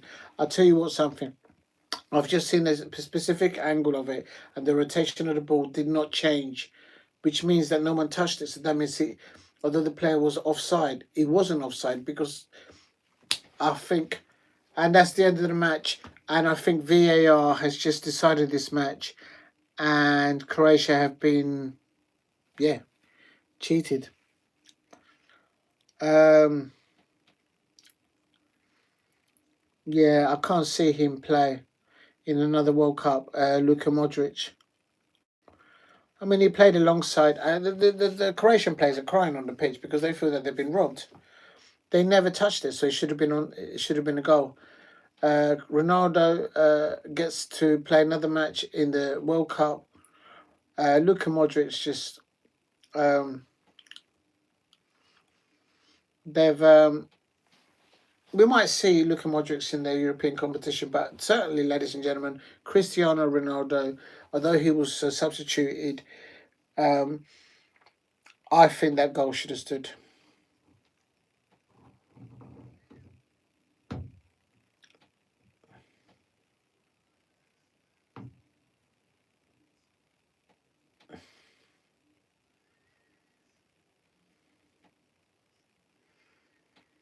Yeah, the ball didn't change direction, so for me, that's a goal. It doesn't. It doesn't. The ball was rotated at the same way, and it didn't go. So there was no contact. There was a contact. I can't see the contact. So VAR has decided this that the fact that Croatia have gone out, and people are going to be debating this. That angle they just showed clearly shows that goal should have stood. It should have been 2-2, and the Croatian fans are literally swearing at the referee. They've been robbed. Oh my dear! I want them to show that repeat. Even the commentators are saying that's a cruel win against the Croatian players. They know they've been robbed. When they get in the change room and they see the repeat that I've just seen, they're going to say, "How was that not allowed? That goal should have been allowed." Cristiano Ronaldo are celebrating. They're like, on possession wise, they own the most possession, but they think only at the end, Rafael Leao came to light. It's going to be Spain against boy. For me, ladies and gentlemen, that should be 2-2 and then on to penalties or extra time. But so let's I'm going to do the wall chat. Portugal 2, Croatia 1. But for me, that's 83. So it's Portugal.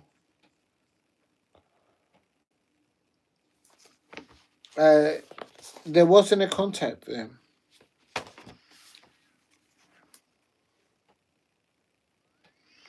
Portugal versus Spain.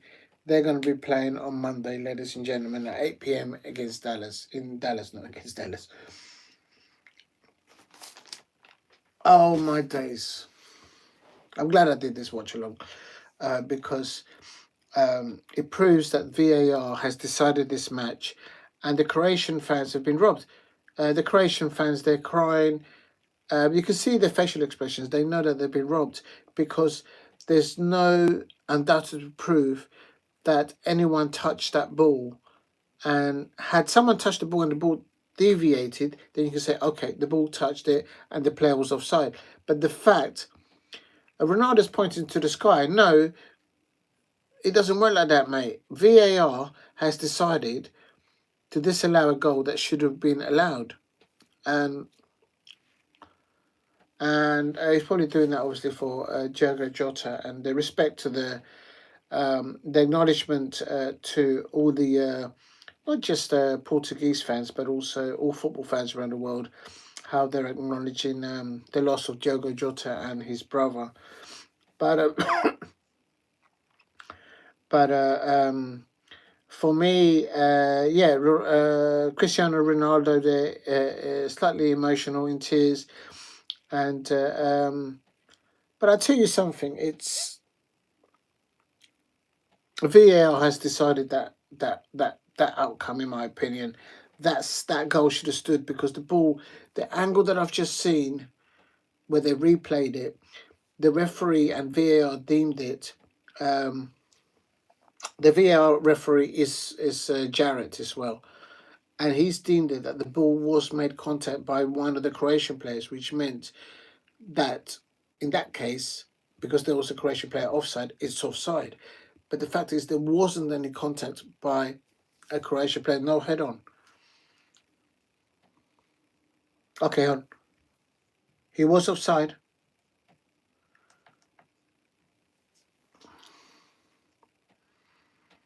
The ball was deflected.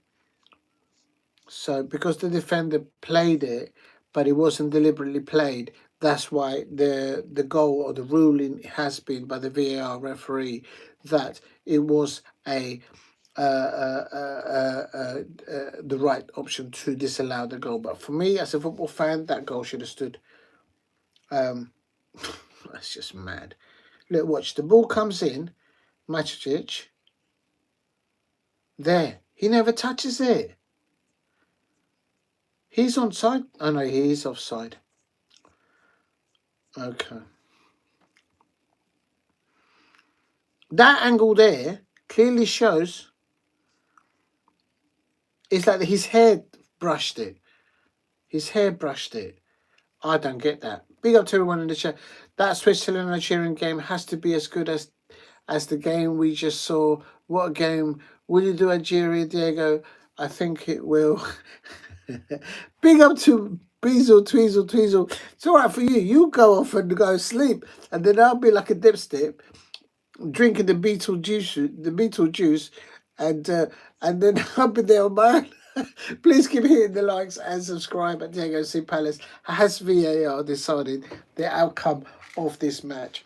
Well, all sorts of things happened in the first half. For me, the possession was overall won by Portugal, but Bruno Fernandes and the starting lineups that Roberto Martinez selected, they just couldn't get it over the line. It was 0-0. Both Renato Vega had an opportunity with the free header in the first half to score. Ronaldo had a few half chances. But in the second half, again, Renato Vega had another free header, and he could have scored. Renato Vega for Portugal should have had 2 goals today. Make no mistake about it. 3 headers, a position penalty area, 7 yards, and the man does not know how to header a ball. Anyway, putting that aside, then what happened was, as many Manchester United content creators and Manchester United fans out there, they who have thrown Bruno Fernandes last season and the season before, that's before they started playing well and got into the Champions League selections. But before that, they all threw Bruno Fernandes underneath the bus and got clicks and got money for that, you know what I mean? But I'll give you this much. Roberto Martinez pulled Bruno Fernandes. He substituted him on 63 minutes and put on Semedo, and then Pedro Neto was also taken off. Francisco Conceição came on, and also at that same particular time he took off Cancelo and brought on Ramos, and then took off Vitinha. I would never take off Vitinha. If he's fully fit, I would never take him off. But he brought on Bernardo Silva, so it's a quadruple thing. And then what happened there? A few minutes later, 63. So 5 minutes later, boom! Cristiano Ronaldo won a penalty. Where a Croatian player was deemed to be grappling and holding on to the Portuguese attacking player. So Cristiano scored the penalty, but just a few minutes before that, Cristiano Ronaldo did score a goal from open play, but it was ruled out. It was offside. His shoulder was offside. That was an offside, but it was a good goal scored from open play. So the lad can still score the goals, Cristiano Ronaldo. But then right at the end, in injury time, Portugal 2, Croatia 1, and in the last few minutes of injury time, in my opinion, when I saw the replay, Croatia scored an equaliser, making it 2-2. But Jarrett, who was the referee on VAR, an English referee, the only English referee today on this match, Jarrett Gillett, he deemed it, and I get it now. It was a flick on by a Croatian player, but boy, it must have been the hair he must have seen, because I can't see it. No one else can see it. But it's been deemed, because he was the last lock on was deemed by your own player, and your player was offside. That's why they've called it offside. I just think my point being is, if he hadn't touched it with his hair, then there wasn't a knock on. When the initial ball came from the other Croatian player, then the player would have been onside, hence the ball, then the goal would have stood. That's how it is. But it's just the Croatian fans, they feel that they've been robbed. Did it touch his hair or not? I don't know. But VAR are doing this, and was there pressure because Cristiano Ronaldo could have been the last time they would see him at a World Cup and they want him to stay in the competition? I don't think it was about that. Maybe there was. I don't know. But we'll have to time will tell. But for me, prove to me that there was a knock on by the ball touching the hair of the Croatian player.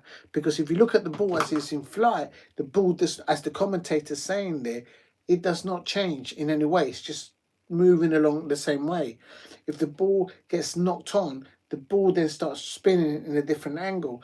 And that's how you knock on. There's a knock on. So there's no proof that there was a knock on, but they're saying that there was. And if there wasn't a knock on, and when the ball got crossed initially by the Croatian player was onside. Replay, it's there to be seen. So, well, anyway, it's been deemed that there was a knock on, and the knock on was by the Croatian player. And at that particular point, if they can prove it, then yes, it is offside. But I didn't see the ball change angle or even rotation, so I don't think it was a knock on. So it is what it is. Ladies and gentlemen, it ended Portugal 2, Croatia 1. My initial prediction was a 1-1, then going into penalties. They both cancelled each other out. I suppose on possession, Portugal had more possession, more of the time, but Croatia were able to step up levels and change things as the match changed at the beginning of the second half in particular, and that's how they scored that goal by Perisic. They had a few more other goals, but they were all deemed offside. This is the way I see it. Had this match gone into extra time, the likelihood would have been that Croatia would have scored the winning goal. Yes, there's a chance, because literally, as I was saying earlier on, Rafa Leao, he was so quiet in the first half. He was non-existent, as was Bruno Fernandes. He kept on diving all over the place. But in the second half, in the last 10 minutes and into injury time, Rafa Leao came to life.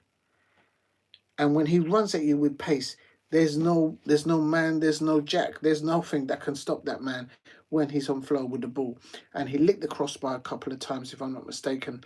And he was the one that passed the ball for that equaliser for Portugal. And I have to give credit where it's due for Cristiano Ronaldo for scoring that penalty for Portugal. He normally goes to the left-hand side.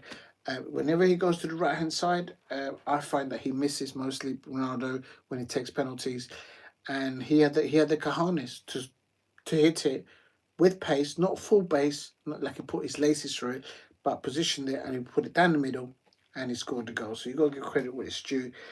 And that got him the first goal. The second goal by Ramos, assisted by Rafael Leao, like I said just a few minutes ago.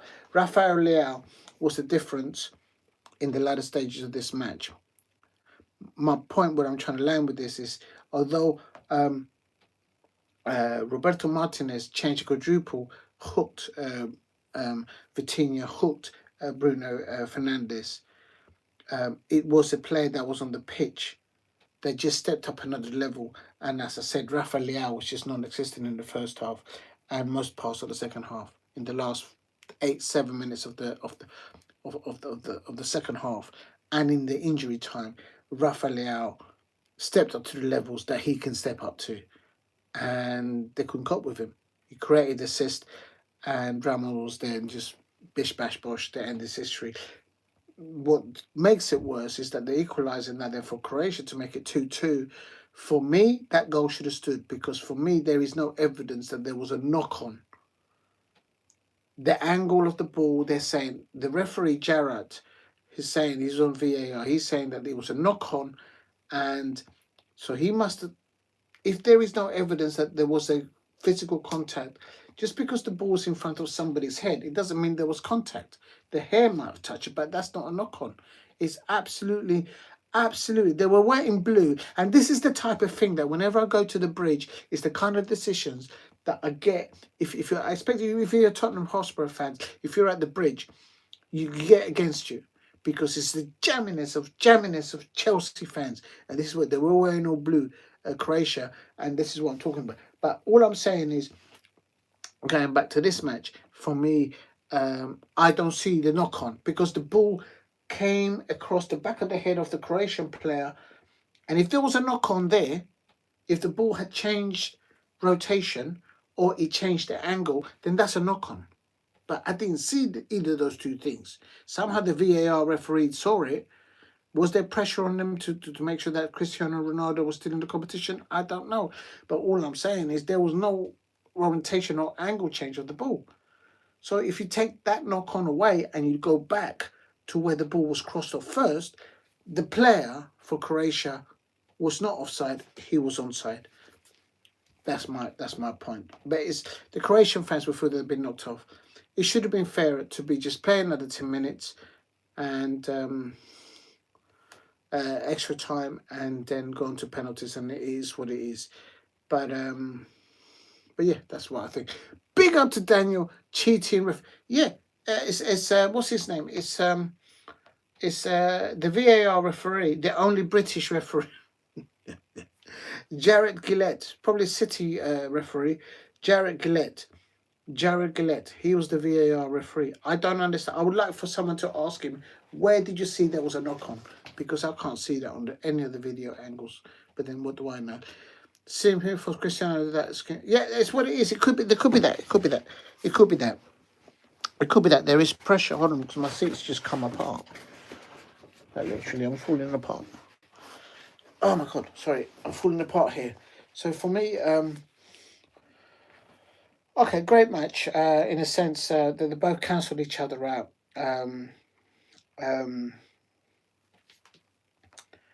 I still don't think Roberto Martinez has the knowledge of how to manage changes as the game is progressing. And one of the reasons I say that is because he didn't just make one or two substitutions at two different times. He just said, you know what, I don't know what I'm doing here. I'm just going to grab all the dice and go, ooh, and throw them and hope for the best. And that's what he did. Anyway, that's it. But on that basis, the fact that they took off Bruno Fernandes, does that mean that in the next match against Spain, he doesn't start, for example? Or even Cristiano Ronaldo, he will substitute? Of course not. It's basically the players are picking themselves, and the manager's not picking them for Portugal. And he's got a bench there. He's got options there. And it is what it is. But it's going to be Spain against Portugal, ladies and gentlemen. It's going to be on Monday in Dallas. Portugal versus Spain. Next up, it's going to be up to the scenes. Please keep hitting the likes and subscribe at Diego Palace. If you can get me over the 5 likes, that would be amazing. And or anywhere near 10. So it's finished Portugal 2, Croatia 1.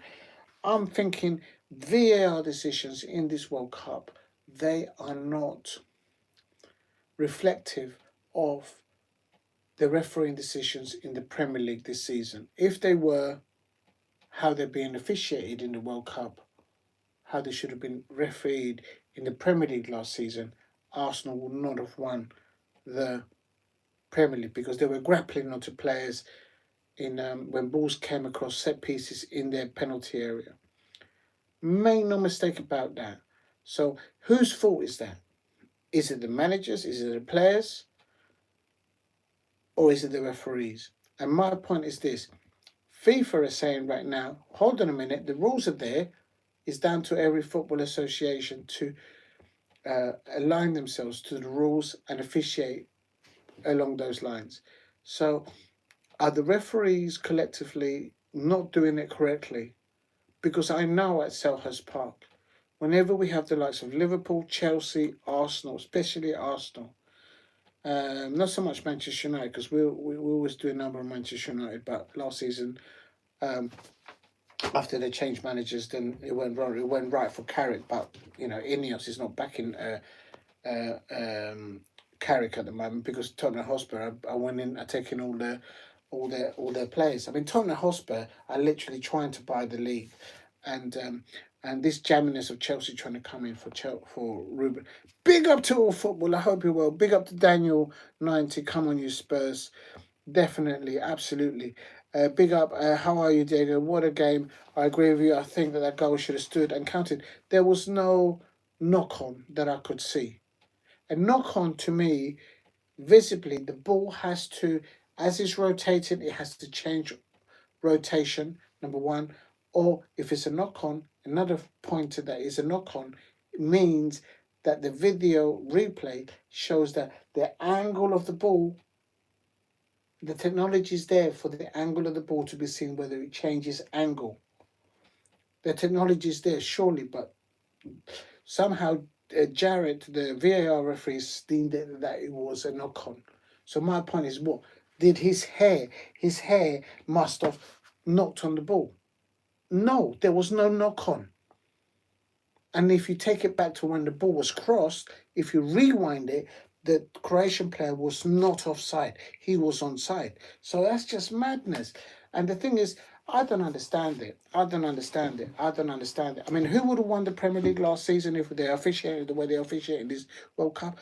I don't know. I mean, I think Liverpool would have been a lot closer, and definitely Man City would have been. There could have been a penalty shootout towards the end.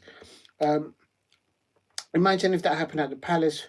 We'll be heartbroken. It's absolutely. Listen, I've been heartbroken by decisions against us. This is another one. The Liverpool fans, the Netherlands, the Virgil van Dijk. He's saying that they were run down by the officiating. How many times have I seen Robertson, who's a brilliant player for Liverpool, Virgil van Dijk for Liverpool? I'm not knocking the ability of the players, but the amount of times I've seen them players come to Selhurst Park and do grappling skills on my Crystal Palace players. Even Mark Gahey, when he was our captain there, was saying Virgil van Dijk nearly took his arm out of his socket. And we didn't get no decision, no penalty, nothing. So they can't. Liverpool fans that support Virgil van Dijk, they cannot support that kind of situation. It can't be. It's all right when it's against the other end. Now you had Jurgen Klopp up there. Jurgen Klopp saying that if the decisions that are doing now, then Arsenal will not be champions. But wait a minute. When you was the manager of Liverpool, Jurgen Klopp, and you came down to Selhurst Park, or we went up to Anfield, your players did the grappling off the ball as the ball was crossing in your penalty area. I didn't remember you saying, oh, ref, you should give Crystal Palace a penalty there because I instructed our players to hold on to our players. But as the ball's just about to come, we'll just let go. So the grappling is allowed for the Liverpool players, but when it comes to international bad decisions in international levels, when it goes against Germany or against Liverpool players, oh, no. Come on, man. You can't have it both ways, man. No. Big up to, imagine if it happened to Palace, he'll be heartbroken of very seductive decisions. It's simple, not fair for Croatia. I agree. Listen, if there was a clear knock-on, then I'll say hands up, that's offside. When I see it on the eye, that's offside. But there had to be a knock on, but there wasn't. I'll tell you, when the manager of Croatia and Luka Modric looked that back on replay, the only player that's going to know the truth of this is the Croatian player that is deemed that he knocked it on. Now, if the man did not feel the ball on his head, then it's not a knock on. So now that player needs to come out and say, I never felt the ball lick my head. It didn't even touch my hair. Just because the ball was in front of the camera angle where the ball, it's not sufficient to say there's a knock on.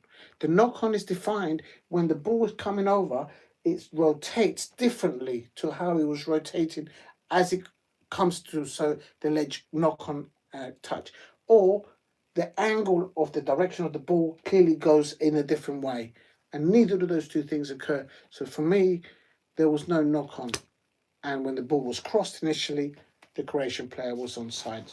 The goal should have stood. Croatian fans will be absolutely feel cheated about it because they should have gone into extra time.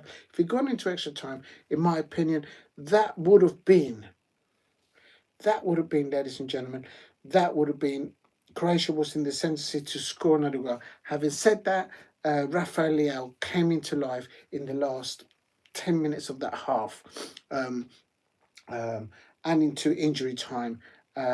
Of Portugal versus Croatia, the one that should have had at least 2 goals in that setup was a defender for Portugal, Ronaldo Vega. He had a clear header in the first half, 60 minutes, and in the second half, towards the end, he had another clear header.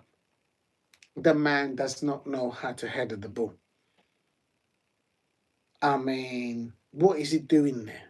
If that had been Ronaldo, Bruno, damn it, if it had been your gran up there going, boop, she would have got it in the damn goal. Renato Vega, it did really well in other parts of the park, especially in defence as well. But headering, we wouldn't be arguing right now.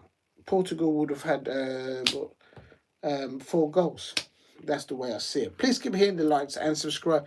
Yeah, it's like Lucha Libre sometimes. Yeah, exactly. It's like that.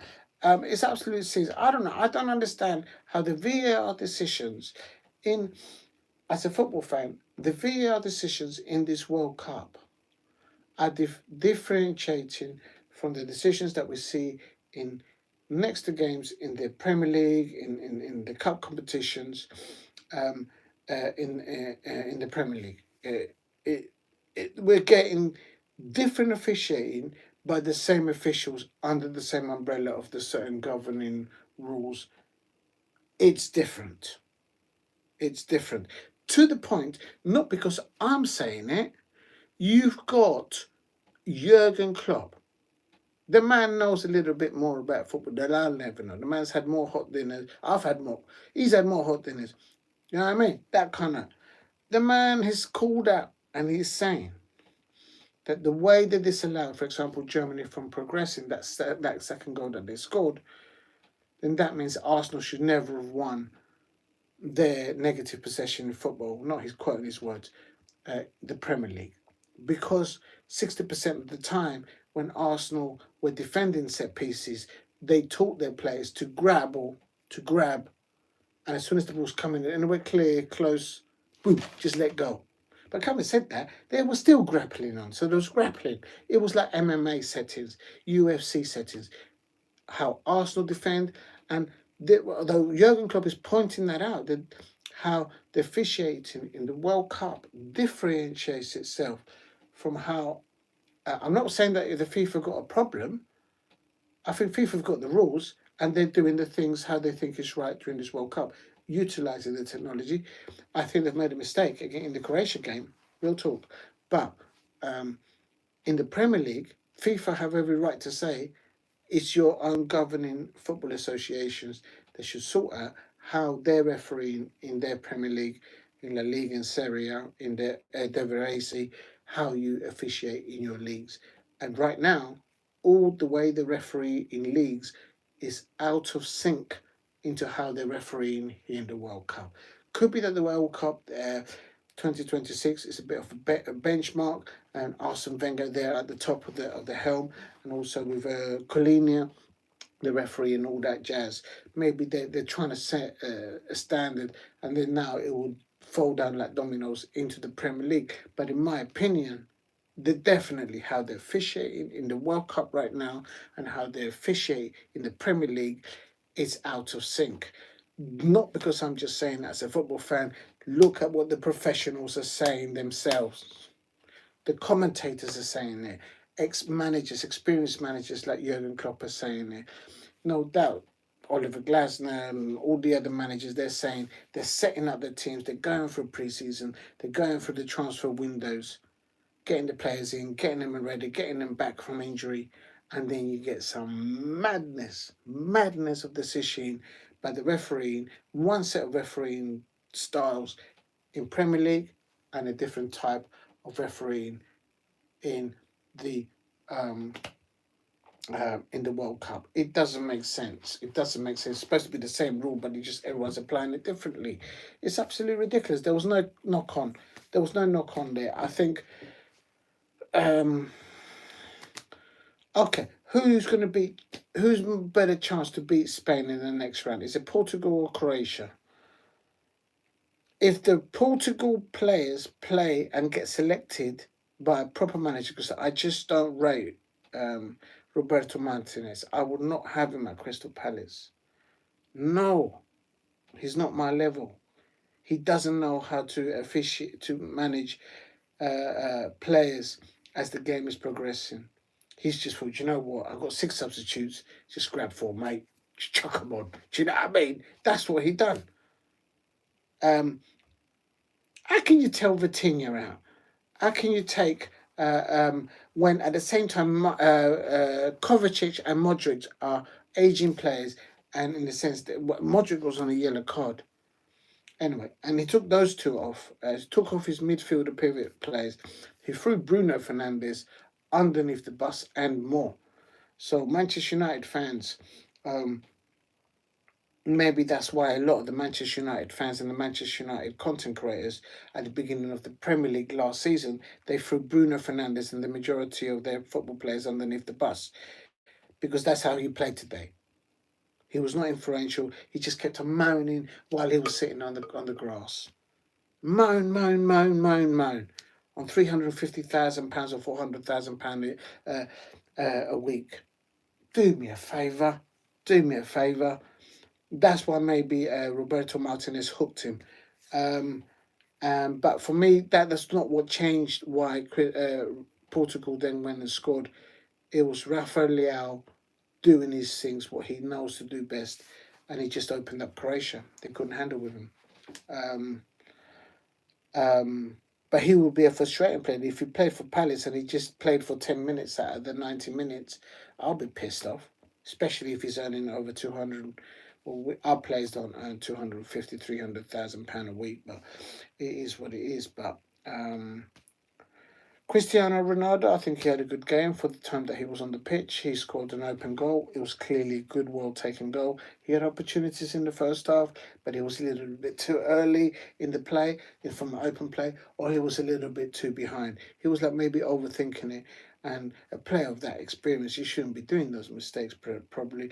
But how he took that goal that was ruled offside, praise where it's due, because the man... he was onside, but it's just his shoulder when leaned on, and then the guts to had the cojones to score that penalty, not down to where he usually scores his penalties, down to the left hand side.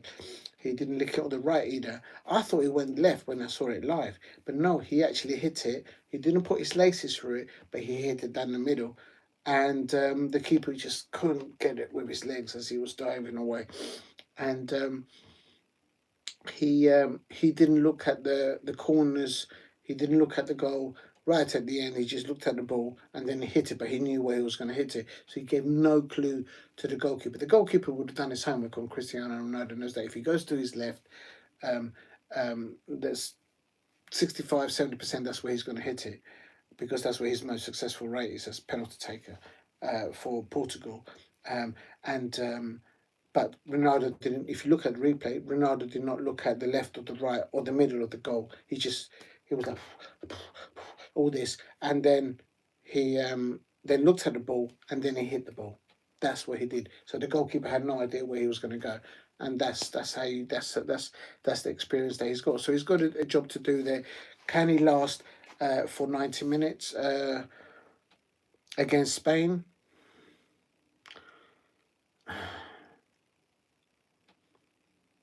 If João Neves and Vitinha and Bruno Fernandes and Renato Vega learns how to header a ball, Nuno Mendes was good at free kicks and also taking the corners. But mostly Bruno Fernandes, I would say João Neves, Vitinha and Cristiano Ronaldo and Rafael Leao, if they hit 75 to 85% of how they should play the game to the levels, they've got a chance against Spain. But the way I see them play today, they're not scoring against Spain. They are not scoring against Spain. No way. So I think Spain will win that. Big up to everyone in the chat. It's ridiculous. I see Mark Gahey getting wrestled by Van Dijk. It's WWE. I was expecting to see Rayo Mysterio come out, so as part of after all of that. Ha ha ha ha. Yeah, listen, it was setting. It was like Big Daddy and the haystack. If you know, you know. No, another one is like Erling Haaland. It's like he's like Jericho being at Selhurst Park and diving all over the place. Nah, man. It's always the same. When have you ever seen a Manchester City player get a yellow card or 2 double yellow cards or a red card? Where the referee's from? Oh, wait a minute. That part of Manchester City or Manchester. I say no more. Please keep hitting the likes and subscribe at Diego C. Palace. Thank you for the 7 likes. You lot are amazing. If you can help me get to 10 likes, that would be amazing. I don't think I'm going to hold on to the 4 o'clock kickoff. I'm too tired. Let's have a look. Let's have a look at... I don't. I've got things to do tomorrow night. Oh, the lineups are up. Granit Xhaka is out. It looks like he's going to Jamie Chelsea. Is he going? Is he actually landed at Chelsea? Granit Xhaka. I saw there was links with him going to Chelsea. If that's the case, then that would be good because then maybe they won't go for Adam Walton. I'm wondering who can Spurs bully next. Now listen, let me tell you something, Daniel 9-0. Come on, you Spurs. Listen, you're going to need to do more than come on, you Spurs. Because I'll tell you something. Tonali comes with baggage. I'm going to say it again for those of you in the cheap seats. And I know there's no cheap seats in that beautiful stadium that you so-called got at the Tottenham Hotspur Stadium. So anyone at the Tottenham Hotspur Stadium, I'm just going to say to you, in case you're up there and you can't hear me, right? Tonali, although you've paid £100 million for it, the man comes with baggage, okay? If you don't believe me, go and ask a Newcastle fan and what happened to them when they took Tonali to Newcastle and they had to wait for him because of all that baggage that came alongside with it. You know what I mean? I'm just saying, there's baggage that comes with that player. Okay, and Fernandes, the other lad you got off the Manchester United watch list. Don't start me with the 500 million, man. You guys are handing out millions of pounds. Like, do you know what I mean? Like you're handing out a tenner here and a £20 there. And the audacity of a Tottenham Hotspur fan, Daniel 90-0, come on, you Spurs. After the following season, the predecessor, they threw the reason why Tottenham Hotspur fans, why you're able to spend £500 million is because of what Daniel Levy did, not only bringing the club to the stadium where you are, paying off the stadium, not in debt, and number two, investing in all other platforms around the football club. I won't go through them because there's 4 or 5 things.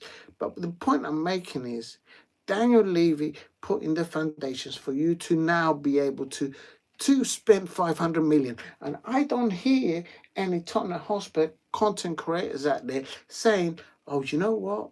Maybe I was a bit wrong about the lad. Because I tell you something, Tottenham Hotspur fans, if my Crystal Palace were able to spend what you're trying to spend in this transfer window, next to net £500 million within the guidelines of the rules that they have, that has to be done because of something was put in place, not the last season, but the season before that and the season before that. And the gentleman who did that, with all due respect, is Daniel Levy. And you, all of you, threw him underneath the bus. This is the new Tottenham man. Oh my God, this is what new Tottenham. What are you talking about, the new Tottenham? This is what I mean about Tottenham Hotspur fans. Oh my God, they're going to become. Can you imagine the scenes? Tottenham Hotspur spend between 350 to 450 million pounds, and they start getting the Carling Cup, the League Cup. Say they land the League Cup and the top 4 positioning next season, knocking out Manchester United. There you go. There you go. It's about trophies, Tottenham fans. Okay, Crystal Palace didn't need those foundations financially and the big stadium. We got to European glory, and we're going to take that Europa League. If you look and win the Europa League, like Clay David said in The Wire, we're going to win that. The thing is, what do you mean, who's Levy? Listen, the man, this is what I mean. Tottenham Hotspur fans, if it wasn't for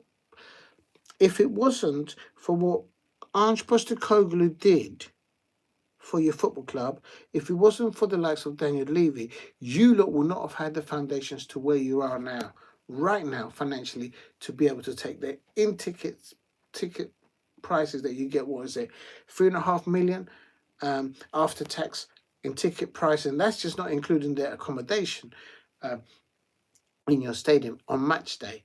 We're winning the league. No, you're not winning the league. You're not winning the league. You're not winning the league, because the fact of the matter is you took Fernandes from West Ham, and did I hear any Tottenham Hotspur fans going, oh, let's get Fernandes? You know what I mean? The only reason why you went for Fernandes is because you knew that Manchester United fans were trying to poach him in the transfer window.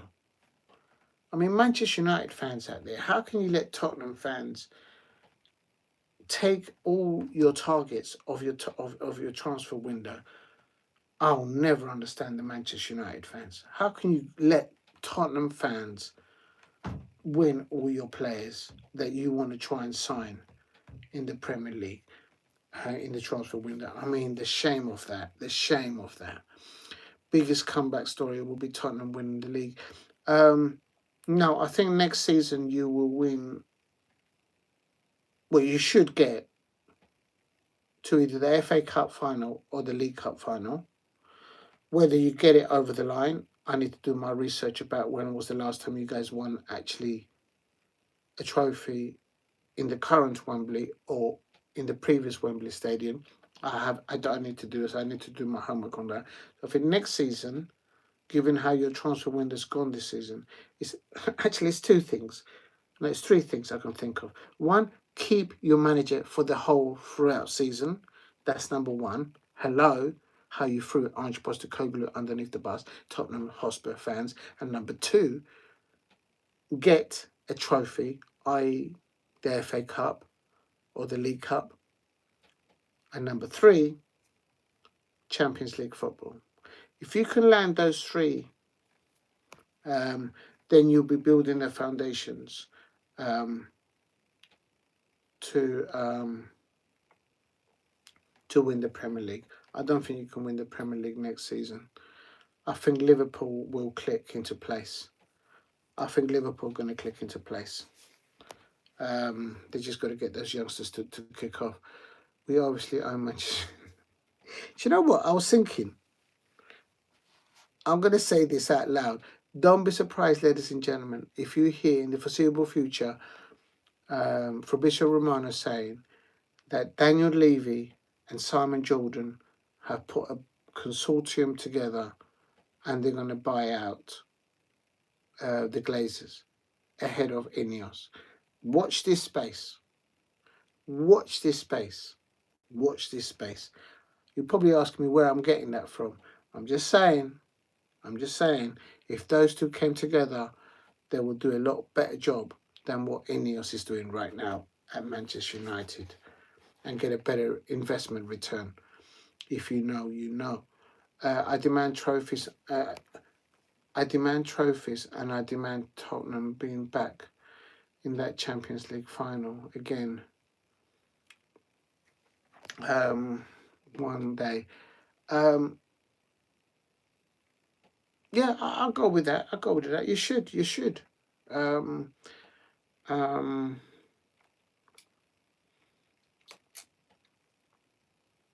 you need a striker. You need a striker. You ain't winning no trophy if you don't have a striker.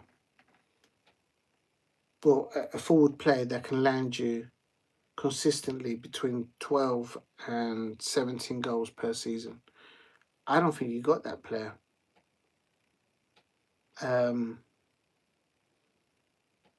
No, you need that. I'm going to say something controversial here. Imagine, so you've taken all these potential players from Tottenham, from Manchester United, but there was a link back in the day with Harry Kane for Manchester United. Imagine if they signed Harry Kane. I don't know. Just chuck a million to Bayern Munich.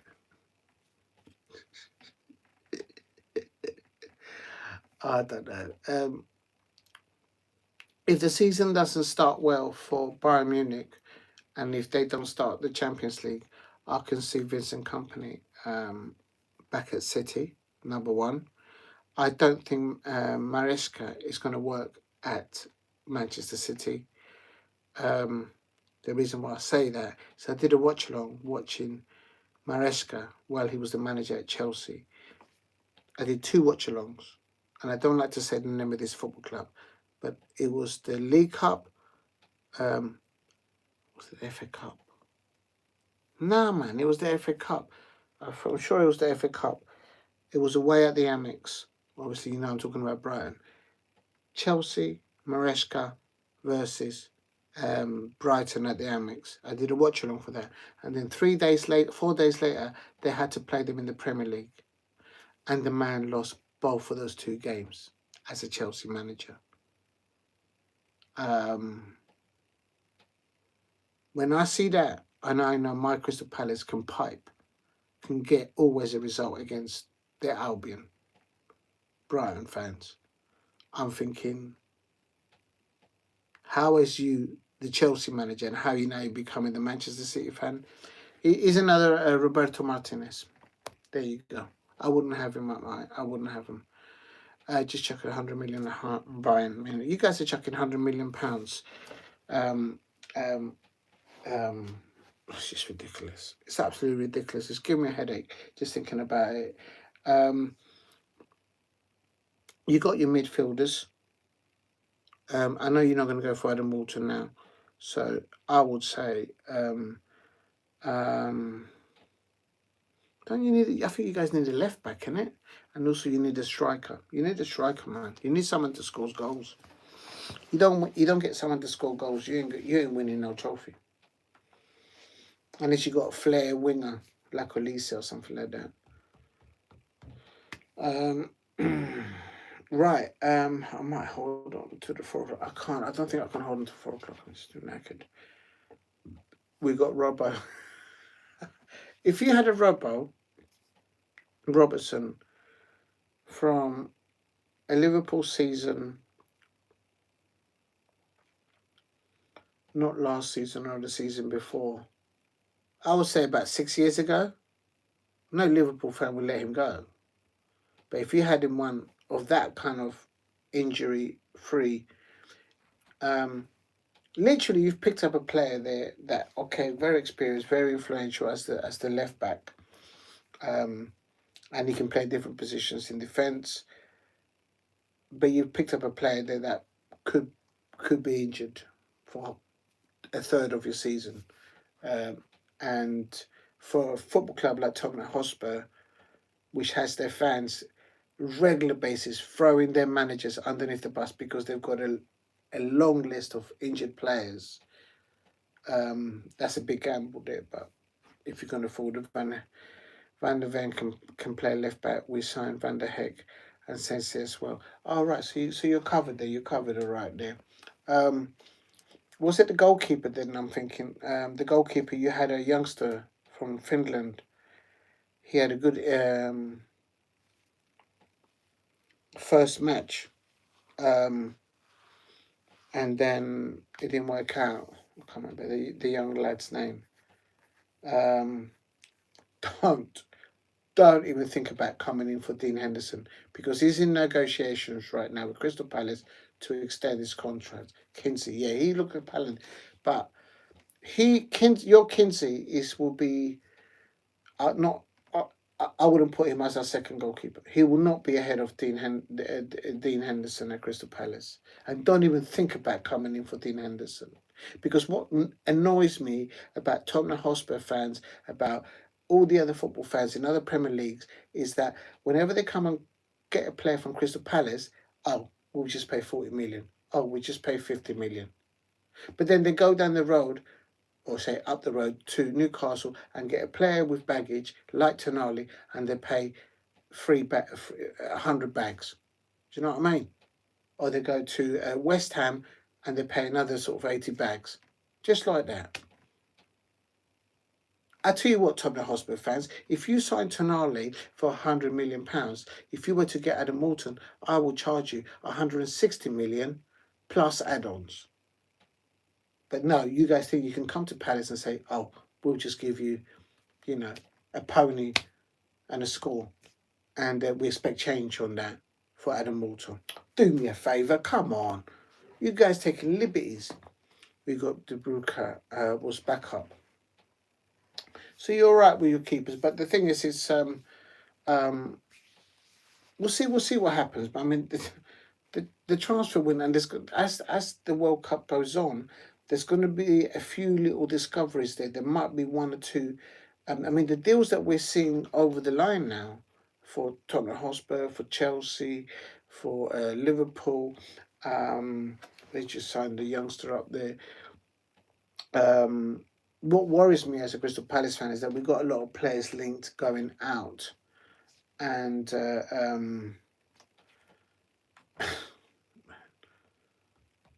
and with Glasner going up to Nottingham Forest, oh my God, don't get me started on that.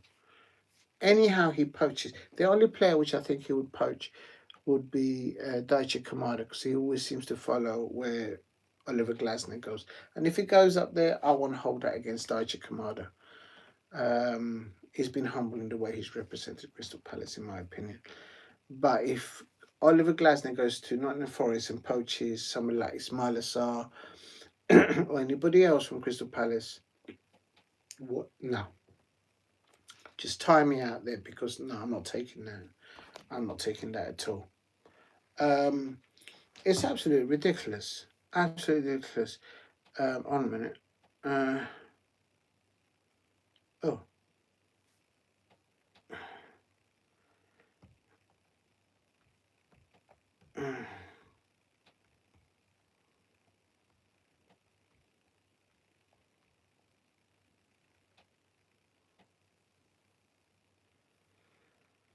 Oh my God. I'm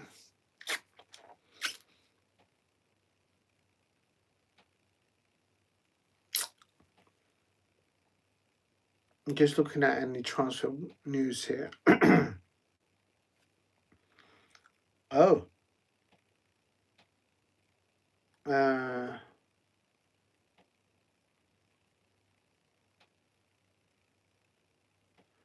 Yeah, it looks like I'm just looking at Sky Sports, and you're right there. Tottenham Hotspur are looking to spend more, even following the signings of Fernandes and Sandro Tonali. Um, um,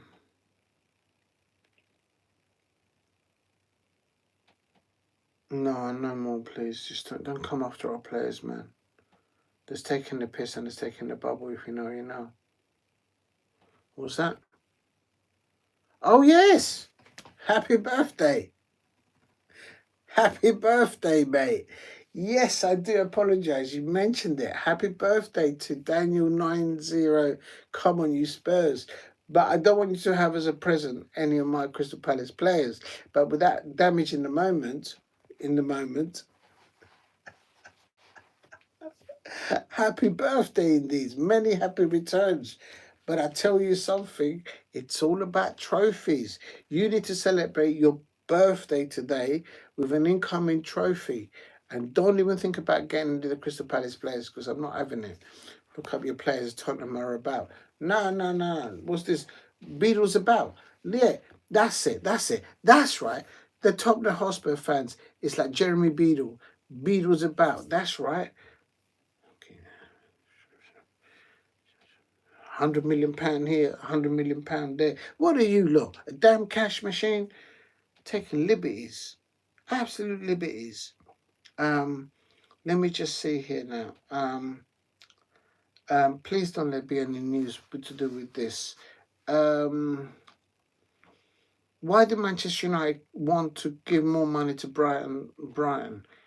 They're still after Carlos Babella. They can't afford Adam Walton, so they're going for just throw some money at Brighton. Unbelievable. Um,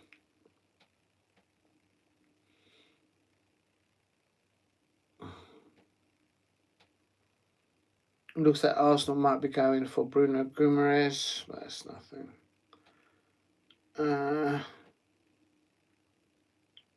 What? Oh yeah, Everton might be coming in for the Colombian Richard Rios. I've not seen that before from Benfica. That's quite interesting. I don't see it. And Diego, the owner, said that this is the only start we'll spend heavily next window forward. The thing is, I'll be interested to see how many people come out of the salary payroll from Tottenham Hotspur. Tottenham Hotspur fans right now are looking all jolly because they feel that they're buying the Premier League. But if you look at Manchester United as an example and Ineos, okay, you may have hit their targets, but they're taking people off the payroll. Tottenham Hotspur are not doing that. And as I said to Tottenham Hotspur fans, if you don't land, if you can't keep your manager for a season, whose fault is that? You can't blame Daniel Levy for that, and you certainly should be looking to point at certain sections of the Tottenham Hotspur fans that keep throwing their players time and time again underneath the bus. You can't keep doing that. Rios is decent. I thought he might be a little bit tall because he's 26, 27. Or is he younger than that? Could do a job for you, for them. I'm just glad there's nothing about Crystal Palace there. That's all I want to know. Good. There's no link up for Daniel Munoz. Nothing about Maxim Lacroix. Nothing. Okay, now. You missed my message. Oh, sorry. Big up to it, the dog. Oh, yes, I have missed your message. Yeah, I mean, I think Tottenham Hospital will spend answering your question there, Daniel 90. And then the Dwang, get the banners out at half time, says, what's worrying me is how we haven't done well compared to our competition like Tottenham, Newcastle, Brighton, who have all completely signings already. Yeah, that's what it is. A lot of clubs are doing their shopping early doors. They know that the World Cup obviously is going to hinder players coming back being available for the pre-seasons and whatnot. And obviously Bournemouth with Areola leaving.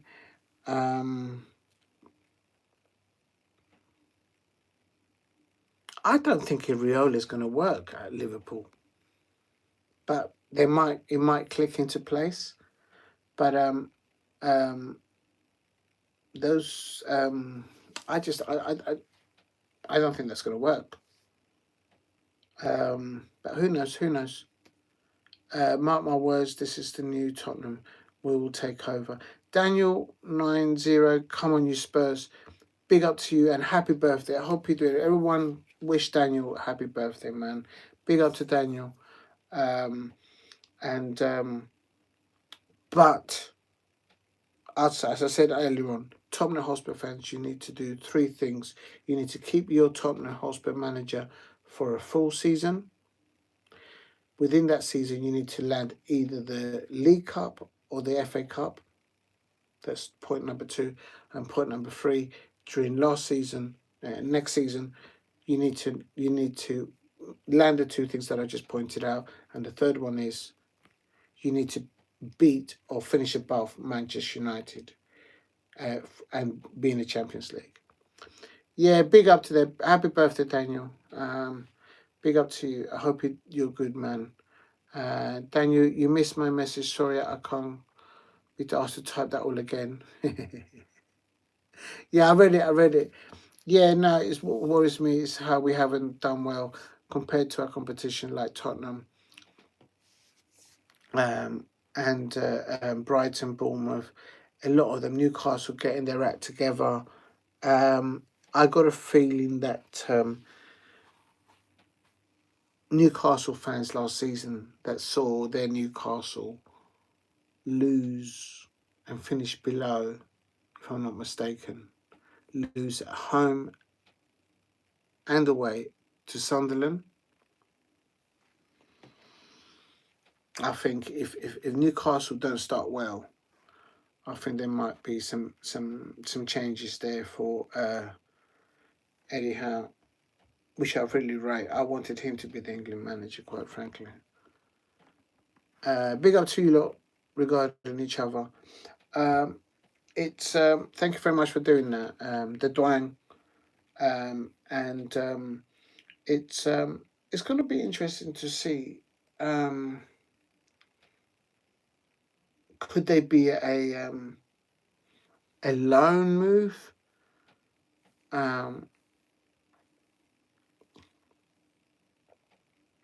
There's quite. I mean, there is after the World Cup. There is going to be players available.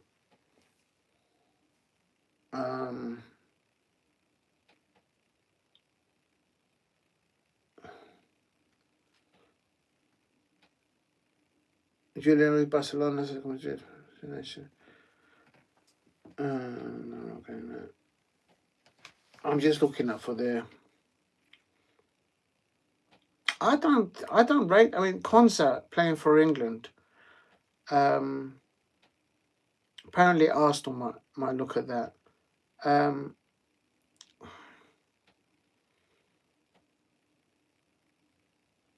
think at one point they were kind of looking at Mark Gahey, but obviously he's left.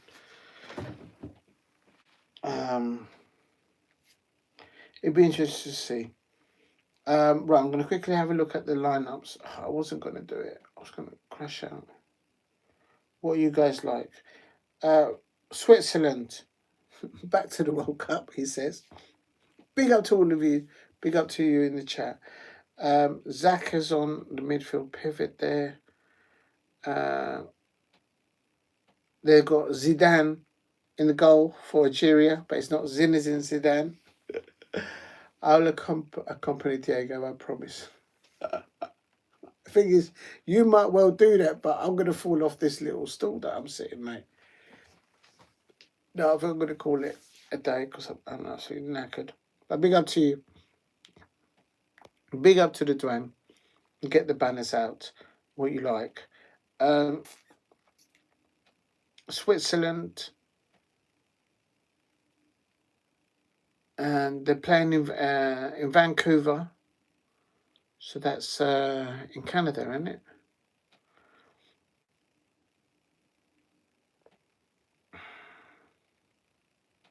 How did Algeria finish? They must have finished. Oh my god! You know what? That's that team's gone through underneath the radar for me. Algeria. What group were they in? Oh, there they are. In they finished below Austria and Argentina. They also finished on 4 points, so they could have finished second. They could have been facing Spain. In a way, they cannot. Maybe they've got an easier tie there. You could always just do the first half, the first quarter, because I do really think it'll be an incredible game. I think Switzerland are going to win that. The only reason I say that is the only player that I recognise from Algeria is Owa. Owa, I recognise that name. Not Zidane. I know Zinedine Zidane is not in goal.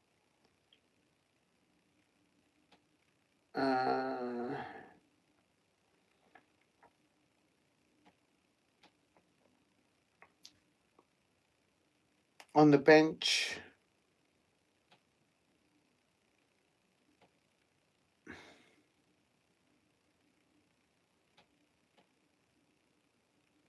no, I don't recognise him. Mahrez, yeah, no, he's not on there. I'm looking at it. Oh, Mahrez. Rings a bell, but where's he play? Oh, is that the Mahrez in... is he a City player? No, I'm thinking of somebody else. I mean, good luck to them. I mean, they're there on credit. They're in the knockout stages. They're doing a similar formation as what we saw today between Portugal and Croatia. 4-2-3-1.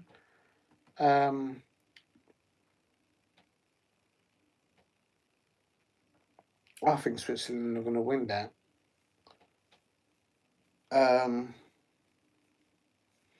Let's have a look at who they've won. Switzerland won against Canada. They beat Bosnia Herzegovina comfortably 4-1 recently, and Algeria beat Jordan just 2-1, and they drew against Austria 3-3. So yes, the one who played for Leicester City. Oh right, yeah. Oh, is he still playing? Cool, blimey.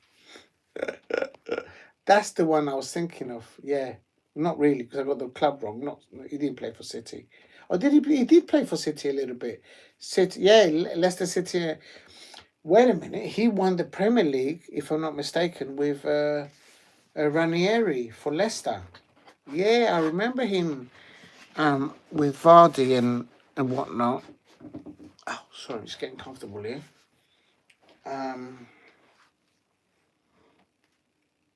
Please keep hitting the likes, and thank you for the 7 likes. You lot are mad out there. Thank you very much.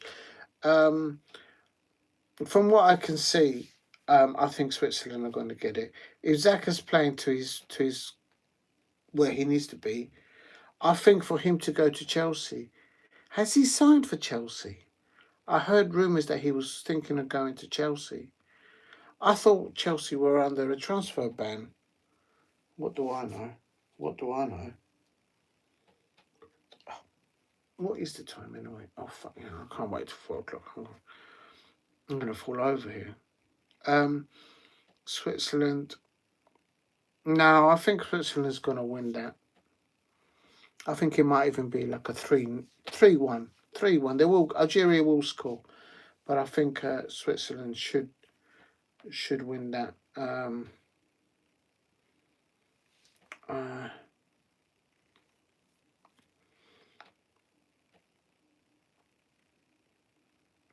Jesus, how many substitutes they got?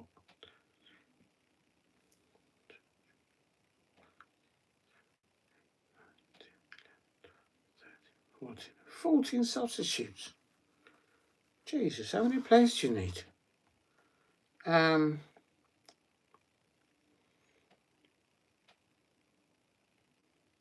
Nidoyi and Bolo, those two names ring a bell.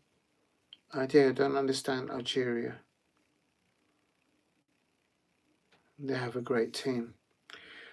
Well, look, they've got there. That's what I said a minute ago. If they play with the intensity, dedication, desire like the Moroccan team, yeah, definitely. Don't underestimate. So you're right in saying that. But I'm just looking at the names and I just can't see any of them in the Premier League. Maybe that's the wrong way to look at it because this is a World Cup. And some of these teams that are not used to seeing in the World Cup, well, they're in the knockout stages for a reason. Come on, man. Algeria, and they've got a player called Zidane. You can't underestimate that. There's got to be a connection there. Do you know what I mean? Wasn't there? I saw a clip there about Zinedine Zidane's son.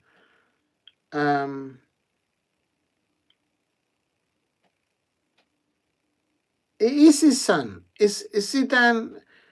You know the goalkeeper for Algeria? I think that's Zinedine Zidane's son. I was thinking it is, because I saw somewhere a report that his father was watching, and the first match that Algeria played. Here, I've got it here. Hold on. He had a mare of a game. Yeah, look, Argentina against Algeria, and he ended Argentina 3-0. Look, it's there. It's all there. And he had a real mare. And I do believe the goalkeeper for Algeria is the son of none other than Zinedine Zidane. So you're absolutely right. How can you underestimate? Even if the man's playing in goal, I can see him scoring. He can score.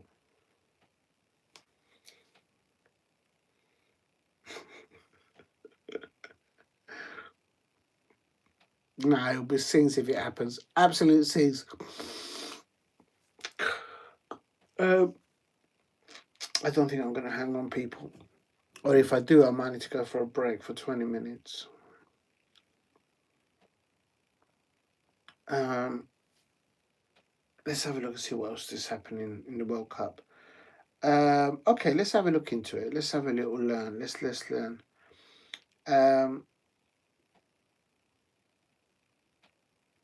Okay, Switzerland and Algeria, two fun teams to watch, blessed with a mix of exciting young talent and wise old heads, seeking to break new ground and reach the last 16. Absolutely. So both of them haven't been in the last 16. Didn't Switzerland make the European final recent? I can't remember.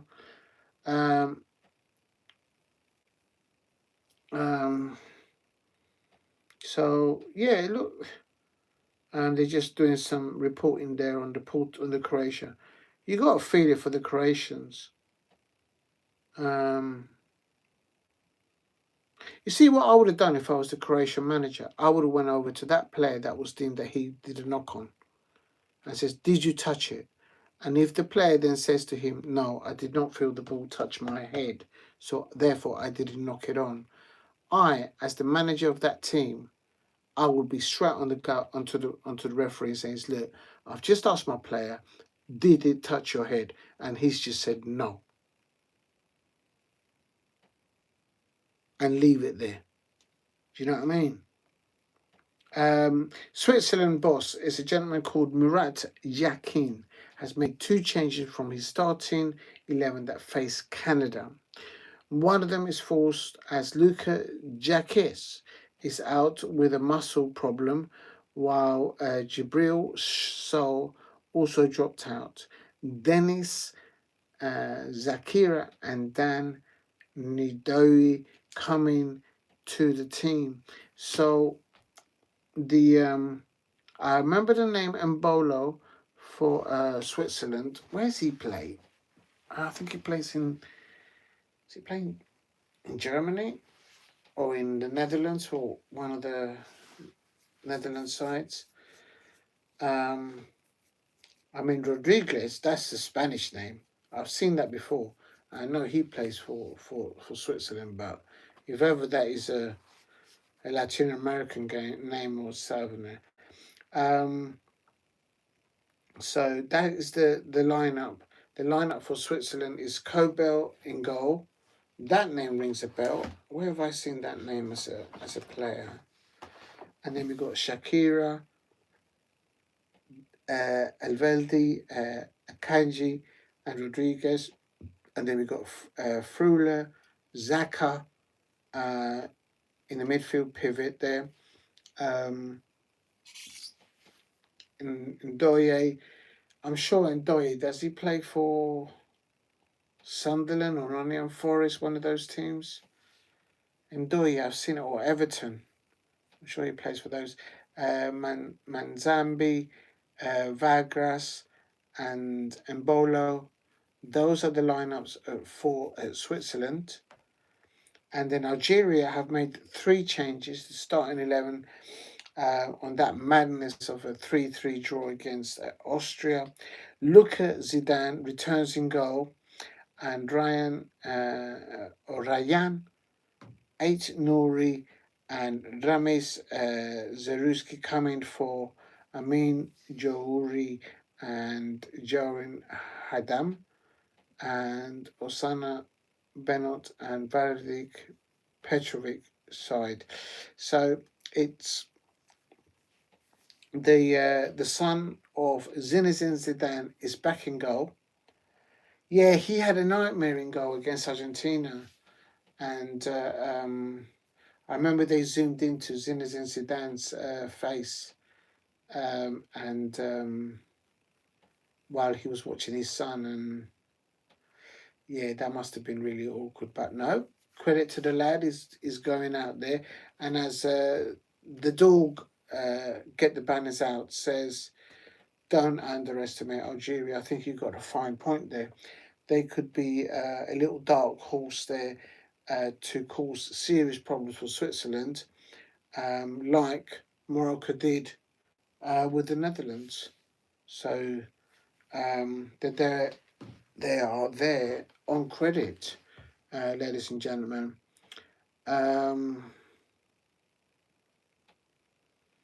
Granit Xhaka there, they're confirming he's made the most passing as a than any other player in the group stages. Yeah,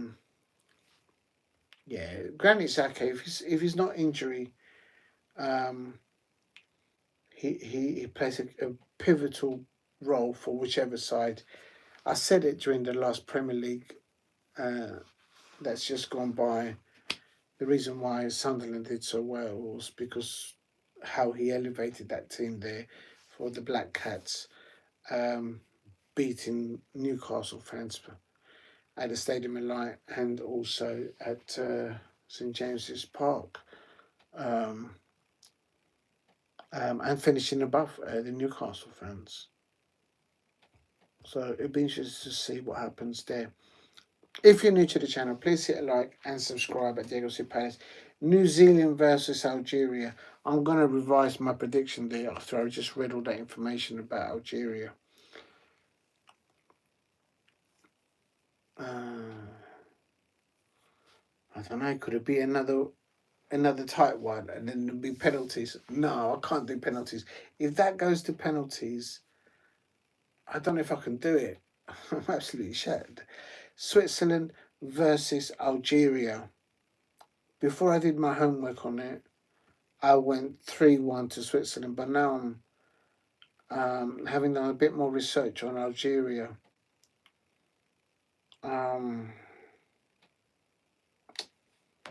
If they cancel out, if they cancel out Xhaka and Frua in that midfield pivot for and deny any service up to Mbolo up top for Switzerland.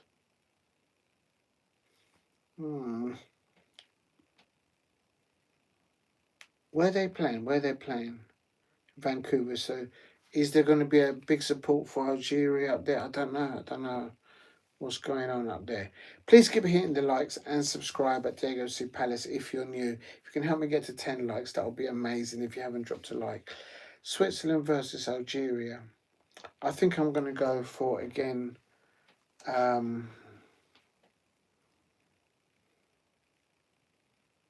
I'm beginning to think that these two might even cancel each other out. God, it's got to be like the previous match. Absolute seeds. Switzerland have a young midfielder, Manzimbi, who was generating a lot of interest from big clubs like Newcastle. Excited to see him. Interesting. What's his name? Manzimbi.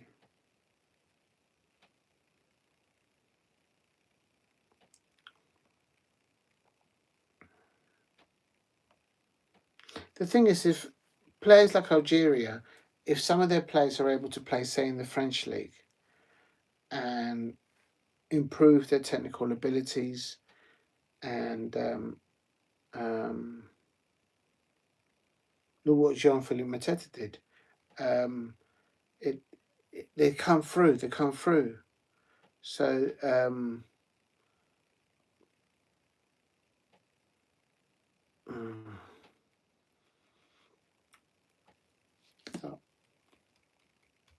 okay, I'm going to revise it. I'm not going to say 3-1. I'm going to say 2-1. I think Switzerland. I can't see enough in the Algeria team that can isolate and put out of place Granit Xhaka.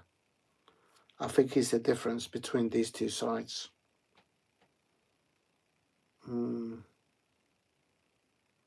Vagras, I've seen him play. Ndoye, that name rings a bell. I think he plays for Everton, Ndoye. That name rings a bell for some reason. Just too tired to Google it. If you're new to the channel, please hit a like and subscribe. I'm going to do the first half. I'll see how the first quarter goes. This is how it is, ladies and gentlemen, that we're changing our soccer. It's become soccer. It's not become football anymore.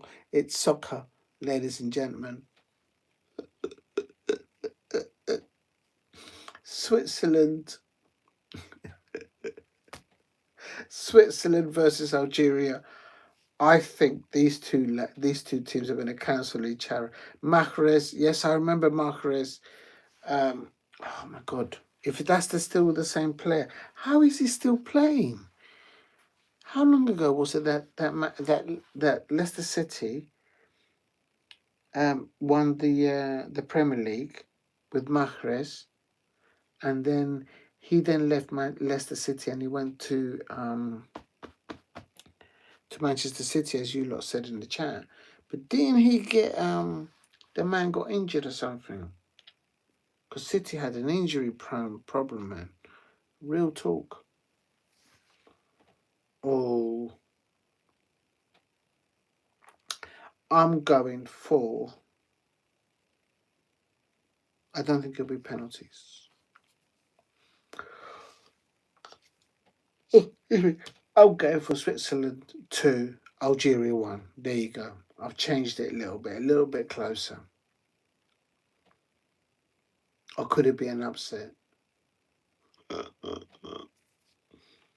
I suppose if Switzerland get knocked out, Chelsea fans will be happy because Granit Xhaka can just quickly make his way to the training ground. Is it a Cobham where the Chelsea players practice? And then we've got Australia versus Egypt, Argentina versus Cape Verde, and then Colombia just gone. Oh my Lord!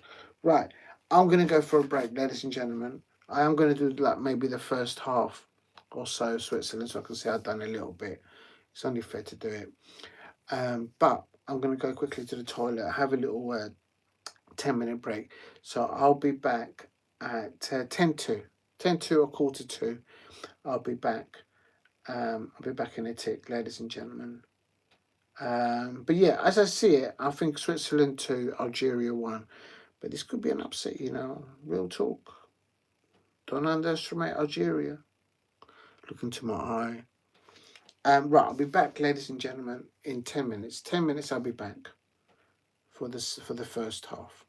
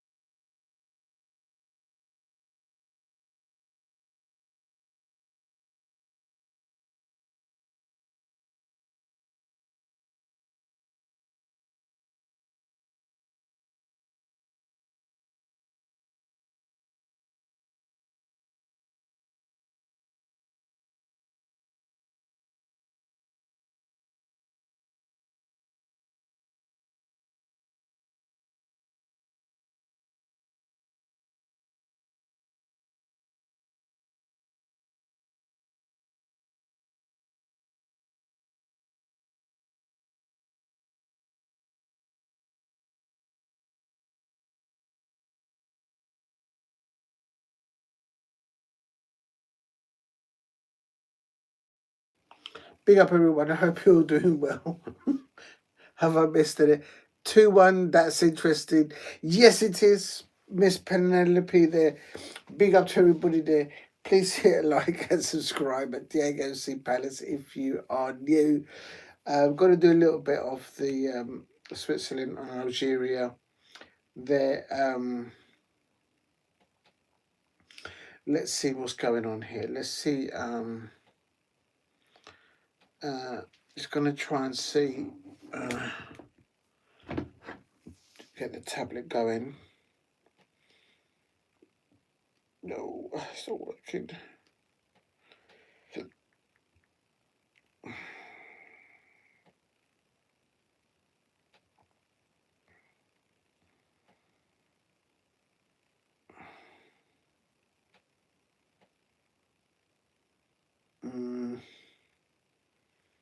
Is it live okay? I think it is, yeah. Okay, let's leave that going. Okay, here we go. Let's have a look. I don't know. Is it on?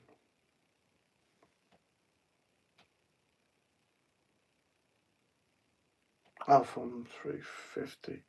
So I think it's coming on live here. I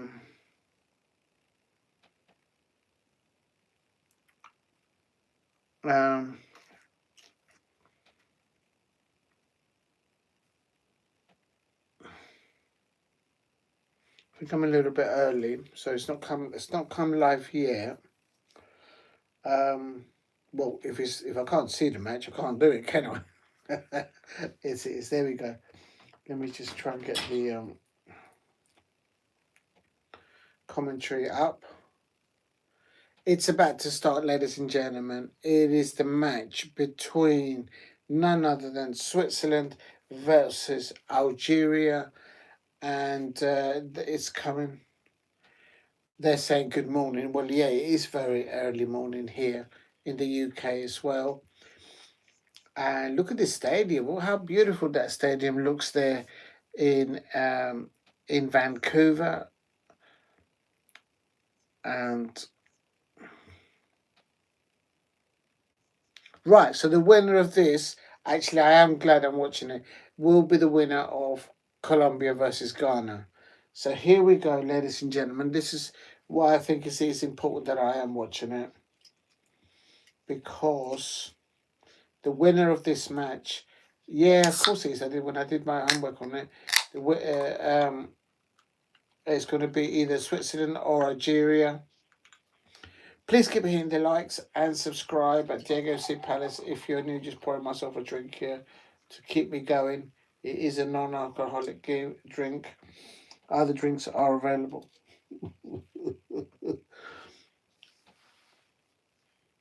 Big up to the BBC support here. So the BBC iPlayer, people should go and watch it there if you want.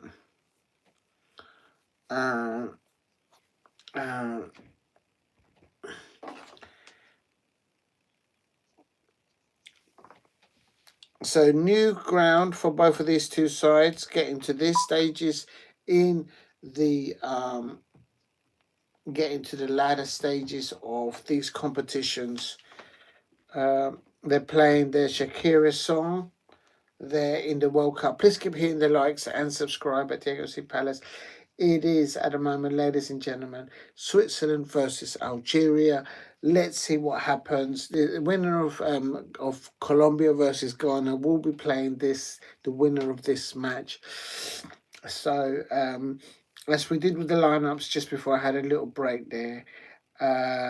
Players to be looking for: Algeria are Mahrez, of course, winning, playing with City and with for City and Leicester City when they done when they won the Premier League. But Mahrez has had a few injuries.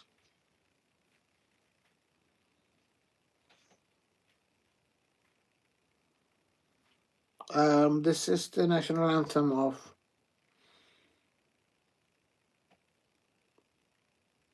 National anthem of Switzerland is being played at the moment. There's the captain of Switzerland, Granit Xhaka. Going through all the other players there. Right, cheers to everybody out there. Please keep hitting the likes and subscribe at Diego C Palace if you're new.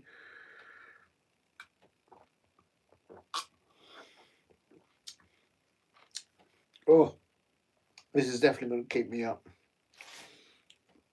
Quite a few youngsters there, I can see, for Switzerland. If you know, you know.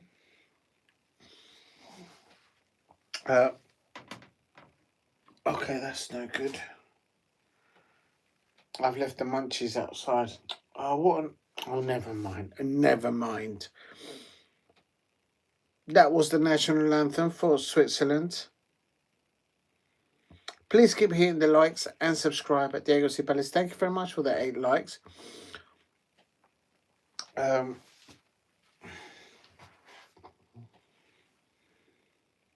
Now the national anthem for Algeria. I like it, as I said, I like the way they put all the flags on the pitch, and in the middle they put the FIFA World sort of logo and whatnot. Oh yeah, I definitely recognise Mahrez. God, I mean, for him to still be playing, he probably won't last 90 minutes. They look very young, this Algeria side.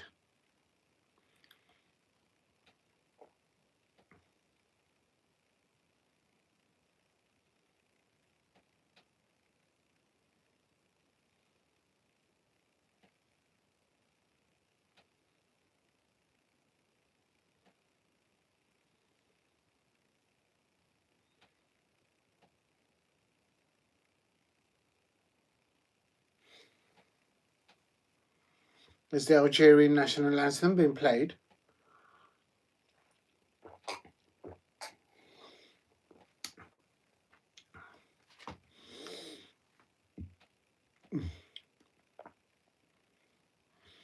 This is Mahrez. Yeah, I remember him playing for Leicester City alongside Jamie Vardy, and of course recently for Manchester City. But I thought he was injured. But now he's on the pitch. He's starting there. I think he's their captain. Thank you for in the chat pointing that out. And there's the referee view.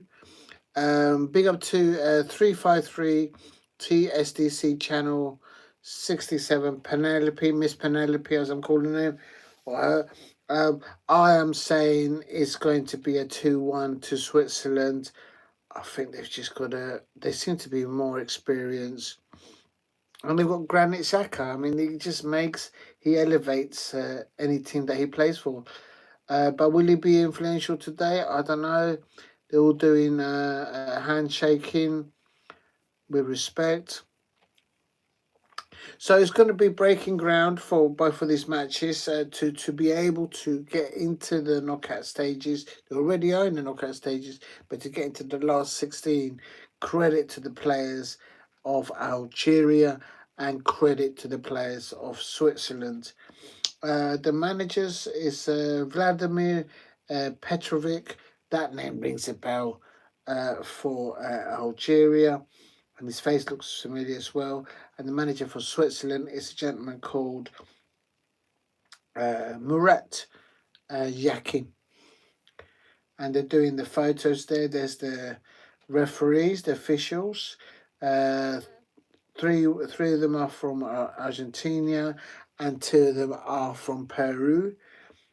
And that's on the pitch side. There's Granit Xhaka up against Mahrez. But Mahrez, and then VAR is an Argentinian, and then we've got a Mexican and a Chilean player. Watch out for who? Big up to the dog, big up for hanging on there, and to 353 to watch out for Manzimbi Diego, the black midfielder for Switzerland, highly rated Manzimbi. Manzambi. Okay.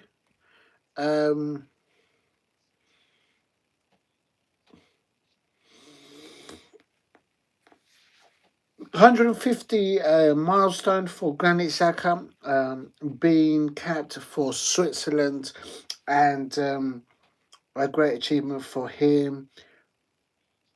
Algeria, and yeah, I remember the 3-3 against between Algeria and Austria and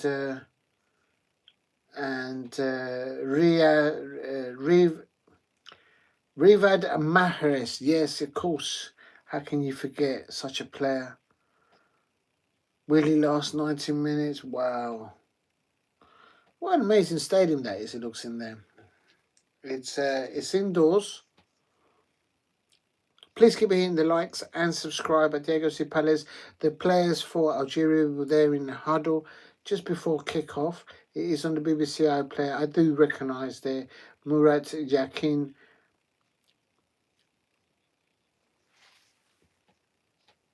So he's been through this. So the predecessor of Switzerland is now the manager of Algeria. So these two managers know each other very well. Certainly the Algerian manager knows Switzerland well because he used to manage them. And the group winner of this will play either Colombia or Ghana. Switzerland versus Algeria here. Let's have a look. Please keep hitting the likes and subscribe at Diego C. Palace. If we can get to 10 likes, that would be absolutely amazing. But if not, it's all okay. Thank you very much for all the new subscribers. If you haven't subscribed, please subscribe at Diego C. Palace. So we're looking at for a youngster called Manzimbi. They're playing, I think, in the false 9 position for Switzerland. Up there or tucked alongside there falsely against alongside Embolo of Switzerland. So let's see how they settle in. Let's see who settles into the match first.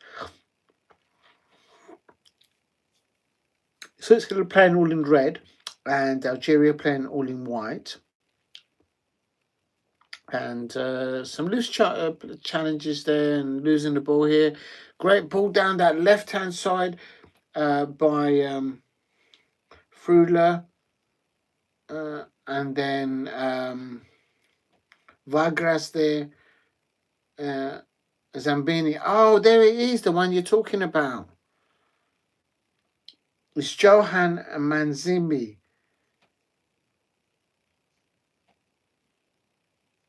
Right, he plays in the Bundesliga for Freiburg. And he played against Aston Villa. So he could well be making, a lot of players do go from the Bundesliga and they play, of course, into the Premier League. And he's only growing, and he Manzimbi, so that's he's wearing the shirt number 9, I believe. Right, let's have a look. Look.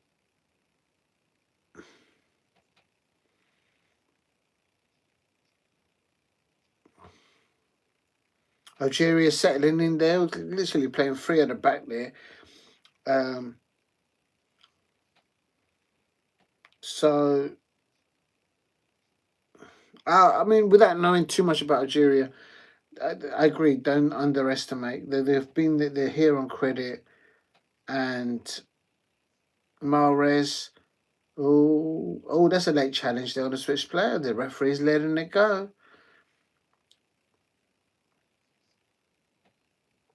The goalkeeper kicking it away. Please keep hitting the likes. It's still 0-0 between Switzerland and Algeria.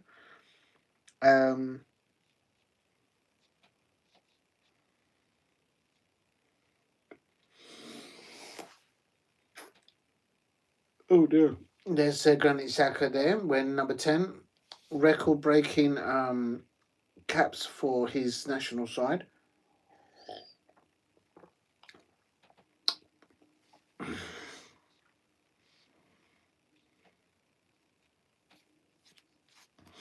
Let's have a look here.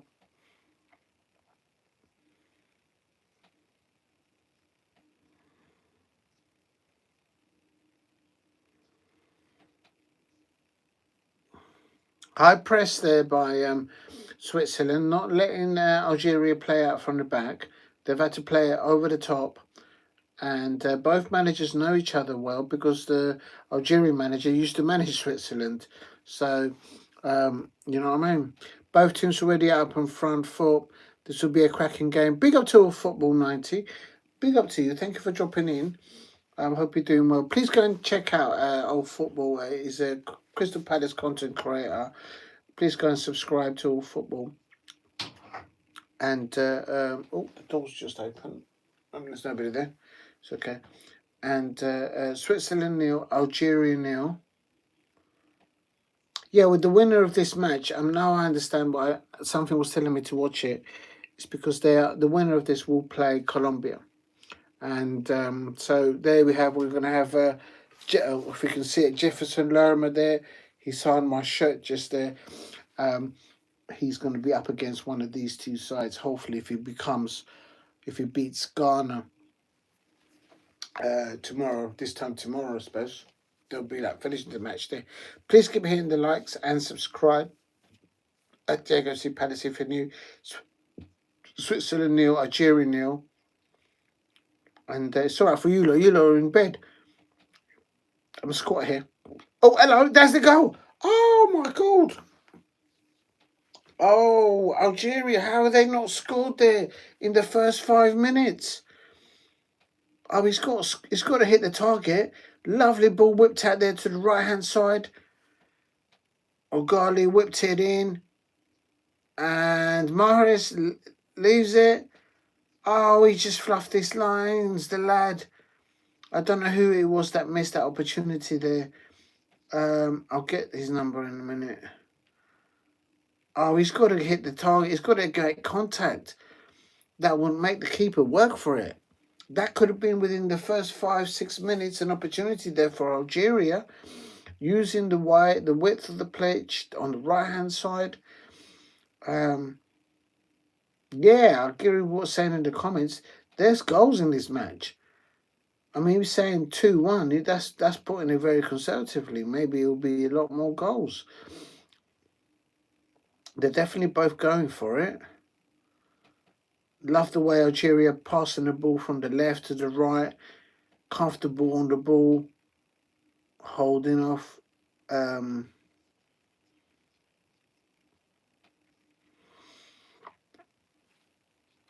Oh.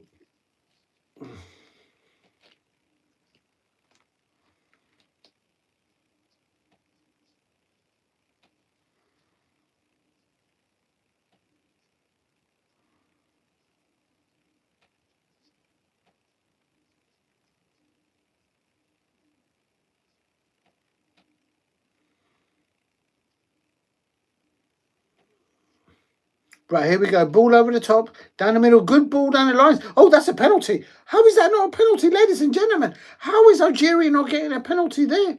Is this referee from Manchester? What's going on? Oh, no, he's not. He's not from the Caribbean. What is going on, ladies and gentlemen? I think that's an Algerian penalty. The crowd are booing. Oh, my days. Algeria, how did they not get a penalty? I need to see a replay on that.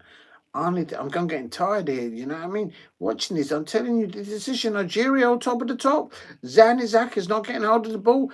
And there's another Algerian player who's been fouled there. I think that was a penalty there for Algeria on 7 minutes.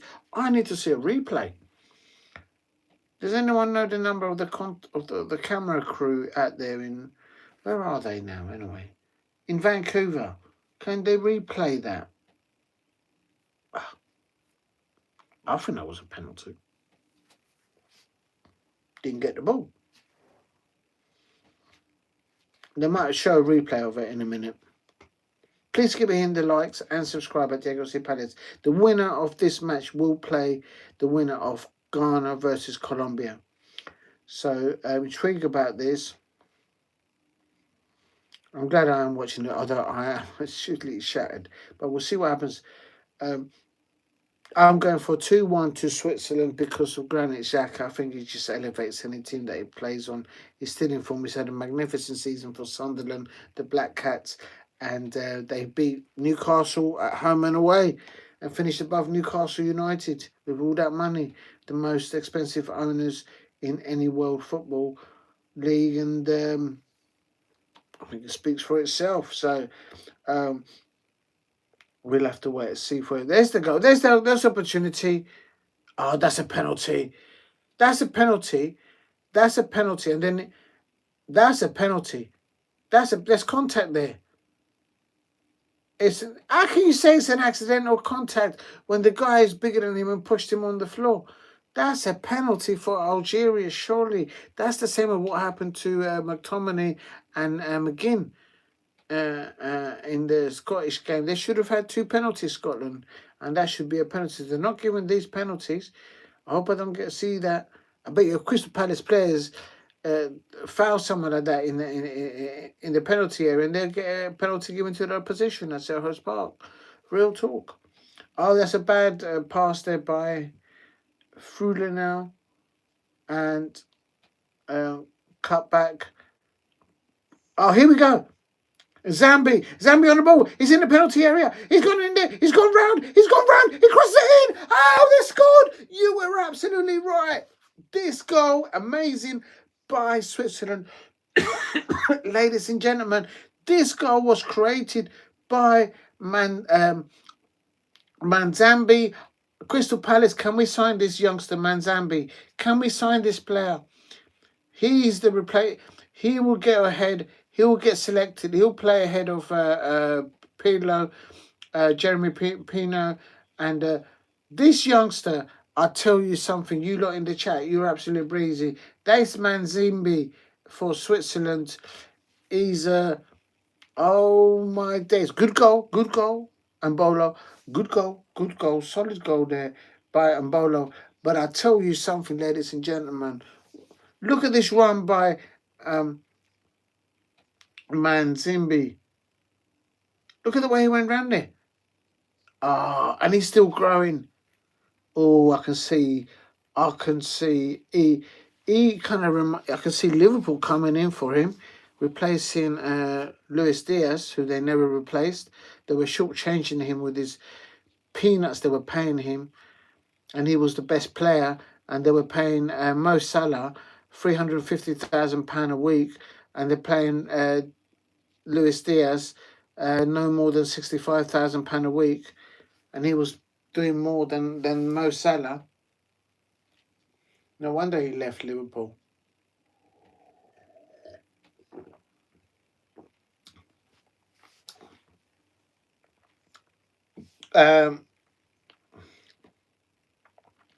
He's been playing for Qatar and Bola, but it's Switzerland 1, Algeria 1.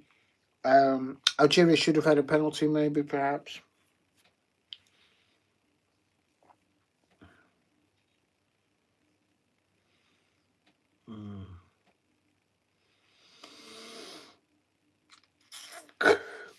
Is the FIFA chairman or the guy who runs the thing? I kind of agree with what FIFA said. They're saying, look, if your football associations are not officiating the rules correctly, that's as it down to them. So good breakup play here by Switzerland. Algeria now switching the ball over here to the left-hand side. If you're new to the channel, please hit like and subscribe at Diego C. Palace if you are new. And Algeria conceding the first goal here, but as somebody said in the chat, I don't think we should underestimate Algeria at any cost here. Great stadium, this. It's all indoors. And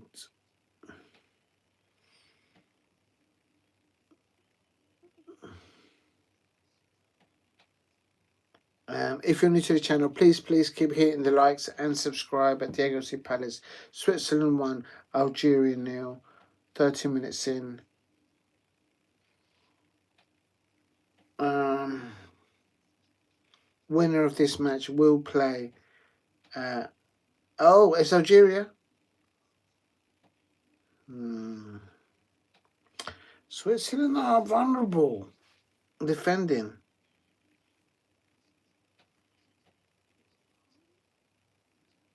Yeah, he didn't put his laces through that.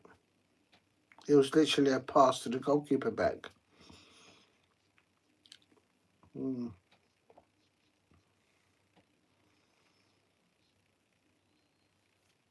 Please keep hitting the likes and subscribe. Diego C. Palace, Switzerland 1, Algeria 0. Best player on the pitch, as somebody pointed out, it's a young man called Manzimbi. He plays in the Bundesliga.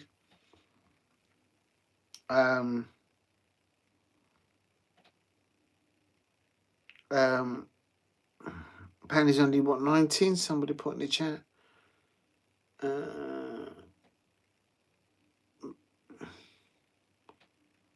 Manzimbi. Well, the same as midfielder, but he's playing that on the wing. But he's definitely able to drift in. And yeah, what an incredible. Yeah, absolutely. He's incredible. Yeah. And here he goes again. Oh my God, he nearly scored. Oh my days.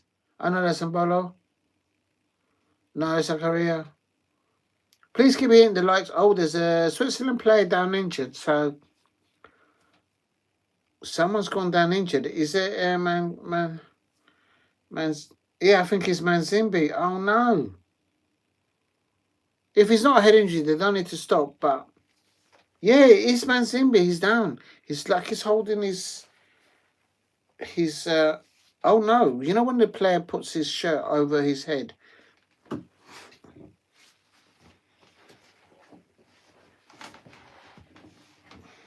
If he comes off injured now, this changes everything, I suppose. I think he overstretched.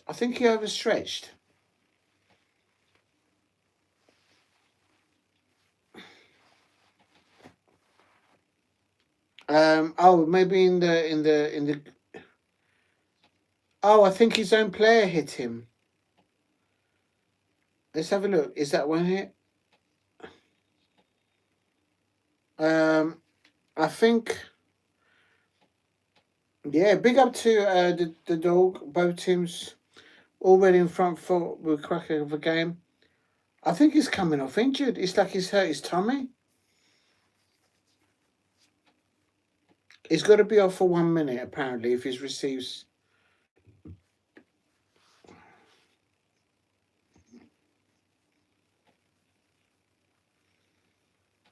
I don't think he's been substituted here for Switzerland. The manager for Switzerland, is he the big guy or the slimmer guy on the bench? I still don't know.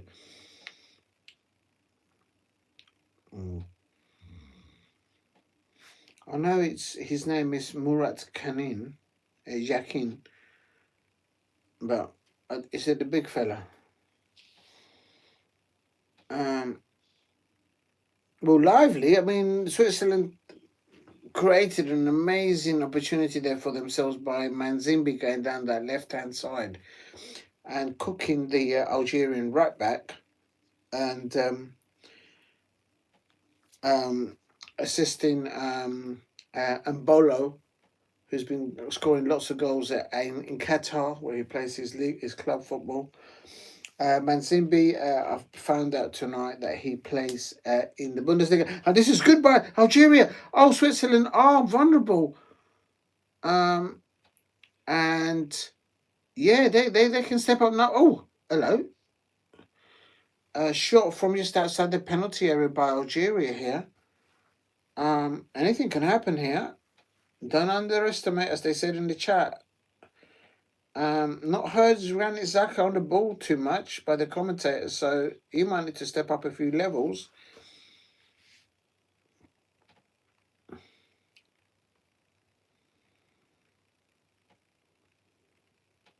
Please keep hitting the likes and subscribe. Diego C. Palace, the winner of this match, does play Ghana or Colombia. going to be Daniel Munoz and Jefferson Lerma. If you know, you know. Real talk. Switzerland versus Algeria there. Switzerland winning 1-0. Although I do say that they haven't shown it. Algeria could have had a penalty. Oh, no, that's a mistake. Oh, my God. There's a back pass and it nearly went into their own goal. Oh, my days.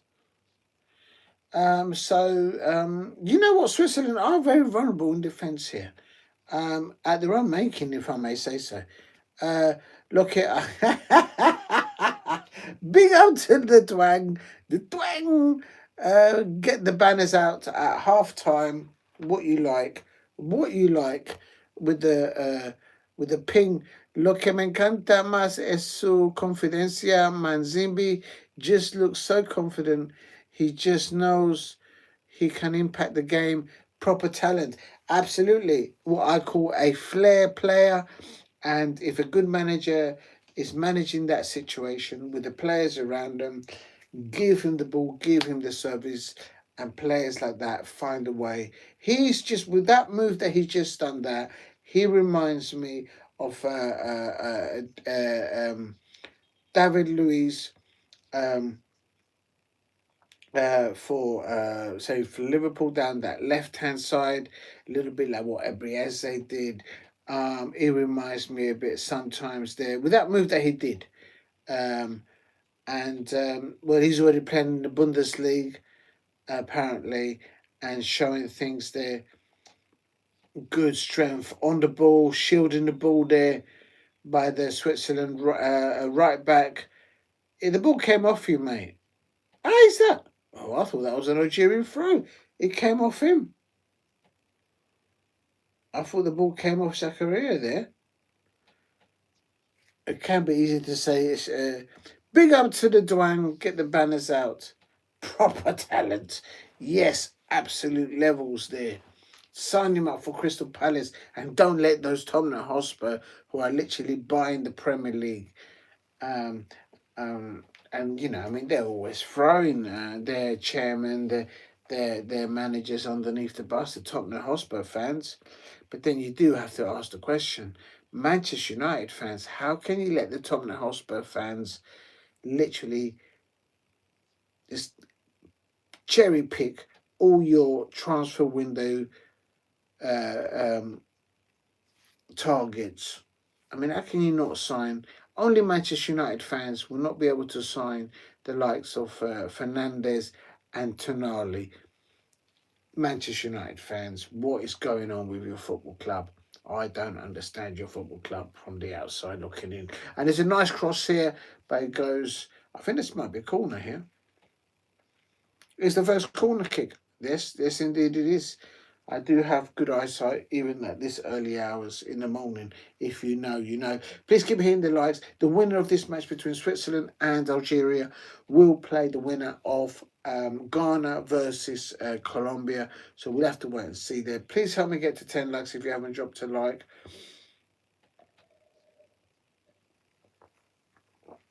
If you're new to the channel, please hit a like and subscribe. Thank you for all the new subscribers. Still live, just checking. You never know. Cool.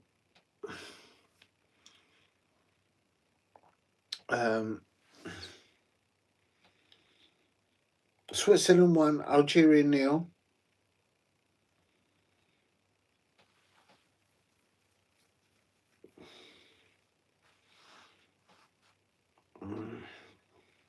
Algeria has come back from behind in this competition, so they, putting it mildly, they don't give up. So 1-0 to Switzerland. In all honesty, I don't think it's enough. That's what I'm going for. Switzerland 2, Algeria 1. But what do I know? Switzerland do look a bit vulnerable around the back in defence. The way they pass the ball, the goalkeeper to the defenders, said I'm going to make a mistake. Good ball here down the left-hand side now for Switzerland. Key player for Switzerland is Manzimbi and Granit Xhaka at the moment. Why are they whistling in the crowd? Why are they whistling the Switzerland players? I don't understand. Do they feel it's going to put them off? It's not going to put them off. They're just going to score again. If it's the Algerian fans doing that. If you're new to the channel, please hit a like. This stadium has got a roof on it. So if they all whistle, it does echo. But that's not going to stop the players. A long throw incoming here by Ndoye. I have seen him somewhere. Manzim. He's literally all over this. Manzimbi, he's got the freedom of the ball. Oh, his ball hit there forward. And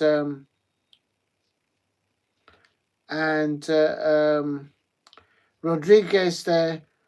How is that Switzerland surname? I'll never know. But Rodriguez there. Yeah,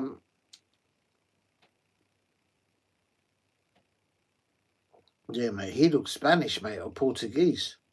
Hydration, the first break here, hydration break, ladies and gentlemen. Please keep hitting the likes and subscribe at Diego C. Palace if you're new. Switzerland 1, Algeria 0, ladies and gentlemen. If you know, you know.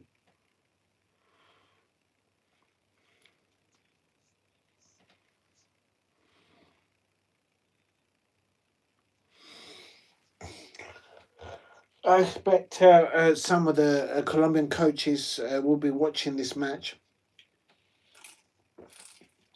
Not the players, because they need their rest. This time tomorrow they'll be playing, which is before this time tomorrow.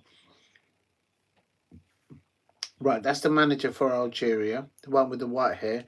It's a gentleman called Vladimir Petrovic. And Colombia, what? Colombia, little brother, you're already Mexican. No, don't throw that. Listen, can't you see? Can't you see can't you see the shirt there from Colombia?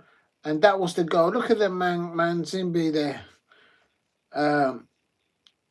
Manzimbi, what a run by Manzimbi. And then Bolo there doing what he has to do there. Real talk. What are you talking about, Mexican? Viva Mexico. Listen, Viva Mexico, what are you chatting about, mate? What are you chatting about? What you don't? You don't know, mate. You don't know. We got Daniel Munoz. Mexico, their best player is Quinones, and he's from Colombia. Look at that! Are these Algerian fans? They're celebrating. The Switzerland fans are waving their flags in. Well, they're enjoying the moment, and Bolo, they're having a little coffee break and a tea break. There's Manzimbi. Yeah, definitely sign him up. Crystal Palace make a bid. Do you know what I mean? We had Dougie Freeman still at Palace. We would have been playing him. Yeah, he's got as they say in France, they're a bit of a je ne sais quoi.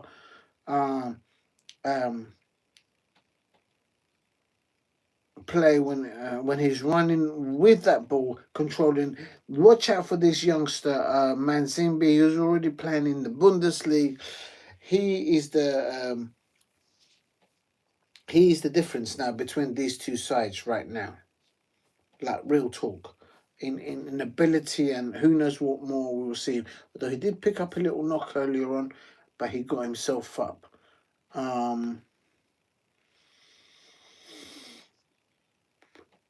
Yeah, how did they restart the game? I don't even know. Oh, it's a goal kick.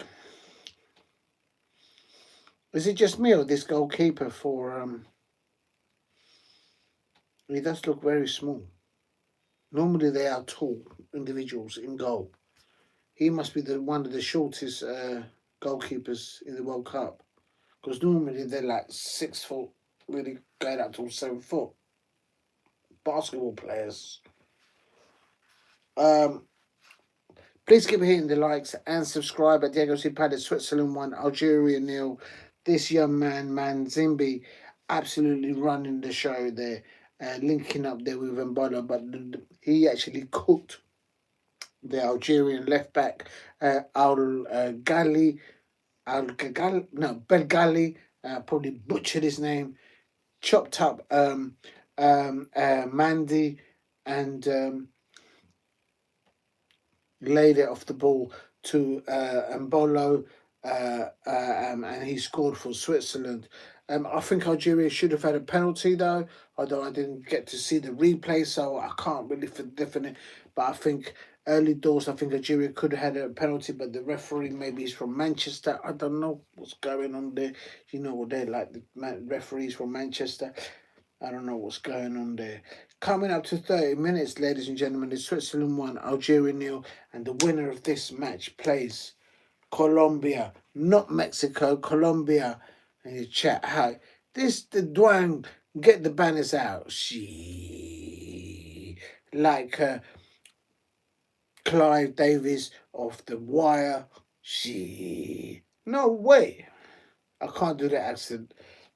I think it'd be like Chicago. I think it's in Chicago.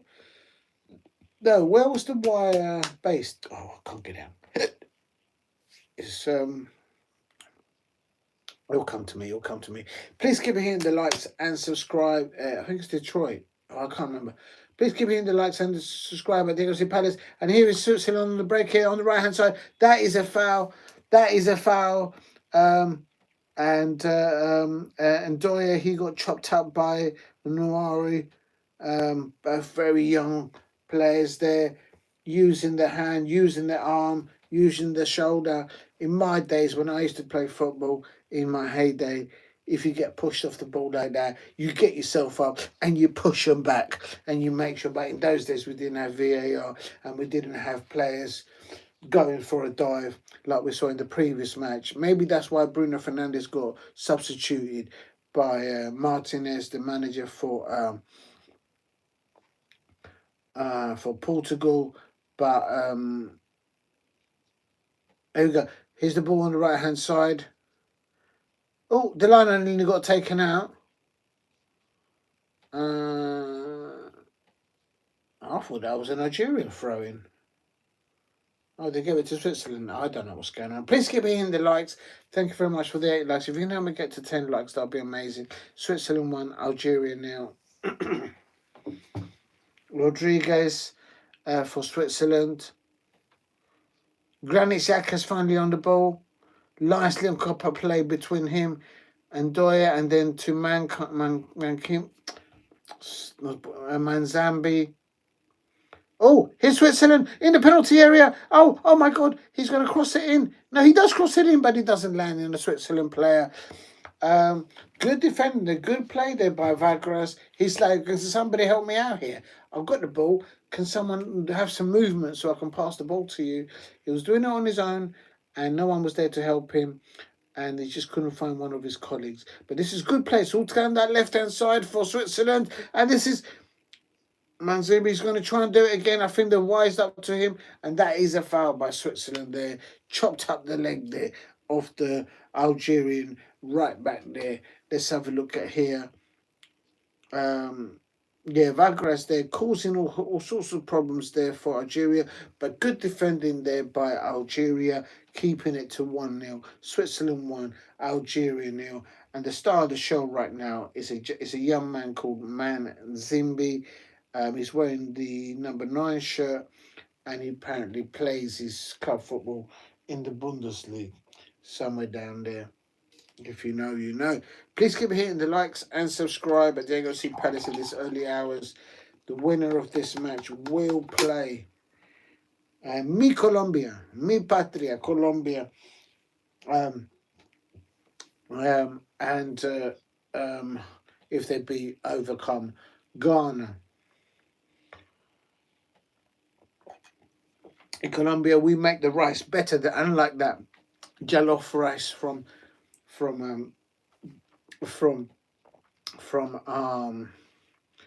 Ghana. That's right, I had to bring it in. What do you mean, Mexico or England? Listen. Don't break my heart. Listen, Mexico.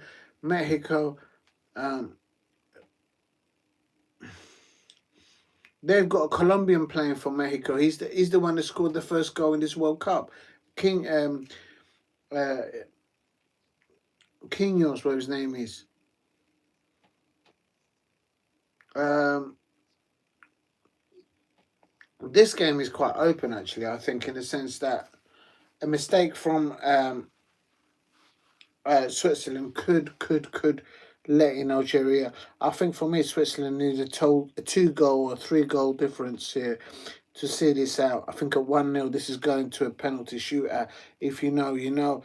Mexico, England, he prefers our culture and our people. That's why he chose us. No, no, not Mexico, not Mexico, but Colombia. But as you can see, I've got a South London accent. Please, there's someone has been spotted there in the fan base, and they're all shouting. The kids notice. Please keep hitting the likes and subscribe at Diego C Palace if you are new. Switzerland 1, Algeria 0. We got tacos. What do you mean you got tacos? Listen, Colombia, we got a heap of load of food, mate. Do you know what I mean? Tacos. What do you have? What delicious foods do you have? We got empanadas. We got arroz con a carne asada. We got paisa. Oh, here is the Manzimbi on the ball on the on the left hand side. Oh, he's chopped up. That's going to be a yellow card. He's just been chopped up there. And Chaibi, I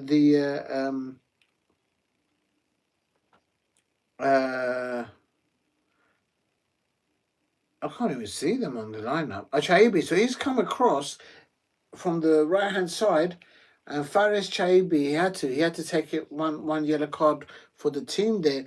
But for me, they can't handle this young man. Manzimbi, Crystal Palace, can we make a bid for this player, man? Before the Tottenham Hotspur fans, the way they're hoovering up and buying the league. But I don't really even blame the Tottenham Hotspur fans. It's Manchester United fans. How can you let the Tottenham Hotspur fans claim all your transfer targets and just take it on the chin like that? Absolutely shameful, because you're messing it up, the transfer window, for everybody else, allowing Tottenham to hoover up everything else. Free kick here. Get it to the back post. Get it to the back post. You've got 3 players on the back post. On the front post, you've only got 1 player. Back post. It has gone to the back post. Oh, nearly. And that's not a bad try there, attempt there. That was missed by Zakaria. That's a good chance there for Zakaria, not for Shakira. Zakaria. The ball comes over. You know what? That might even be a penalty, the way they were all grabbing onto his shoulder. See, look, there's grappling going on there. Look at that. The man is holding on to him, man. Tripped him over.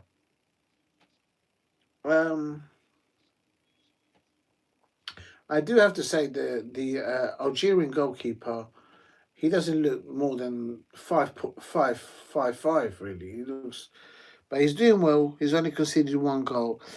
Please keep hitting the likes and subscribe. The Dwang is coming up with some madness. They're saying that they've got tacos. He's obviously Mexico. He likes to live in Mexico City, downtown Mexico City. And Granny Saka there getting the ball, and it is Manzimbi on the ball. Manzimbi on the ball, Pissy on the ball, crosses it infield, but he gets into centre by Algeria. But Algeria give the ball away. That's handball, isn't it? Ref, that's not handball. That's handball. Oh, maybe I just don't see it right. Please hit like and subscribe. Help me get to 10 likes if you haven't hit like.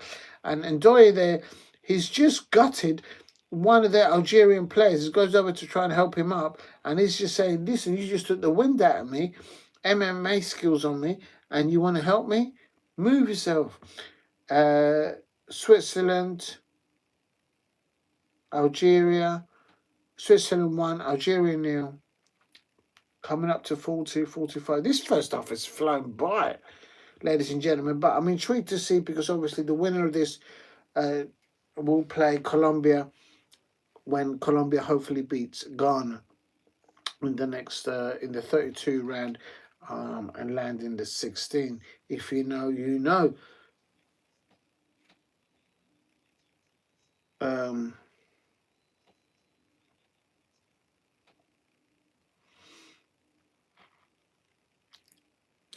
Here comes, oh, nice cross ball into the penalty area, and Mandy's not happy there. Mundi or Mandy, I think it's Mundi. That's offside. That's offside. Oh, I don't know. Anyway, please keep hitting the likes and subscribe. At Diego C. Palace, Switzerland 1, Algeria 0. And Vargas now taking the corner for Switzerland. Let's see what happens. Ball going to be licked in there. Vargas. Ventilate. Switzerland needed a goal. They need another goal. If they keep it at 1-0, I think Algeria, because they don't give up. We will see what happened between them and Austria. Oh, my back is nearly gone there. Oh, that's really painful. Here's Algeria on the attack on the right-hand side. They do like to bring it infield and then just switch to play, which is respect, because they're using up all the whole... they're playing it, trying to play it central. They've gone back out to the right-hand side. Mahrez literally couldn't get hold of the ball there. My back has gone here, there. Oh, Listen, if I hear any of the Crystal Palace players linked to Chelsea or to Tottenham Hotspur or to Manchester United fans, I'm saying, oh, we're getting that, oh, from The Wire, that TV series. They had a character there called Senator... I forgot now. I mentioned the name earlier on. Mahrez there. Senator Dave Clark. Oh, I had it a minute ago. Hold on a minute. Oh man, how do I do this? Is it here? Oh, is it this one? No.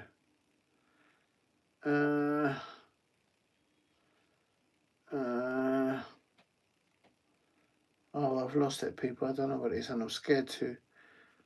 I'm going to leave that. Please get here, like Senator. Oh, I never forget. I can't remember the name of the band. I don't know how I found it before. All right, let's concentrate on the football. Let's not talk about TV series. Craig Davies, that's what it was. Craig Davies. Oh my God. Concentrate about the football. That's your fault. The Dwang, get the banners out. And here's Manzimbi on the ball. Oh, he gave too much. Okay, so he's good at forward. Every time he gets the ball, he likes to go forward, but he does overplay it a little few times. So it's like he needs a bigger pitch. He's such a flair player, big. He's growing. But playing in the Bundesliga, if he's playing up against the likes of Michael Olise, Harry Kane and whatnot. Oh, this is Algeria. Oh, they nearly scored. Good by Chaibi. And okay, the keeper had it covered, but great creative play there by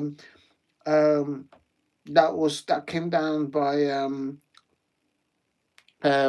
Awa, licking the ball up to Chaibi. So that's good link-up play there by so the Algeria, although they're losing 1-0, they are finishing strong. Two attempts on target for both of these two teams. As I said earlier on, I think Switzerland need a second goal or 3 goals difference to see this one out, because I've got to think Algeria, they're going to keep nibbling here and nibbling there, and adding some seasoning here and there, and they're going to have a little bite at this 1-0 lead that Switzerland have. I think they need another goal. Switzerland. Algeria here finishing strong the first half. Magnuri, Over to the right hand side back post, but it's a bit too far, and that should be a goal kick. But Halley could not get hold of it. Please keep hitting the likes and subscribe at Diego C. Palace if you are new. Good ball over the top. Just couldn't get hold of that to cross it back in there. And there is Rodriguez there coming across. Um, Rodriguez. That's such a Colombian surname.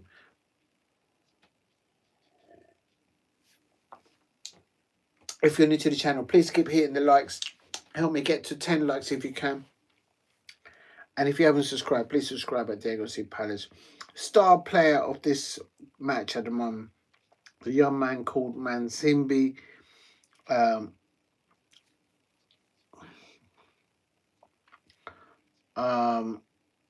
Every time he gets the ball, like he's going to get it in a minute, he looks to go forward. And Switzerland hoofs the ball over to the goalkeeper. Oh, nearly got lobbed there.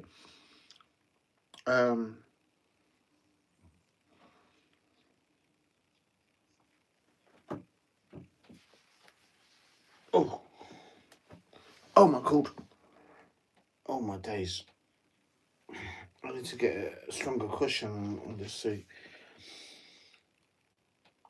Please keep hitting the likes and subscribe at Diego C. Palace.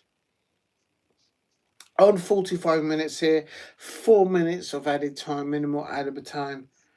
Shakahira here with a throw in.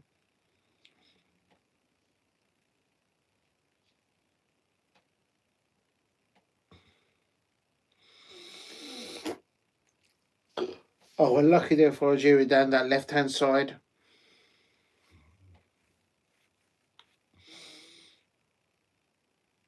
It's all to play for. It's only 1-0 at the moment, so crucial next goal for either this side.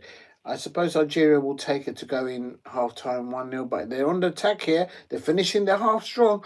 Oh, good cut out there by the Switzerland left back there. And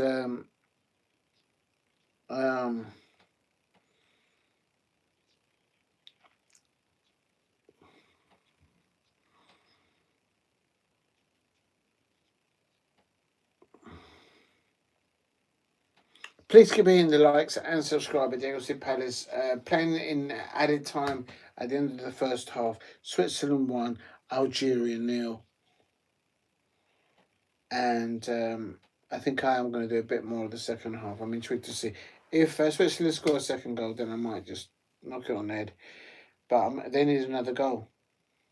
But I don't see it happening. Algeria's finishing the half very strong. And I've got a feeling they're going to finish the second half like this. Try and do a madness. Like how Senegal got knocked out. Mahrez on the ball here. Bengali on the ball. Ball whipped in. Oh, Mahrez. Oh, that's the goal. Oh, surely. And he's missed it. He snatched at it. Oh, that could have been the equaliser, ladies and gentlemen. And Ibrahim Maza, he just snatched at it. He had a bit more time. I know, but there was the two. Yeah, he just snatched at it. It's like get an opportunity, and it looks very young. It doesn't look like he's been shaved. But that's good for them. They're finishing strong, Algeria here in the end of the first half here. Still only 1-0 to Switzerland, so they'll probably take that. They'll probably take that. Says, you know what, we can build on that. We can build on that. And early doors in the second half, maybe get an equaliser. And that is full time, ladies and gentlemen, for the first half. No, it's not full time for the first half. They're still playing. I don't know why the referee blew the whistle like that. Causing all sorts of confusion here for YouTube content creators. Switzerland 1, Algeria, and Mazza there.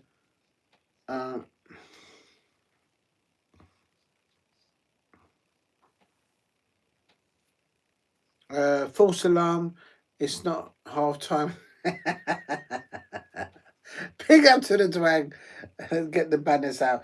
Listen, let me tell you something. None of this Mexico talk. It's Colombia or England all the way. Listen, mate. If you know, you know. Jelly eels and empanadas. Ooh, that's a horrible mixture. But there's Manzimbi there, the highlight of the first half, as somebody mentioned in the chat. Big up to you lot. Manzimbi there, running the show, running the thing there, down that left hand side. He just cooked the Algerian right back. There's a Switzerland player chopped up. He's eating the grass as we speak. He's injured on the floor, and no one seems to pay a notice. They're all waiting for the referee to blow. Now, a few seconds to go. And the referee, there is timeout. He has ended it. 4 minutes of added time. And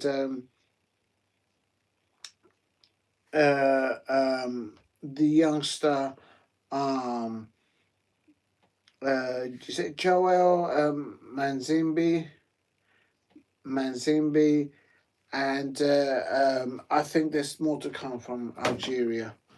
Real talk, I think there's a bit of liveliness there, and Switzerland, they know. But yeah, this young man, Manzimbi, there, um, um, yeah, he looks an absolute nightmare to defend against once he's coming at you. But he does sometimes overplay a little bit, but he just doesn't give up and he finds a way to link up the play.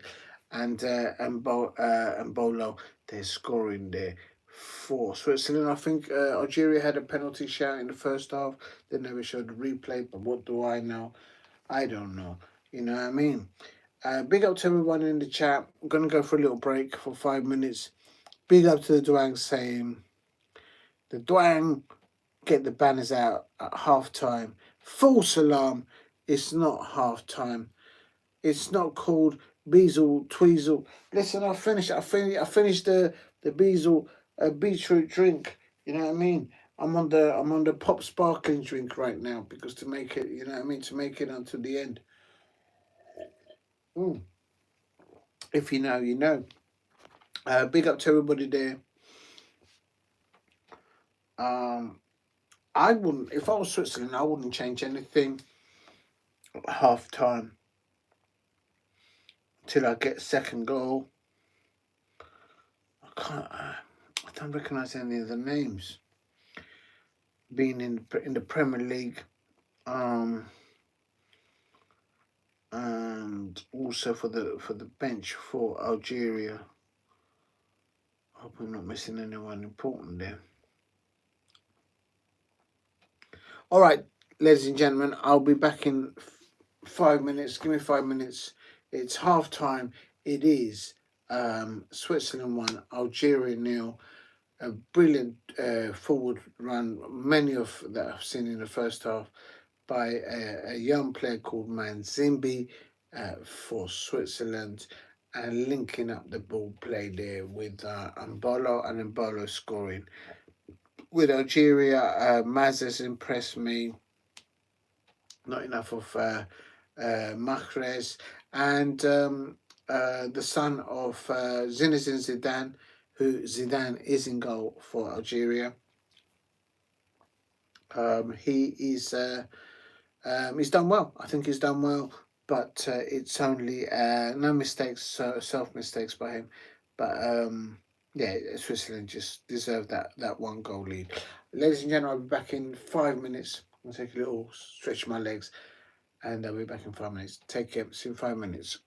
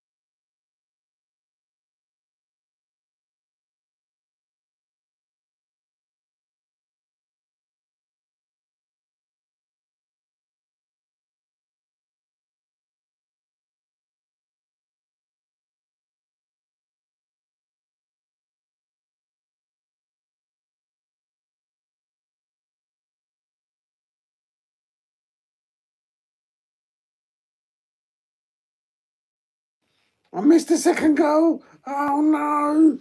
Let's have a look what happened. They scored the second goal. Unbelievable. Big up to everybody. Yes, it's 2-0. Oh man, I was 2 minutes late.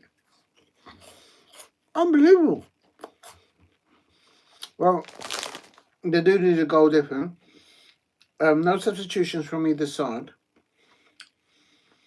Let's have a look and see where they continue.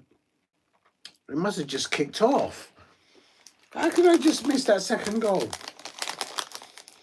Man.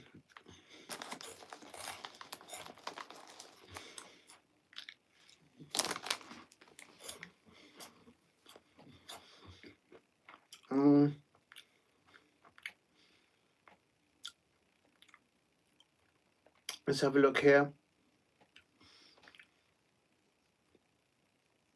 Mahrez there is the captain.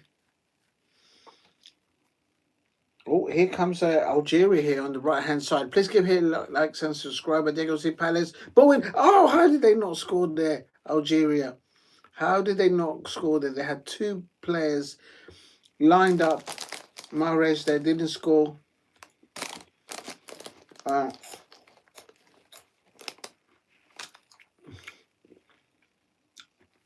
There is Mazza there. He's down injured.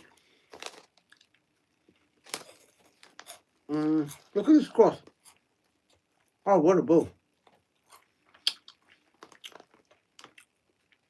He has to score there. He played it into the defender. He played it the wrong side of the goal. Unbelievable scenes. Good transitional. You would have put money on that.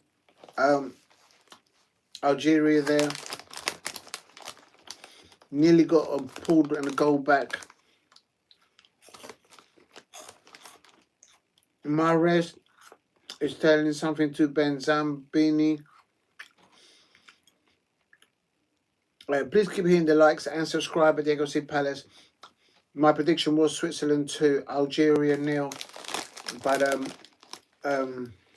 given the state of affairs with officiating this World Cup, it could happen that it end up 2-2.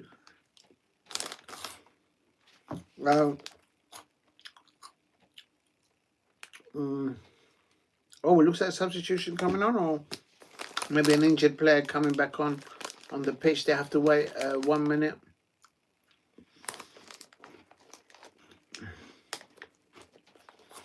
I remember Nigeria playing with a player down. It's about a minute they have to stay off. Granit Xhaka there, kicking it off the free kick. I think he picked up a little knock there, Granit Xhaka there. Was playing quite deep. Literally playing like one of the defenders.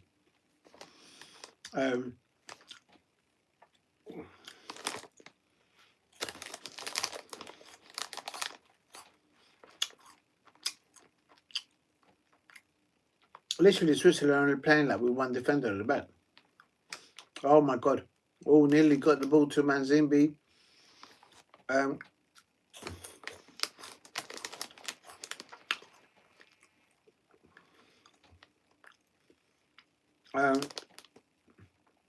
Here comes Algeria down the left-hand side.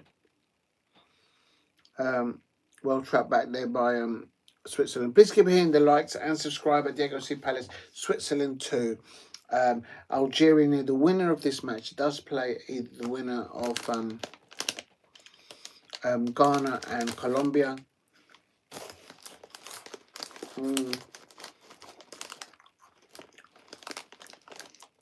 Although information, Switzerland are playing 4 at the back.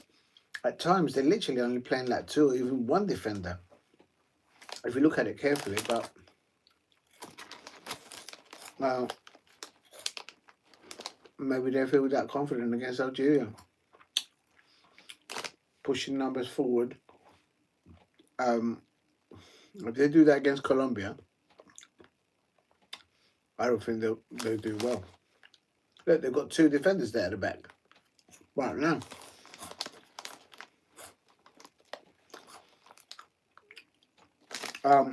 Second goal scored by Ndoye. They must have scored off from the kickoff on the second half.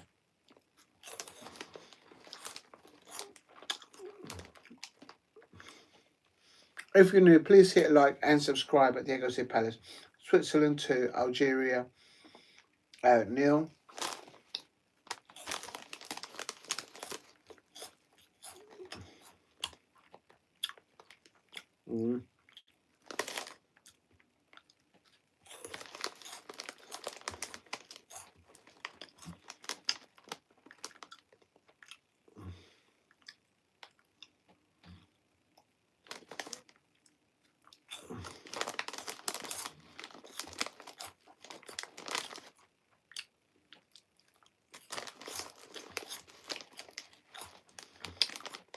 I think there might be another goal in this match.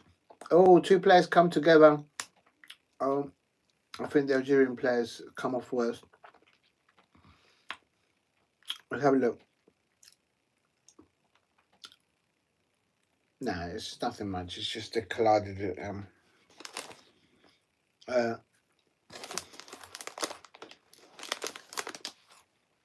They're both standing up now. They're both playing.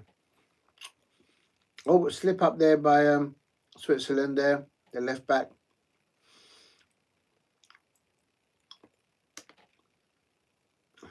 Back to the keeper now for Switzerland.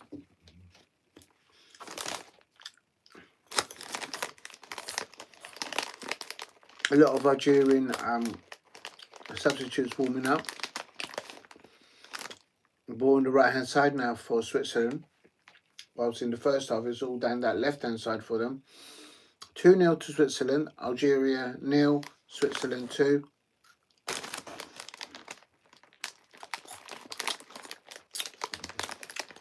Yeah, I just got a feeling that Switzerland just got that technical, what a creative, good player, this young man, Manzimbi, for Switzerland.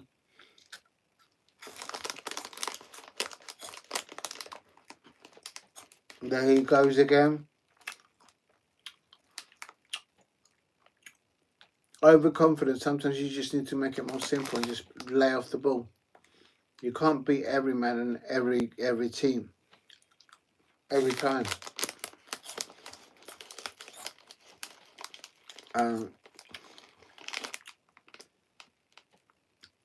Algeria take the throw in quickly. I think that's a Switzerland throw now, isn't it? Oh no, it's an Algerian throw. What lineup?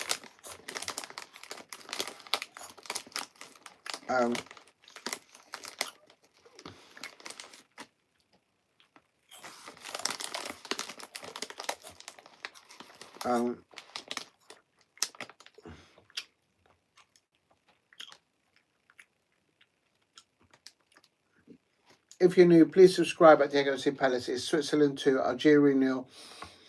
This is going to be if it's Ghana or Colombia, they'll be playing the winner of this match, which is obviously Switzerland. It looks like it. They're winning 2-0. I seem to have just a bit more quality, more technical ability. The Switzerland's players, perhaps more developed, more experienced players. But Algeria are not giving up.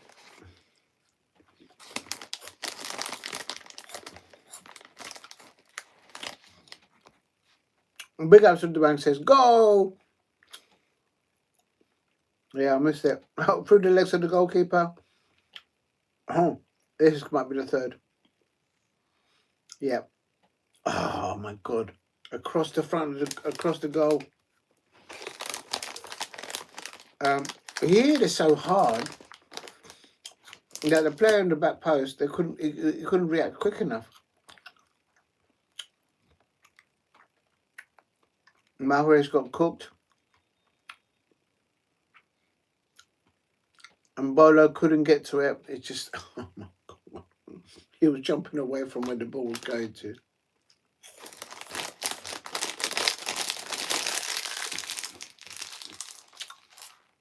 substitution for Algeria here on 58 minutes. Please keep hitting the likes and subscribe at Diego C. Palace. If you haven't subscribed, please subscribe at Diego C. Palace. Very impressed with both of these two sides, Algeria and Switzerland. But in the first half, the start of the player was Manzimbi. He was player of the match.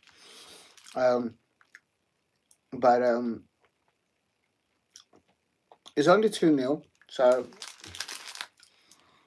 we just see what happens in the next few minutes. If I think Switzerland does get the third goal. My prediction was 2 to Switzerland, Algeria 1. So let's see what happens. But I think they've got enough there. If you're new, please subscribe at Diego C. Palace. Good defending there by El Vadi, the defender for Switzerland. There seems to be a lot of support for Algeria there in they're playing in Vancouver. Yeah, they're playing in Vancouver, of course, in Canada. And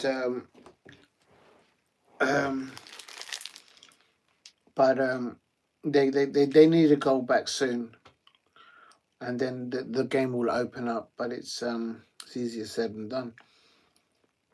Switzerland playing the ball out from the back on the right hand side. Oh, if you're new to the channel, please hit a like and subscribe at Diego C. Palace.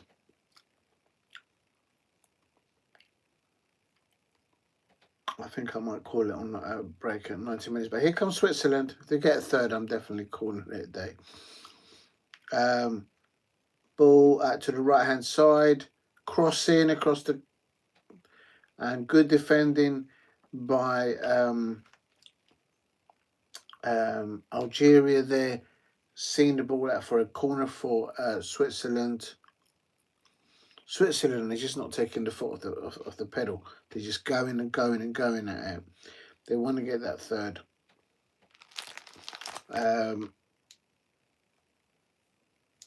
I think they've been into the last 16 in the World Cup. I'm not sure. Rodriguez taking the corner for Switzerland. Rodriguez.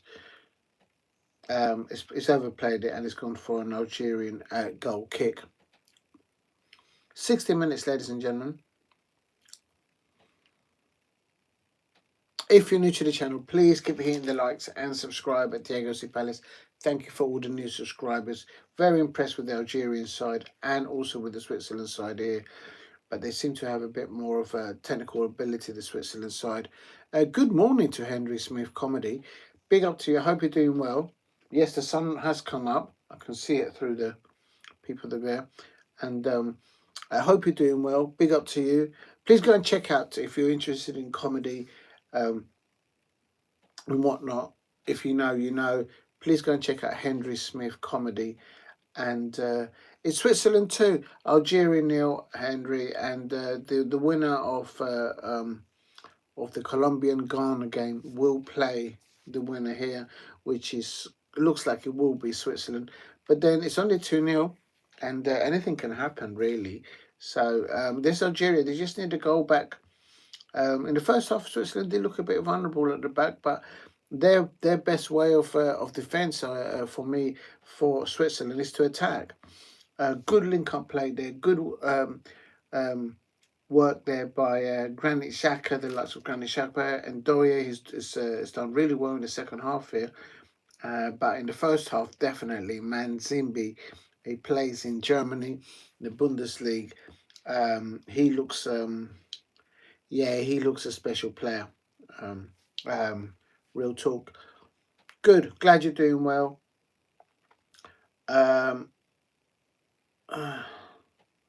Mahrez is there, who used to obviously play. He won the Premier League title with Leicester City with Jamie Vardy and whatnot. And then he went to City, but he got injured. But there he's playing. He looks like he's going to play a full 90 minutes there. I don't know if he's still at City. Nice turn there by and I think it might have been Mbolo.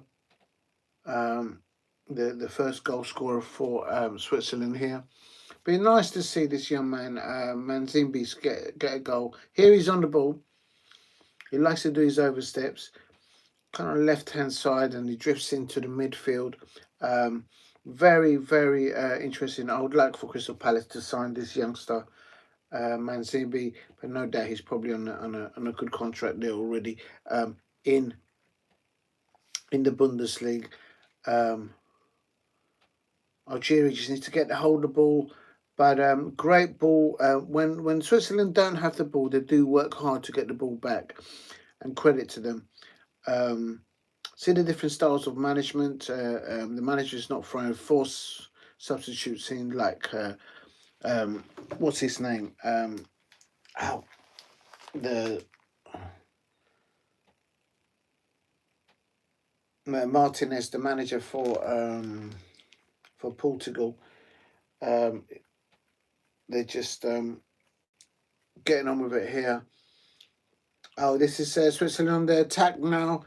And oh, I think that's a corner. There's a corner. Mandibi. Yeah, I heard Newcastle are in talks with Manzibi. Oh Lord, we can't compete with salaries with Newcastle. Well, there you go. There you go. Say no more. Yeah, there'll be a reckon. But they've lost to Tonali. They might have done £100 million. They're receiving from Tottenham Hotspur and big spenders outbidding and taking all the targets of Manchester United fans. And oh, there's that a foul there? Surely that's a foul. Yeah, they started again. Please keep hitting that. Oh, thank you very much for all the likes. If you haven't subscribed, please subscribe at Diego C. Palace. I got a feeling that Algeria will get my predict, not because my prediction was Switzerland 1, Algeria 1, Switzerland 2, Algeria 1.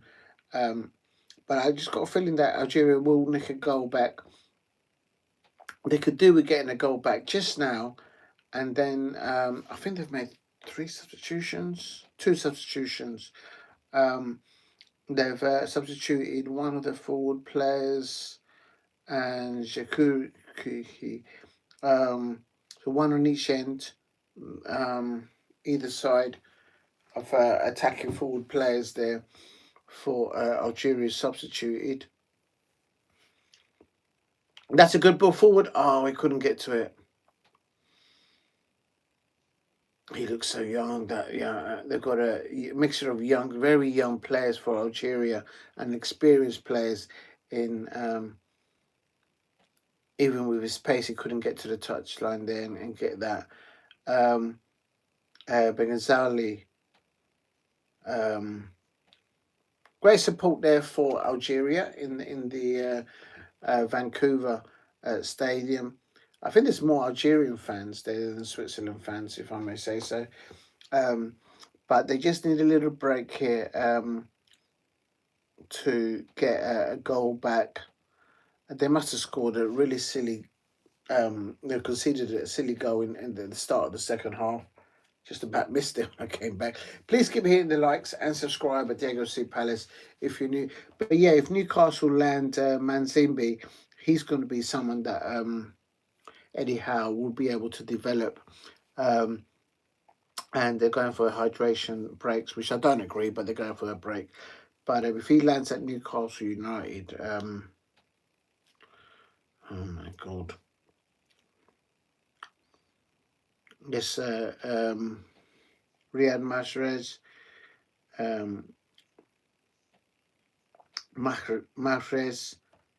Riyad Mahrez. He's the captain. He's lasting. Looks like he's going to last 90 minutes. Got an engine on him. Clearly recovered from his injury. If you haven't subscribed, please subscribe at Diego C. Palace, and thank you very much for the new subscribers. The reason why I'm intrigued about this match is because the winner of this match will face Colombia or Ghana, so we'll have to wait and see what happens there. The stadium has a roof. Yeah, it is. It's cool, and there's not No need for a hydration break. Exactly. They're just having a little cup of tea. Then we just have a little lay down, have a hot dog. You know what I mean? Put some onions on it. Bish bash bosh. Some brown sauce if that's what you're into, or put some ketchup or mustard, whatever you like. And that's what they're doing. And in my day, at half time, you should get a few slices of oranges and a little bit of water. Look at this is the goal, the first creation of the goal. Yeah, I can see this guy doing that. He's got a. He reminds me of Luis Diaz, and he reminds me of Anthony Elanga. This man came. This youngster, Mansimbi, and if Newcastle get him in for Eddie Howe, he needs that. He was lacking that kind of a player last season, hence why Newcastle fans lost to Sunderland home and away and finished below them in the Premier League. Absolute scenes.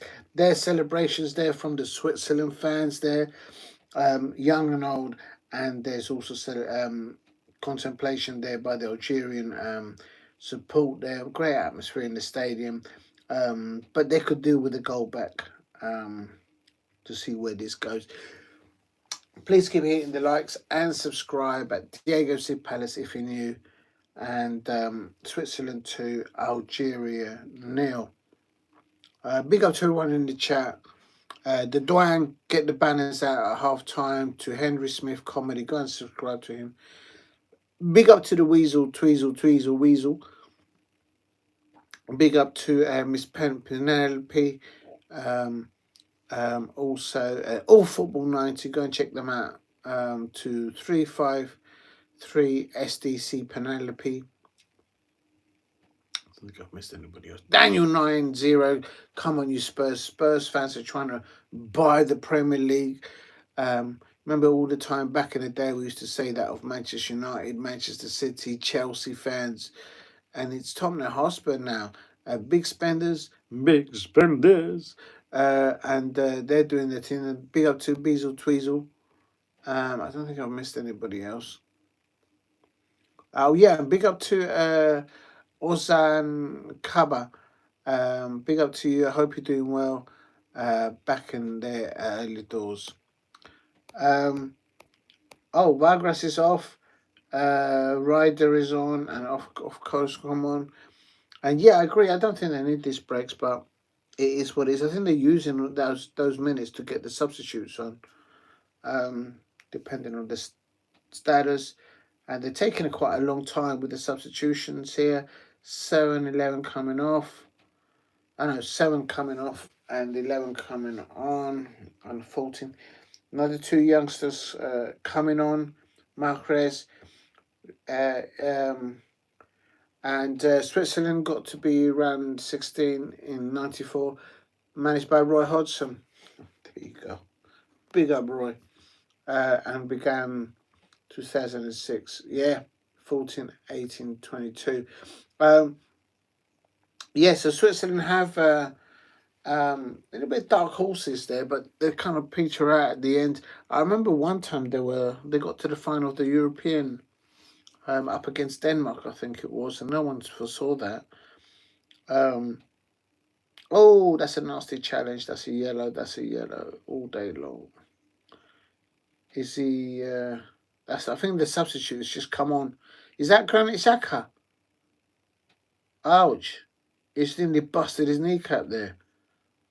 Let's have a look at this. Oh, it is Granit Xhaka. Oh, this is not good for Switzerland.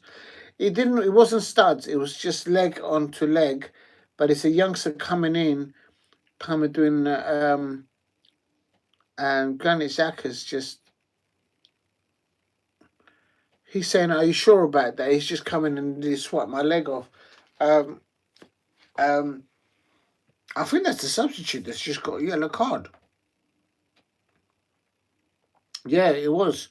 Balday. I probably just butchered his name. I thought it was the substitutes. Granit Xhaka's trying to put his leg back together. He's telling the referee, "Are you sure about that?" I'm trying to put my. I think he's all right. It's just the way the legs collided. There's no studs. There's no studs showing. So on the replay, 150 caps for record Granit Xhaka there. Okay, I'll call it a day for itself. Aren't you going, yes, I've got to be busy, I've got to do something because you need to get sleep to function. Yeah, I'm going to call it a day. I tell you what, when it gets to 75 minutes, I'll call it a day. That's why I read everybody out. Thank you to the Dwang. Thank you for all your comments and everybody else in the chat and Henry Smith Comedy. Big up to all of you. Thank you very much. Let's have a look and see. Hydration breaks just to get the extra ads in over in the US. Yeah, I agree. I think I've heard a report that in the next tournament, which is the European tournament, they've definitely decided not to do it. But whether that's official, that of course that's not. Rules come from FIFA, but it's UEFA. But that's what I heard. A good rumor there. So we'll have to wait and see. But I don't think the game needs it. The thing is that the majority of times when they do these hydration breaks, you got like 80,000 people booing. You don't sell anything if people are booing. There's the third goal. Oh my days! Oh my days! They should have scored there, Switzerland, on 74 minutes. They're literally lining up. And give credit to Algeria. They're battling and they're trying to claw a goal back here. But Switzerland are going to catch them. Yeah, I'm going to go and get a rest. I'm just trying to see, because if Algeria do pull a goal back here out of nowhere, I think that ball went out, didn't it? Then it's kind of a little bit of game on. We also what happened to Senegal, and how Belgium came back at them, even though they were fighting on the pitch, Odegaard and Tillemans, and yeah, it ended Belgium 3, Senegal 2, and they were like 5 minutes from the end. That was a heartbreaker. Ismail Assar, my player of the season last season at Crystal Palace, for real talk. And trying to go around the Switzerland left back here, winning himself a corner. Very young man there. Can't pronounce his surname. A lot of support there for Algeria there in Vancouver. Looks like the stadium is full of Algerians there. Oh, it's a time. Let's have a look. No, nothing comes out from that corner. Yeah, I will, Henry Smith. I'm going to go and go for a rest.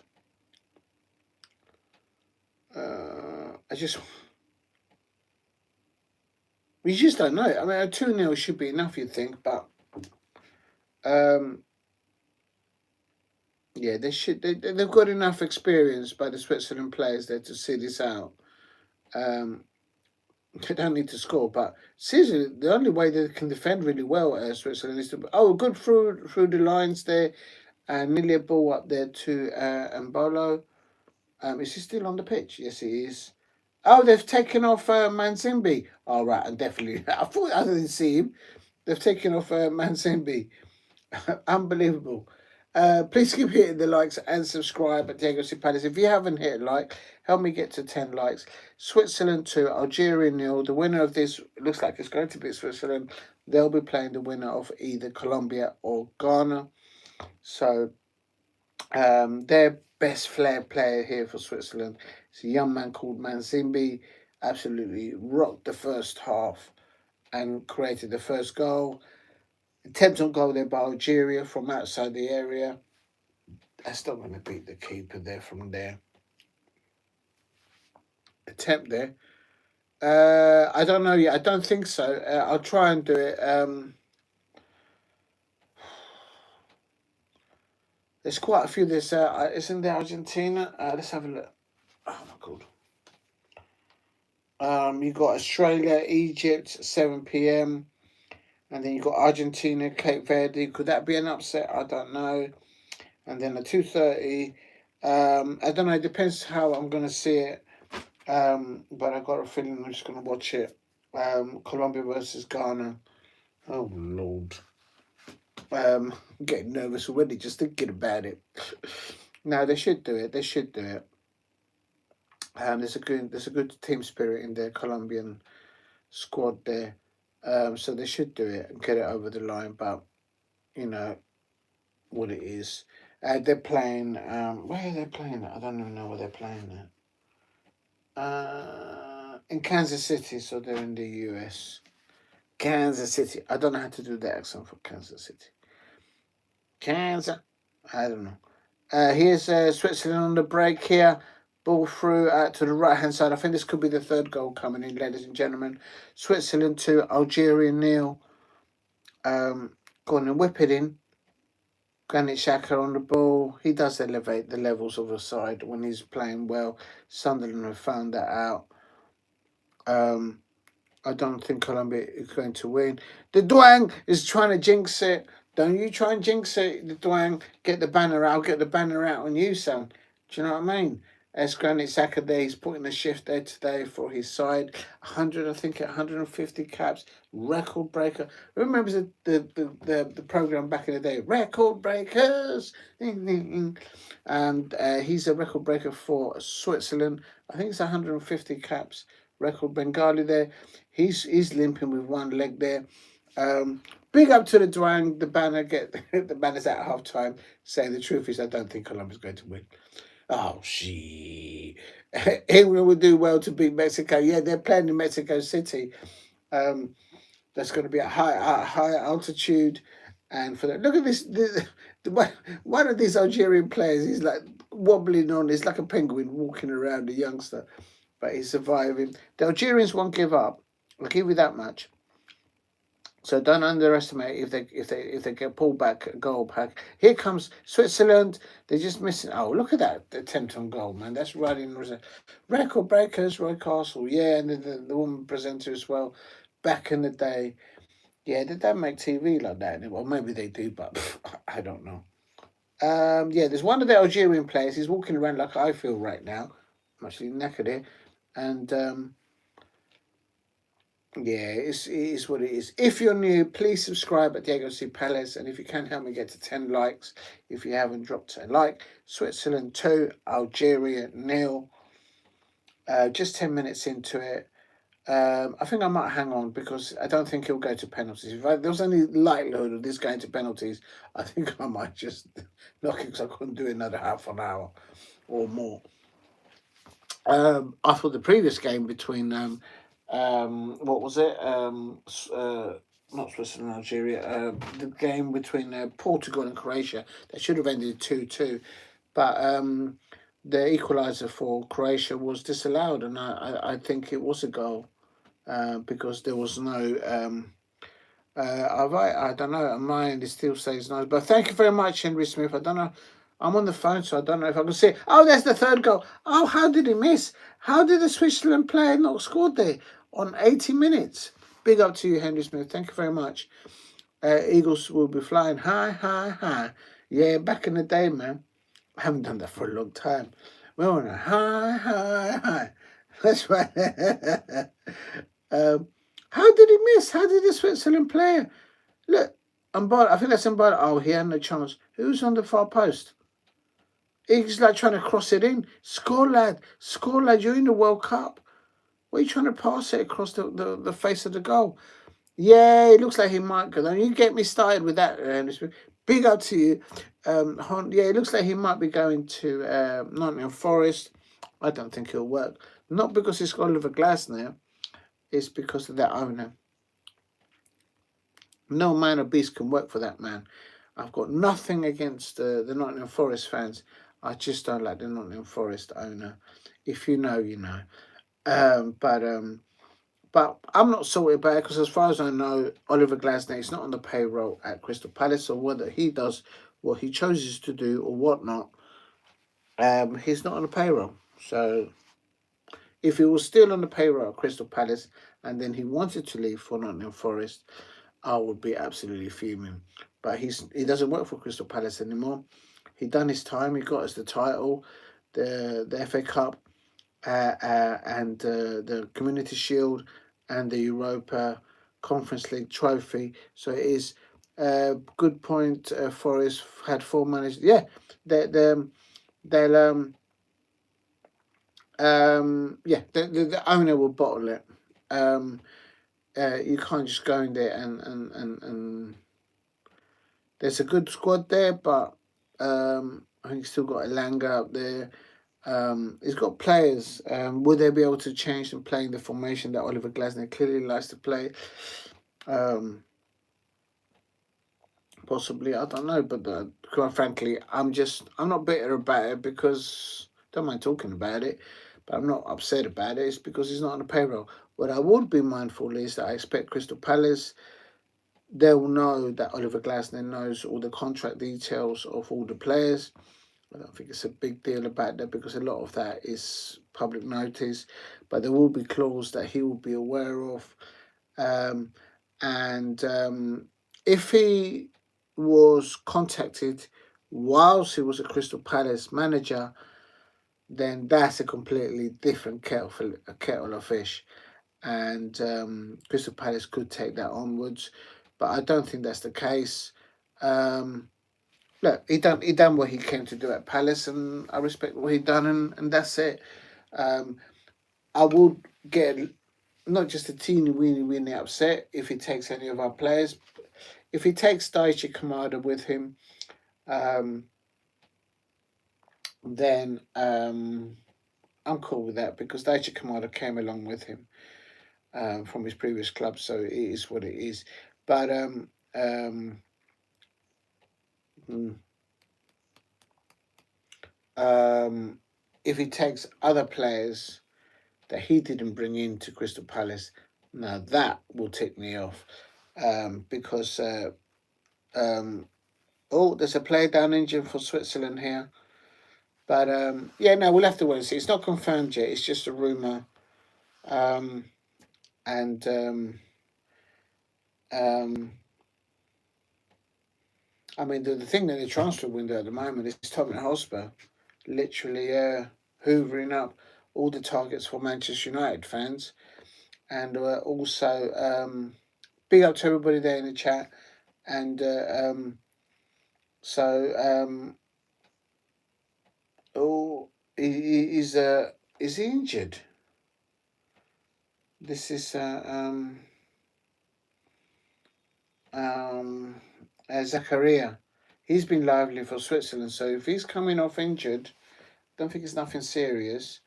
That could be a concern for Switzerland in the next round, but they'll have a few days to rest. Please keep hitting the likes and subscribe at Diego Cipadas. Thank you for getting me to 10 likes and whatnot, as Henry says. Big up to all of you. It doesn't matter if he doesn't get to 10, but thank you very much. Definitely thank you for getting me over 5 likes. 85 minutes. I don't think this will go to extra time, so it will end in about 5 minutes or so, or 10 minutes. Algeria looking to get a goal back here, but and what's going on here on the touchline?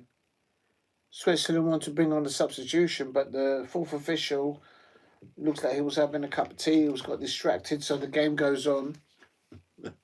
Oh my days! Is that this Algeria in here? No, it's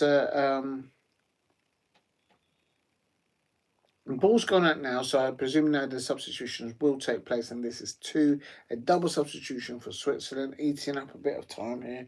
If you know, you know. Please keep hitting the likes. If you're watching on playback, please subscribe at Diego C. Palace. Thank you very much for everyone in the chat. As soon as this match finishes, I am going to knock it on the head. Because I wasn't supposed to do the second half, but great. Very impressed with Algeria players, with the team. Dedication, endeavour there to try and get it over the line and get into the last 16, but it wasn't meant to be, I don't think. Switzerland's here, 2 goals up for them, 1 goal in the first half, another goal in the second half. They seem to the only way to defend really well, Switzerland, is to attack, and credit to them, they are winning 2-0. They're probably just thinking, just see the game out. And see, this is about the time when Senegal was leading Belgium. God, and then they turned it around. That has to be a heartbreaker. If you're Senegal, Ismail Assar, Ismail are thinking, oh, come on, man. I mean, as a Crystal Palace fan, I wanted him to go through. Make no mistake about it. Of course, I wanted to come back in one piece. but I don't want him to lose like that. And it's just bad luck. I mean, I would just. Oh, Algeria here. Good save here by the goalkeeper for Switzerland. And it's offside. How is that not offside? Switzerland is saying, come on, man, that's offside. The man is clearly offside. This Lino, he was having a cup of tea somewhere. He was, I was offside by a mile, bro. Look at that. Two of them are offside more than 5 meters. That's sloppiness. You're trying to get a goal back, and the guy's just walking back, trying to get onside. And who me? Nah, that's, you go to the World Cup, man. You don't do that, man. You can make sure you're onside. Miles offside. It's actually 2 of them, and you see one of them, the youngster for Algeria, is just like, who, me? Nah, you can't do that, man. But anyway, they didn't score. But still credit to them. I think they played really well in this tournament. But especially that 3-3 comeback for against Austria, which guaranteed them that 3rd place, helping to knock out Scotland and whatnot. Switzerland 2, Algeria 0, coming up to 89 minutes. I think they've done enough and they deserve their win as Switzerland. I can't deny them. A lot of Switzerland fans there, and but a lot of also Algerian fans there. Great atmosphere there in Vancouver. Lovely stadium they've got there for this. I don't know who plays there. But how they're taking a hydration break and then the air-conditioned stadium, I do not know. Just play the game, man. I'm glad that no VAR decision has decided this one. The match between Portugal and Croatia was decided by a goalkeeper because the second goal was an equaliser by Croatia, in my opinion. Apparently there was a knock-on. And who was the VAR referee? Jared. I'm saying no more. Switzerland fans are jumping up and down, doing the conga and all that jazz. They're celebrating because they are, is that six minimum or 6 minutes? Yes, thank you very much, Henry Smith Comedy. Absolutely, you're correct. It's 6 minutes. And they got, there's one there with a Red Bull. They're all celebrating. They are celebrating because they're into the last 16. They'll face either Ghana or Colombia. I think it'll be Colombia. But it's interesting to see that they took off Manzimbi. He's player of the match for me. Manzimbi and this could be the last time that we see. Oh, hello. He's no, he's overrun it. Could be the last time that we've seen Riyad Mahrez, the Algerian captain, of course. He won the Premier League with Claudio Ranieri's Leicester City, Leicester City, and then also the that's a weird celebration by the Switzerlanders. They're all holding on like this and going sideways and sideways, kind of baffle the opponents. And this could be the 3rd goal. Oh no, there's a foul here by one of the substitutes of Switzerland. Otherwise, one of their players would have been 1-on-1 on the goalkeeper of Algeria. 4 minutes to go here and there and thereabouts. Good World Cup campaign by Algeria here. But Switzerland just had too much in the bag there. If you're new to the channel, please keep hitting the likes and subscribe at Diego C. Palace if you are new. Switzerland 2, Algeria 0. Oh, hello. In the penalty area here of Switzerland, headed away by Switzerland. And there's a foul here. There could be even a yellow card. No, they're all right. They know the game is done. There's no need to get yourself sent off and whatnot. It is what it is, and I think the Algerian squad could be very proud of their performance. Getting to the knockout stages is no small feat for a side like Algeria. The manager of Algeria and the manager of Switzerland, they know each other well because one of them managed each other's side recently. And it's interesting that Switzerland won 2-0, but they just got a bit more quality squad in depth on the bench in respect to Algeria. Algeria got quite a few youngsters there, but their time will come. They're not giving up. They're trying to get pull a goal back here. Nice little ball into the penalty area, but then obviously Switzerland are just trying to see this go well. Ball played through the lines, but it's just overrun by Haj Moussa, and yeah, I think it's the last time that I think we'll see Riyad Mahrez in the World Cup. I'd be very surprised if we see him in 4 years from now, which is going to be co-hosted by Morocco, I think Spain and Portugal. I could be wrong. And also there's going to be some matches being played in Latin America, which is the first time that 3 continents are going to cover the World Cup. That's my understanding, in 4 years' time. All right, so Morocco doesn't have to qualify. Spain probably won't have to qualify, and then Portugal won't have to qualify. So we'll have to wait and see. If you're new to the channel, please keep hitting the likes and subscribe at Diego C. Palace. It's about 2 minutes or so. Switzerland, are they going to get a third goal here? No, that's good defending by Iran, by Algeria there. Yeah, he ran out. He ran out, and the ball ran out into. I thought it might have been a corner, but it's not. But good defending there. Yeah, big up to you. Yeah, it is Henry Smith. Yeah, I read that a few days ago. Because somebody asked me, and I was like, huh? Like Scooby Doo, huh? I don't know. And then yeah, figured that out. Switzerland 2, Algeria 0, and good match. I'm glad I watched it, although I'm completely shattered.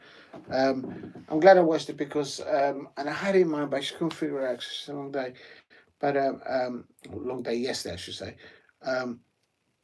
Switzerland there is the next opponent for Colombia or Ghana, which hopefully will be Colombia. So this time tomorrow, we should know if it's Ghana or Colombia who will play Switzerland. But it looks like it's going to finish 2-0. My prediction was Switzerland 2, Algeria 1, so I was a little bit off there. Yeah, no VAR, dodgy VAR. It's all over now. They think it's all over. It is now. Oh, right. Is that they scored? Oh, they're lining up. Oh, good save there by the keeper. By the Algerian goalkeeper. Zinedine Zidane's son. He's redemption for him. He's very short, but good saving, because in the first match that he had for Algeria, Argentina piped in 3-0. He just made goalkeeper errors, but credit to him. He's although his side has lost 2-0,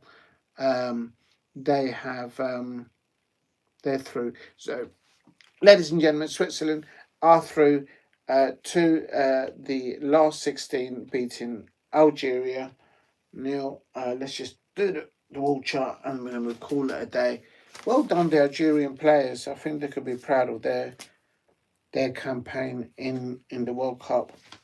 It's ended 2-0 to Switzerland. So Switzerland is 2, Algeria 0, and then that's 85. It's 85. I've got to put them in Switzerland. It's such a long name.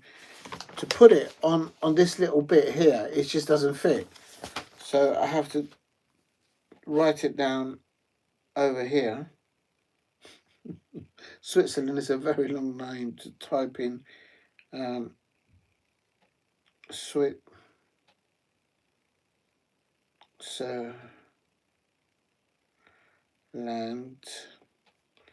And then there you are, ladies and gentlemen. Oh, let's just put this down before it falls down. there is Switzerland, and hopefully that will be Colombia there. We'll find out that tomorrow. And then also, still to play, we need to find out.